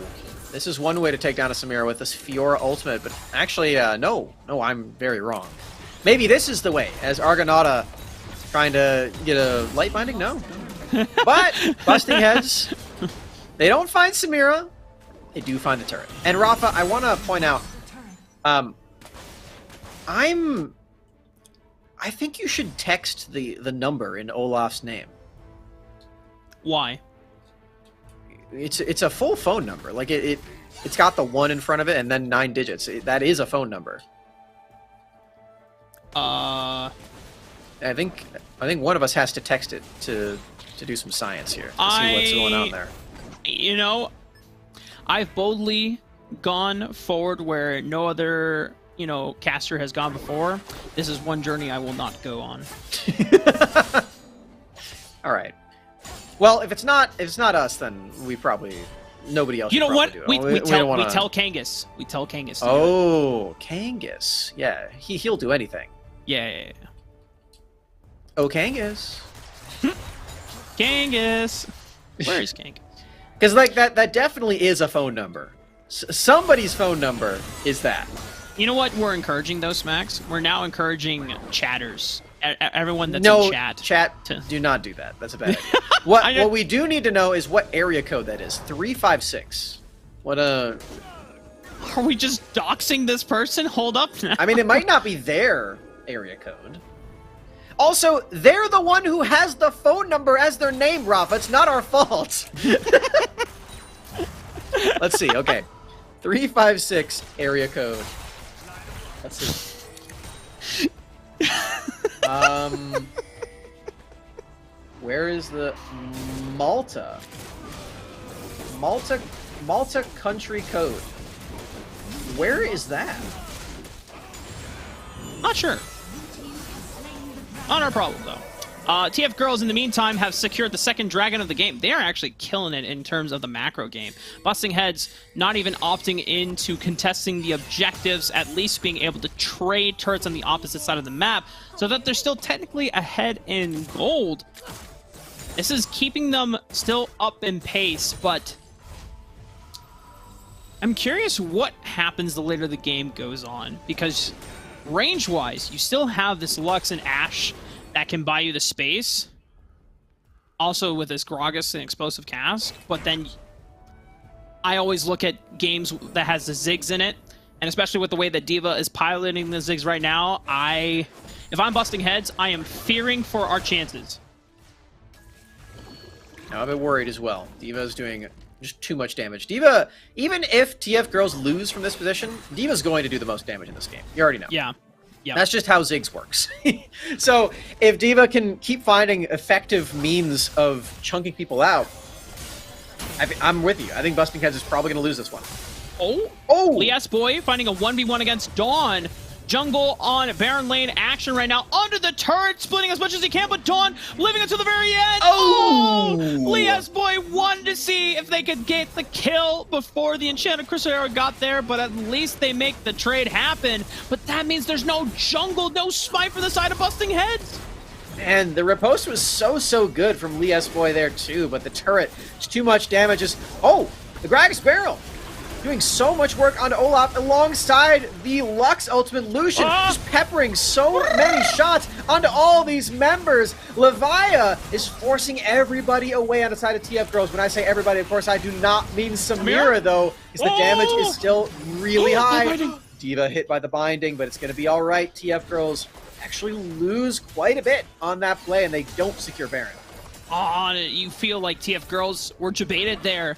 No jungle on the side of Busting Heads. Obviously, we must go Baron, right? But then the disruption from the Gragas barrel, Viper being able to send in that explosive cask and stall the Baron take, and of course the collapse from the rest of the backline of Busting Heads, preventing D.Va and Samira from being able to join into the pit. And that stalls out the game even further and preventing a situation where Busting Heads would have had to stop the siege from a Baron-empowered Ziggs push. Old leads here for Busting Heads all of a sudden, and they've got a lot of Muramanas. They almost have a fourth tier item fully completed now, Rafa. Hell yeah. It's Muramana City, baby. They've done the math. As have I, and they know that the most efficient items in the game are the tier ones. Now, bad news is most of the gold efficiency in the tier items is in mana, and mana is not really a useful stat most of the time. So that's why they're so efficient. Just a little math lesson for you. Maybe I am a numbers person. I told you. Rafa, you know me better than I know myself. Aww. It's okay. I think there's some things I remind you of your strengths, and as you explore more things, like, you're still a really smart person. What is that supposed to mean? What do you mean? As I explore, I'm still a smart person? What does that mean, Rafa? Haven't I always been a smart person? Yeah. Wait. Okay, now I see how I worded it, and that's not what I meant. Now I feel very, very ashamed and embarrassed. It's okay. I get what you're saying.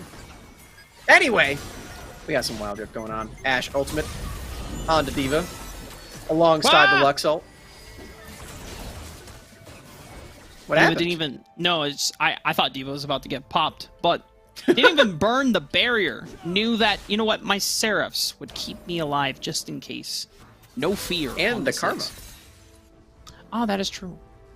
We also, again, have ZZ with the karma boot enchant.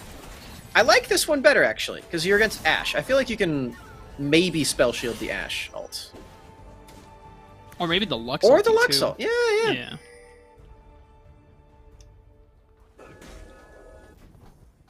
Getting ready for this third dragon of the game. Lias boy split pushing on the bottom side of the map, and TF Girls see that, hey, this Fjord could be potentially extended over. Cheesy taking a lot of damage from that final spark, and there's the Inferno trigger from Samira, but unfortunately, Samira was the only person from their team in that pit.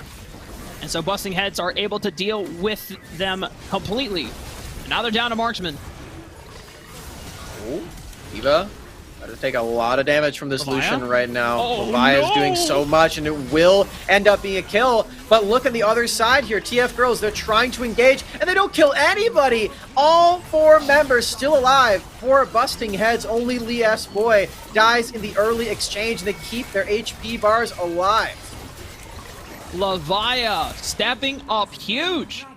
That was pretty much a one-man solo performance, or a one-person solo journey into the backline, being able to deal with Cheesy and D.Va. The fact that Samira was not part of that fight had gone for the very optimistic play in the blue buff quadrant, and then dying afterwards meant that there is a everybody, that is optimistic is caster for not good. Hey man. I'm trying to be the good with cop interesting. That's a big one also. If you hear a caster say you did an interesting thing, that usually means that you messed up. You know, the funny thing too is that we'll say interesting. Emphasis on the int. Well, happens. It's the cost of a dragon going over to busting heads. And now TF Girls, while still want to favor the power of this Ziggs the later the game goes on, this Lucian is starting to become even bigger problem, and Levia is showing why it's a force to be reckoned with. I'm still worried for busting heads about D.Va dealing a lot of damage here. And if Samira doesn't go for your optimistic option there that you called it, I feel like the damage is still pretty strong across the board. The Karma can do quite a bit to help everyone stay alive. Set Olaf is not a bad front line. This could still be a one game by TF Girls, even though they're down pretty heavily. Yeah, there's not that much real magic resist from anyone, I think, on busting heads. It's just the wit's end here from Levia, and it's just because that they have so much gold in their pocket that they can afford dipping into extra resistances to keep themselves alive. Yeah, they're full build. This is wrong illusion. Uh-oh. 1v1? Does Dawn have flash? They do. Trying to hold on to it as long as they can. Okay, okay. Good use of the stone plate. Hold on 1 second. What's up? I just realized when Set uses Facebreaker, he says busted heads. Oh, yeah! That's their name. Man. Why didn't Bustin' Heads pick Set? That's their, like, mascot, you know? Yeah. Well, maybe, at least Noxie and Glory picked Darius earlier. Yeah, true. Yeah, Lias boy. Dawn. Getting vengeance. Three-pointer into the back line. Oh, my goodness. That was a ton of damage against Bicydo. Ashe and Lux forced to recall. And Levia pushing in the bottom wave before scurrying off and away. Will TF Girls attempt to start up the dragon and pull in busting heads? I get it, because Facebreaker. They pull him in.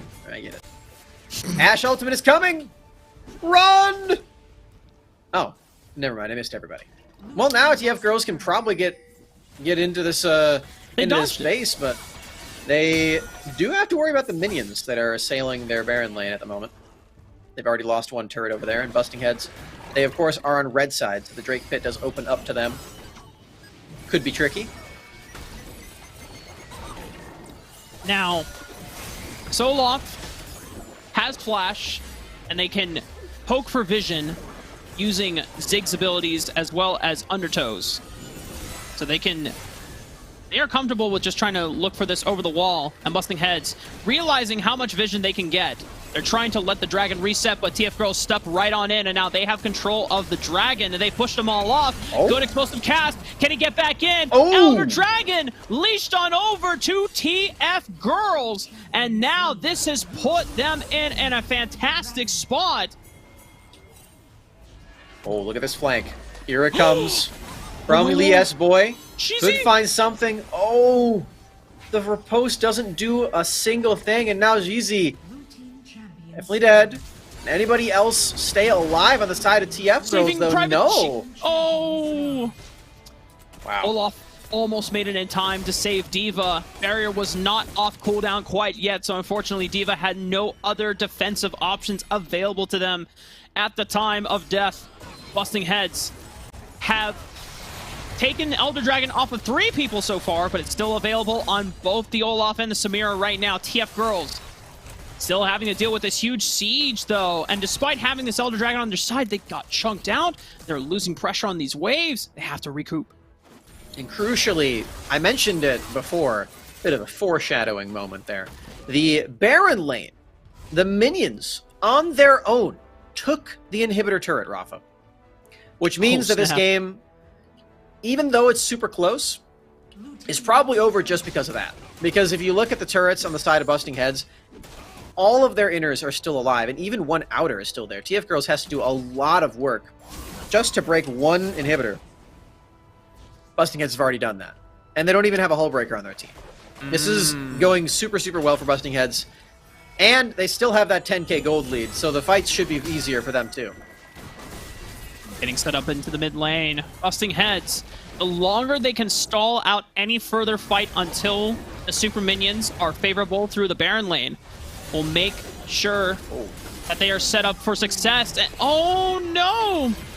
I think the pressure is being felt on TF Girls' side. They knew they had to make use of their Elder Dragon, but Olaf got no damage done. Infernal Trigger into the backline. Can they pop them all down? But it only gets one on the backside. It doesn't do enough. And Busting Heads, they have everything ready to be able to fire back on all cylinders. D.Va is the only one left to survive. But Lias boy duels them to the end. That's the full ace. And that'll be game one going over to Busting Heads.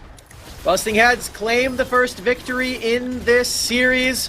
One step away from winning this series entirely and taking themselves all the way to a top 4 finish in the first qualifier, where they've made it even close to this far, Rafa. Congratulations to Busting Heads. Still one more game to go, though. Game 1 completed. Still a best of 3, as you mentioned. So Busting Heads have to make sure that their heads are still in this game, and they are focused on finishing the series out. For TF Girls, there's still a way to come back in, but it's going to have to be reversing the momentum that we just saw completed by Busting Heads. And there it is. D.Va lost the game, most damage. By a lot. 38% damage share. Holy camole. I mean, we knew this was going to happen, Rafa. Yeah. This is the Ziggs. That's just how that champion operates. Yeah. D.Va doing quite a lot. We've seen Ziggs just put up these damage numbers and do so much at the start of these team fights and everything. It's really tremendously difficult to keep that level of consistency up throughout the entirety of a fight, though. You have to hit every single one of your bombs. Because, yeah, the damage, it's spread across multiple people, and a lot of it's incremental. But getting kills in a meaningful way, very difficult to do with Ziggs. So you're seeing that as the outcome here. And now TF Girls, they find themselves, even with that nice lead, down a game in the series. Can they rally in this second game? Can they bring themselves back together? There's a couple of windows in the game where TF Girls were massively ahead. They even managed to secure the Elder Dragon on their side. But I wonder if... I mean, I feel like I already know what one answer from you will be, which is ban the Ashe or take the Ashe for yourself. Champ's good. Yeah. But I'm curious if you thought there's any, like, just overall big picture plays that they made that led to their downfall, or the things that they need to clean up in terms of just overall patterns that TF Girls made in their play. Yeah, I don't think they were synced up very well in the fights. I think they tended to go in one at a time. You saw that with the Samira diving in on that blue buff. You saw it with Olaf going forward underneath the turret, really by himself. Now that one was more of a last-ditch effort, so I'm more willing to excuse that one, but it is a pattern for sure that the members aren't really playing together all that often. And you could even see earlier where there was a fight around the dragon after the dragon had been taken, where TF Girls tried to advance forward. I believe it was the first dragon, actually. They did end up getting a lot of kills because their champions were so strong at that stage of the game. A free Inferno trigger was there for Samira. Olaf was flashing forward. Even then, it wasn't super synced up. They were just going forward on different targets and everything. So I think that's something that they will really need to work on, and they don't have a lot of time to do that. It's not something that comes very easily. I mean, you and I know this. We've played some competitive games together. Getting on the same page and like target calling is really difficult, really essential though. Yeah. And it's even more difficult in such a fast-paced game like Wild Rift, where someone's health bar could disintegrate in the blink of an eye. And therefore, with positioning being so rapid back and forth, people being coming in and out of the pit, of the river area, of being in range of your effective damage, it's always it's difficult to consistently have a clear line of priority and communication. And so sometimes it comes down to you need to establish those conditions before you get to that point, rather than trying to improvise it in the moment and then figure out okay, we're just going to fight and then we'll just call targets from there. Sometimes it's better to go in before 30 seconds getting into a pit, say, okay, how important is this objective to us? Is it so important that we need to die for it? Okay, then who do we try to take out first? Who do we need to drag away? Is this a fight that we don't care about the objective, we just want to fight them? Okay, who's the target that we're trying to shut down? Try to burn, can we kill them even through summoner spells? After summoner spells are blown, who do we turn to next, right? Establishing a list of priorities is always a way to help clear that kind of flow chart of what you want to do as a team, so that things are easier to execute when, hits the fan, right? More importantly, Rafa, first of all, well said, but more importantly, we now know that the area code 356, it doesn't exist. Oh! And if you do receive a phone call from a phone number with the area code 356, it is a spam call. You're getting scammed. So, don't text that number. Don't do it. It's not a good idea. We should still tell Kangas, though.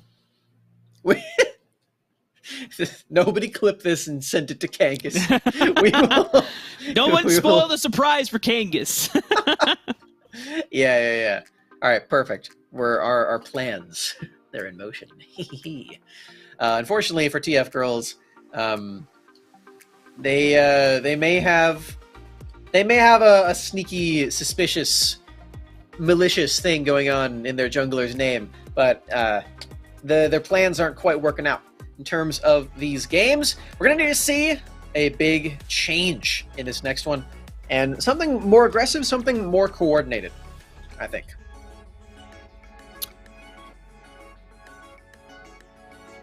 Trying to see if I would want to get another Samira game, because it was hype in 1v1s and a couple of isolated skirmishes when everyone was on the same page. But it appeared that that type of agency and decision-making to go in was not always executed at the right times. So if for TF Girls, whoever's piloting the Samira, it's hey, just remember, coordinate together.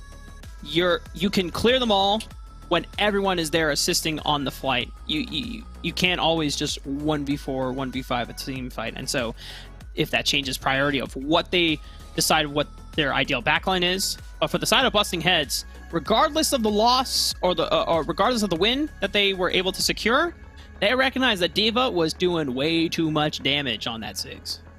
Yeah, it's a good respect ban from Busting Heads. I didn't really feel like the bans were that impactful in the last game anyway, so the fact that we are getting some responses here, I think, is pretty telling of that. The Fiora ban also. Wouldn't be surprised if TF Girls do ban the Ashe. And yeah, the Olaf, again, telling that story. The response with these bans is pretty apparent, and it's more reactive than proactive.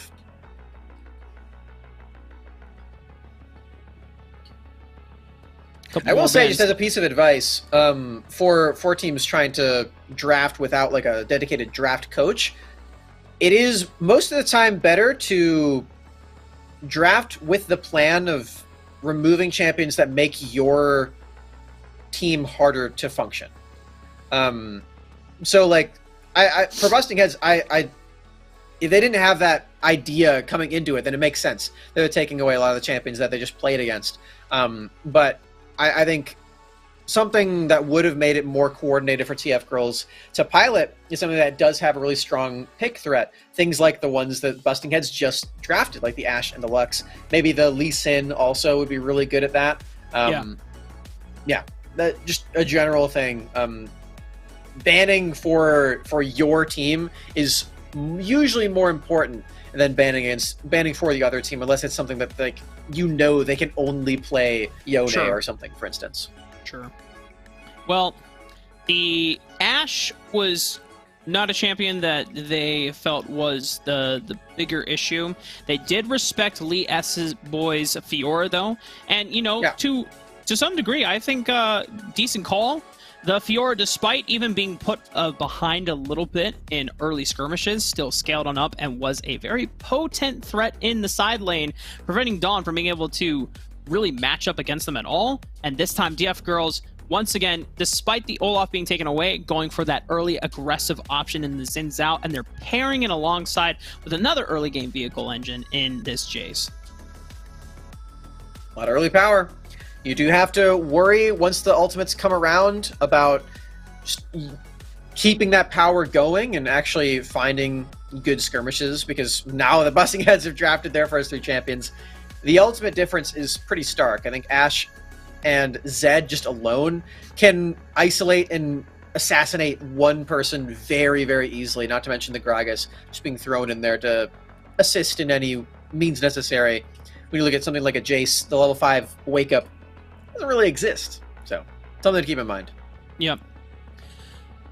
And I think back over when we were getting ready for Icons, when Ashe still wasn't like a widely picked champion, Brazil, the Brazil region was using Ashe and comboing it not only with Lux, but also with strong assassins like Zed, who, just you want to hit the death mark, but you also want to layer in all your skill shots, which is hitting all your shurikens on the same target. Someone who is stunned for 2.5 seconds. Very easy to hit all 3 shurikens if you get like the triple shadow clones off. So that's a very good combo already, even if you don't get the Lux again for the side of Busting Heads. Zed pretty good when you hit all 3 shurikens, turns out. So I vouch for these statements that you just made, Rafa.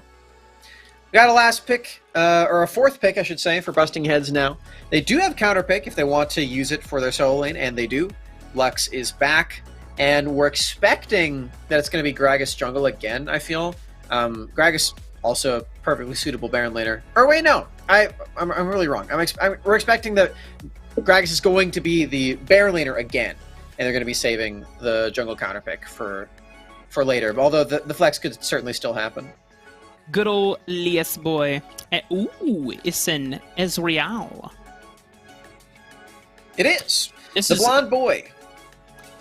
It's a huge shift away from the type of champion that TF Girls went with in game 1. Samira, all about wanting to go in and be proactive once all important cooldowns have been burned, so you can, rip a team into shreds with Infernal Trigger. Ezreal, all about just maximizing safety and distance, playing with Mystic shots at range.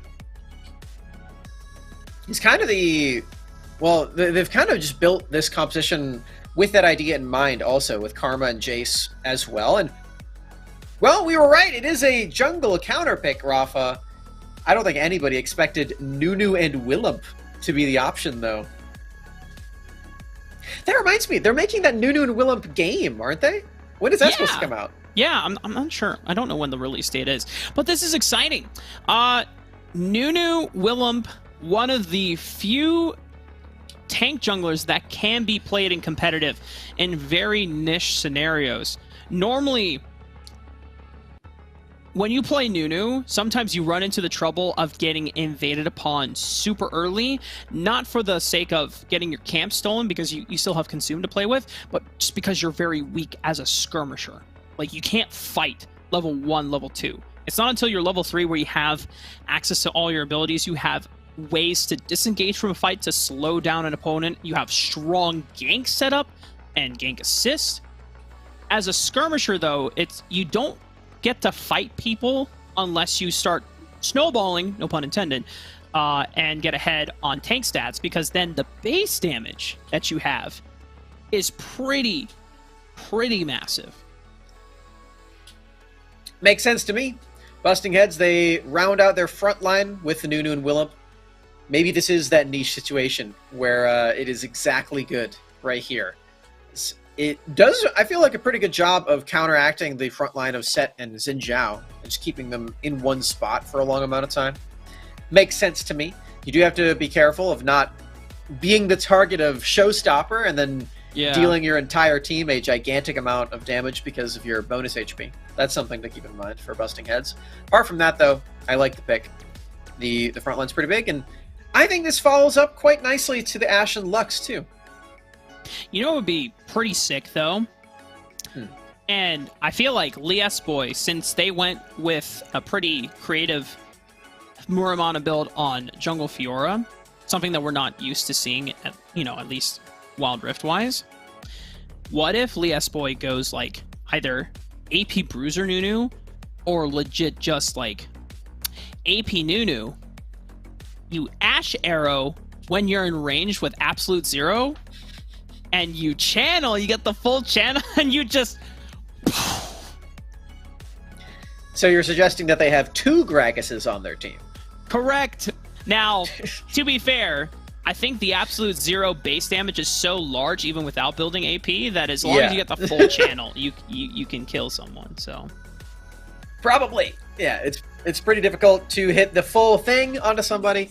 That's why it takes so long to charge.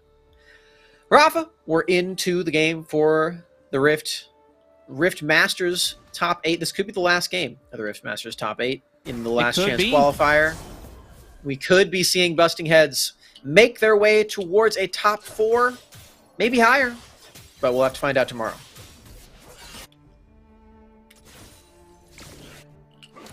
Liesboy running the Aftershock rune, so more than likely this is just going to be a full tank Nunu. No AP shenanigans. I mean, this Ruby Crystal... Got me all excited for nothing. I mean, it could still be a Rod of Ages, if we're hopeful. If Liesboy just, like, walks away with 3 kills, like, I mean, why not? Why not just buy a Rod of Ages before 3 minutes into the game, We'll see what happens. I think we will, yeah. That's, I think the natural progression of time will allow us to see how things go, and very on theme with Rod of Ages as well. Speaking of, I'm very excited for that game, that item to be back in PC League. That'll be fun. True. They're putting it back, everybody. Rod of Ages. And they're putting in, what's it called? Crossfire, or Iceborne Gauntlet. But, like, the actual Iceborne Gauntlet, like it is in this game. Yeah. So, Machine. the Wild Rift gamers are getting a taste of what the next season of League is going to be like. Yeah, oh, hang on. We'll get to that conversation later. Liesboy goes for the knockup, gets the Aftershock proc, but might be in a world of hurt, but is able to flash away. The shurikens from Levia have gotten a bunch of damage back in, but in the end of the day, it is traded by D.Va. A 1-for-1 in the end. Can Viper survive underneath this turret? I don't think they're going to dive him yet. It's a Gragas. Oh, are they going to dive him? Oh, body slam, and then trying to take the turret. D.Va shifts on over, but the turret dive is not successful. Viper still had the... Wait, was that barrier? I thought it was barrier. Oh, that was D.Va's barrier, and it was still not enough? Oh, that's really tragic. Yeah, that's why I was saying it's a Gragas. You shouldn't dive that. The healing is pretty big. The crowd control is huge. You have damage reduction on the beverage drink. Yeah. I don't know what it's called. Drunken Rage. The guzzle down. The drunken rage. Is that really what it is? You know how there's Throat Goat? There's the Guzzle God. Well, in TFT, the Throat Goat is Nunu. Yeah. So that'd be the jungler. In TFT, Gragas was the Chug Jug. Oh yeah, Chug Jug. Number 1 victory royale. Yeah, Fortnite about to get down. Get down! I feel like I played just Fortnite alienated. this week, by the way. I played some of that. That game is so easy. You ever played that before? I literally played it for the first time, like this week, and I won. Okay. Oh! You know what's really also good. easy? That that setup looked pretty damn easy from the side of Bustin' Heads. Agreed. Almost as easy as the Fortnite wins that I got, I feel. I didn't have to do anything in those. But anyway, that setup was really good. Liesboy with the snowball, bringing it in. And we see immediately the action of the globals. Lux Ultimate being global in this game is so fun. I love it. Oh, Transcendent Embrace. Oh. Pulls in both Argonauta and by Saito. They might be forced off this turret. A dive is coming in from Xin Zhao right now. Gotta run. Wait, Diva's still here. The Shock Blast. Won't connect. I don't think it would have done enough anyway. It's the superhero J skin. Yeah, I keep thinking it's Ari because of the tail. Ha! Another Battle Lux Spark. Ultimate. Bonk. No Zed Ultimate, otherwise that might have been a kill. Get a bit of a lane swap here. Argonauta and Saito move into mid. Where Ezreal's already waiting. That's not bad Face from breaker. yeah. TF Girls making sure that they are catching waves whenever other side lanes are being covered. Seems like Dragon laners have permanently come to reside in the mid lane for now, as neutral objectives spawning the next couple of seconds. We already saw a priority from TF Girls going for the Rift Herald the first time around, but this big snowball rolling in. Oh my goodness! That's massive. It's an avalanche! Liesboy finds another one. This follow-up, the crowd control, everything. It's lining up so well from Busting Heads. Last game we saw them, it took a while for them to really come online because they had to break through the Ziggs, but really coming online already in this game. They've got Zed Ultimate, they've got more members than TF Girls, and this is going to be a very easy dragon. And by the time the next objective is going to be taken, they might have their ultimates again. And they're coming up really fast. You already called it before. I think Final Spark and, yeah, Enchanted Crusadero will be available by the time Rift Herald is ready for the taking. Busting Head's already here. Oh, but they're using it to help in the cross-map play. If this lands, that's... Oh! That was really close. Yeah, you can see Liesboy was on the way there, too. Not committing at all to this Rift Herald. A lot of ultimates used on the other side of the map, and Blue Buff's helping out. What? Blue Buff wants to get into the fray. Their Rift Herald got leashed by Blue Buff? Oh, huge shock blast though from Diva. It's 800. No way, Viper! What did he steal it with? I don't even know. This Absolute Zero is going to be absolutely huge. It zeroes out the Xin Zhao, and TF Girls are now facing absolute disaster because the Busting Heads have completely busted open this game. This is the third time today that we've seen the Rift Herald just get randomly stolen by the team that also got the dragon. That's so tragic. Turret destroyed. That time it was like a Gragas body slam, but stolen. Not quite as crazy as just a Braum punch. Still wild though, as Viper now 3 kills, Liesboy also 3 kills. The front line is online. With a 6,000 gold lead to boot, too. That's... Yeah. You know, normally... What are you thinking about, Rafa? Well, so, okay, so here's where my head's at. Hold up. Enchanted Crusadero. Wow. Oh, but the light baiting still lands! Not enough damage. I don't think he had Singularity quite up. He had off cooldown. Unlucky. Busting Heads have a 302 Nunu and a 301 Gragas. So their backline is already in a good spot curve-wise for spikes in Ashe and Zed. But now the tanks are super fed. So that means... And you don't really have effective tank shredding damage at the moment for TF Girls. I don't know if they're ever going to get it. The champions that they have here, honestly. Ezreal's not really known for being a DPS hyper carry machine. It's mostly just poke. Well, he can do that. So, underneath the turret, not quite confident enough to do any more damage with all the turret structure opposition there. Yeah. You need a Snowballs are so fun.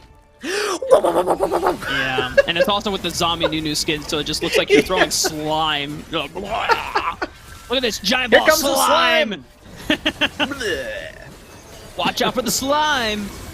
Yeah, I feel like we're on a 2000s Nickelodeon show, and you've just been slimed, Ezreal. Another kill going over to busting heads. Oh man! Oh no, Diva underneath Here the turret. comes It's not the where you want to be. slime! Oh wait! Oh, wait. Oh, really Hold on. good hammer. Oh, I respect to Diva. Really great hammering blow flash to not only reposition themselves away from danger, but Levi had the flash to follow up on the death mark. This is a tough game to recover from. Ooh.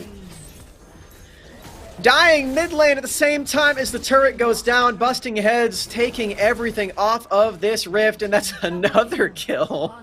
Oh my goodness! Viper's chunking. The emote from Argonauta pretty much was my face at the same time too. Just the Yeah. This game's kind of wrapped, Rafa. We have Yeah. busting heads. I think they're going to be our fourth team in the top 4, fighting their way to get into the playoffs as this last chance qualifier closing out very shortly. TF True. girls, they are on their last leg. Let's see what else they can do in this sure to be their last game. yeah, and people might be confused, saying like, well, there's still like 3 tier 2 turrets and then inhibitor turrets to defend them, right? But just like as we said before, who is going to kill the front line from busting heads at this point in the game? Two full tank items from the side of Liesboy and effective bruiser items from Viper. Neither of these champions are going down super easily, and you can't just fully focus your damage into them, because then who is preventing Levia and Argonauta from completely obliterating your backline? Not much of anybody here, Rafa. There's also this Ashe champion that I hear is rather good. I don't know if Diva can win this 1v1. The front line is pretty big from Viper, but it's not a 1v1 anymore. It's a 1v3, Oh. but at what cost? Oh, if Viper oh my, that is so sad for TF girls. Viper Roll still it in. lives to tell the tale. Can probably recall in time for this dragon to still be taken, because the rest of Busting Heads have arrived to the party. Deathmark does not pop onto Xin Zhao thanks to the Crescent Guard negating damage away. Absolute Zero forcing the slow into Shizi, forced to flash away, but the final sparkle lines right on up. The line binding's great. The singularity for the slow. Diva's still on the run, and Busting Heads are looking to close out this game. Oh, and there goes Ezreal as well. Another light binding lands. Argonauta is doing such a nice job on this Lux. Showing the multifaceted gameplay, the marksman, the mage, everything. Play this quite well, and helps to have the really strong Ashe champion that should have been banned. Please ban Ashe. Champion's too good. Well, Here it comes. boom. Bonk. I think it hit Diva. It stopped It Diva did, from yeah. being able to recall. You know, He's walking to base now. it's like, I'm not taking any more chances. I wanna am done with this. Yeah, I I'm mean, well, walking. it's understandable. They don't know what the cooldown is for Final Spark at this point in the game. And if Diva just recalled in the same spot, it's like, hey, just point your ulti right here. I think they might still be there. Boom. So, you know, if Busting Heads are able to close out this game, you know who will not disrespect Ashe? Professional hot tub streamers, their opponent. True. Another Ashe ultimate lands.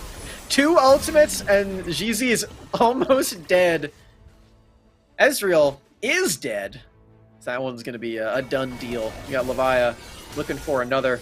Drake is going to fall. Oh, TF girls. They respond with a turret, Rafa. It's not They've bad. got a structure. I like it.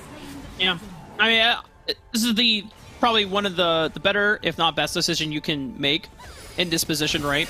Just go for any cross-match objectives that are not being contested by Busting Heads. You can freely get it's a little bit of gold back into your pocket. Unfortunately, it's not going to be a swinging gold amount. You're going to have to hope for that and more.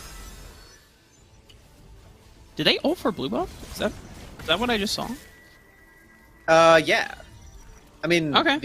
the cooldowns are very short, Rafa. Yeah, that makes sense.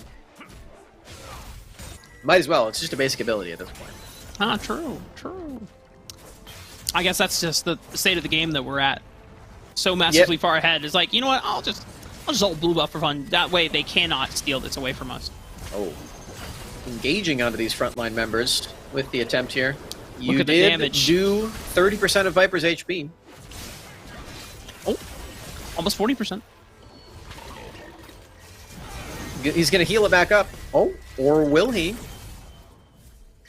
Now we're at 50%, Rafa. Viper is getting kind of low. I think Viper intended for them to focus their attention into pushing through the jungle and focusing them down, because we have a Rift Herald about to siege through the mid-tier turret, and the collapse from Busting Heads have already eliminated 2 members from TF Girls. This could be the very last push. This could be the last siege that clinches the semifinal spot for Busting Heads. Rift Herald, let's see if it survives this charge. It does. They've still got another one. They still have minions on the side of Busting Heads. Lux ultimate is there. Oh, Rift Herald will not be protected. Rift Herald, I would have protected you. I'm a good friend. Busting Heads went for the safe option, just taking out the guaranteed tier 2 turret in the Baron side of the map. It's not game over quite yet. TF Girls, the front door has been blasted open. No longer do they have the safety of an inhibitor in the mid lane. Yep, that's usually the curtain call when an inhibitor does fall like that. TF Girl's not even close to taking one of their own. Now, when it's mid lane, honestly, it's a bit more manageable.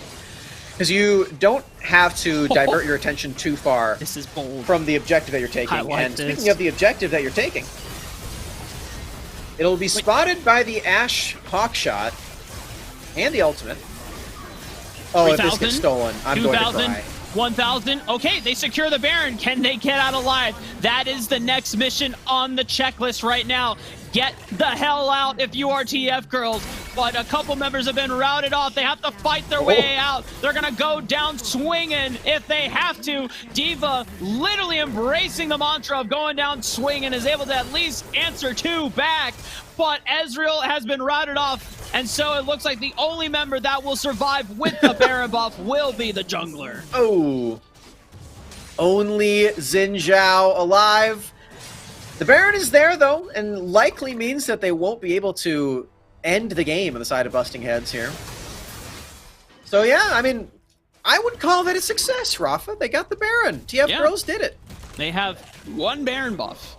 And they can at least sit mid lane. That's and... more than they had before. Yeah, true. They can at least sit mid lane and combat super minions with Baron empowered minions. And so that stalls out the game ever so slightly. All right, TF Girls. It is 4-20. Nice.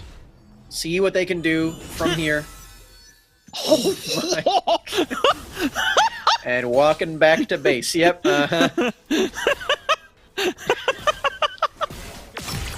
Argonauta and Bisaito are the annoying kids in the back of the van throwing things at the driver. Firing spitballs.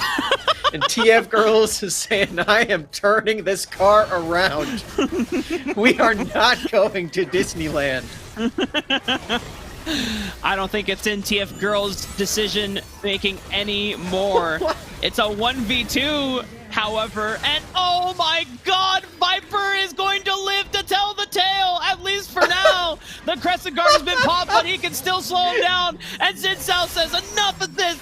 I'm gonna flash it and take the kill, even if it means the end of the game, because Busting Heads are pushing through the bottom of the base. We're not Baron anymore, but they might have this fight. Oh, they got one. Wait, TF Girls. They might actually be able to continue this one. The engages are huge. Ezreal. Huh? There's an Ocean Dragon to take alive as well. Blade of the Rude King just got completed. And finally, percentage max HP damage is on the table for this Ezreal. And as long as you are firing out these Mystic shots, you can wither down these opponents.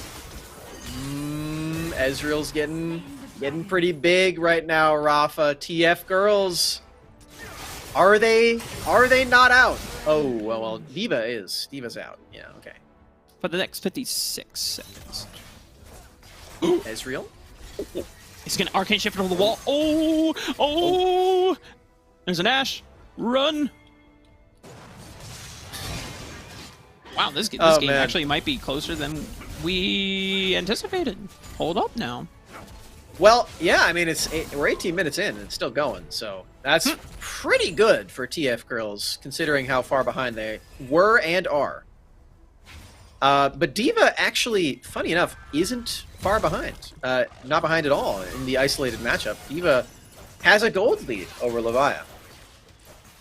A lot of gold I picked up. genuinely don't know how that happened. Yeah. A lot of gold picked up. Even Xin Zhao was able to pick up a lot of gold off of the Baron buff and getting the kill finally onto Viper in that extended 2v1 chase down. Baron might be leashed, and with Liasboy on Nunu, you have even more objective securing power on your side thanks to the Consume plus Smite combo. Enchanted Crystal Arrow does not land the mark this time, but they just need to wait another 15 seconds. Maybe it's 20. It will be back up shortly. See what Busting Heads can do. They surely are not feeling very good about their position all of a sudden now that Ezreal is actually dealing quite a bit of damage. You cannot just coast through this game and expect to end it with ease anymore. You do need to actually play these objectives correctly. Elder Dragon in 10 seconds, that's definitely going to be one of them, because giving more damage to Ezreal is definitely not what you want. Levia buying as much time as they can, going for the death mark, looking for the all-in onto D.Va. Oh, the ignite, is it ticking down? Is it going to be enough? Levia! Oh my god, what was that? That was brutal. It's D.Va. It's taken out. Didn't even think he needed to use the summoner spells. Oh, Rafa, I think this one actually is going to be it. Ezreal's still alive, but the base is in shambles. That's another inhibitor turret dead. Oh, can they actually end it right now? They've got the minions. They've got the Ashe ultimate. They took Dawn and Sheezy off the backside as well. It's a 2v5 at this point, Smacks, and Levia's coming down the mid lane to assist in the final push. 20 seconds on D.Va, 25 on Dawn, 10 on Sheezy. They took out the Baron lane, or the bottom lane inhibitor too. A lot of damage from Ezreal. Huh. They're still alive. You know what? They didn't... TF Girls has not lost yet. Holy shit. Their Nexus is at half HP. They don't have any inhibitor turrets. They don't have any way of getting out of their base. But they have not lost their Nexus yet. I mean, props to TF Girls. This is some stalwart endurance going on right now. Ooh, my. Viper, if Viper had taken out the Ezreal, I believe that would have been guaranteed, yeah, at least guaranteed Elder. There are 3 inhibitor waves. Levia found the Ezreal, caught recalling, window shopping potentially. That is 47 seconds, no Ezreal. And you already see the TF Girls. They have to deal with the Elder Dragon, but they have to deal with super minions, double super minions in every single lane. This is such a tough position to battle from. They have kept the game alive for so long, but I feel like the jaws of life are starting to close down on them. Think so too at this point, Rafa, although Argonauta is dead. I genuinely, like, these fights are cool. I don't think any of this matters. I'm pretty sure it's just going to be on TF Girls to actually defend the base, because Dawn is alone right now, does not have a lot of wave clear. I'm pretty sure the minions are just going to end the game right now. Dawn is doing a decent job of holding 2 super minion waves at once, but the 3rd super minion waves are about to start crashing in through the bottom side of the map. D.Va trades one onto Levia, hold up, and Bysido can't really participate. 2 low on HP. Liasboy looking to execute with the Elder buff. D.Va gets some HP back from the Honey Fruit. D.Va has to dodge around. Liasboy slowing them down with the snowball, gets punted away, but finally, D.Va goes down. All right, let's check out this base. Let's see what Dawn has been able to do in here, trying to keep the boat floating. I mean, he's doing it. There are a lot of holes in the hull of this boat. Wait, I think...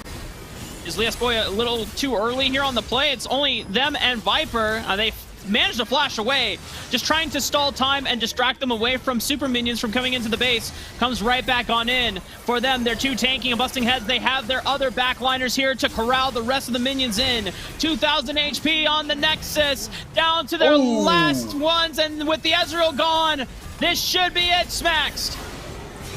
I think it is. I think we have our fourth team in the semifinals for the last chance qualifier for RiftMasters, and that team is none other than Busting Heads. Congratulations to our fourth team advancing to the semifinals for our last chance qualifier, who all are competing to be our fourth team to enter the RiftMasters playoffs next weekend. With that being said, we bid adieu to TF Girls. Shout out to them for having, honestly, a surprisingly impressive base defense and holding out the game past the 20-minute mark.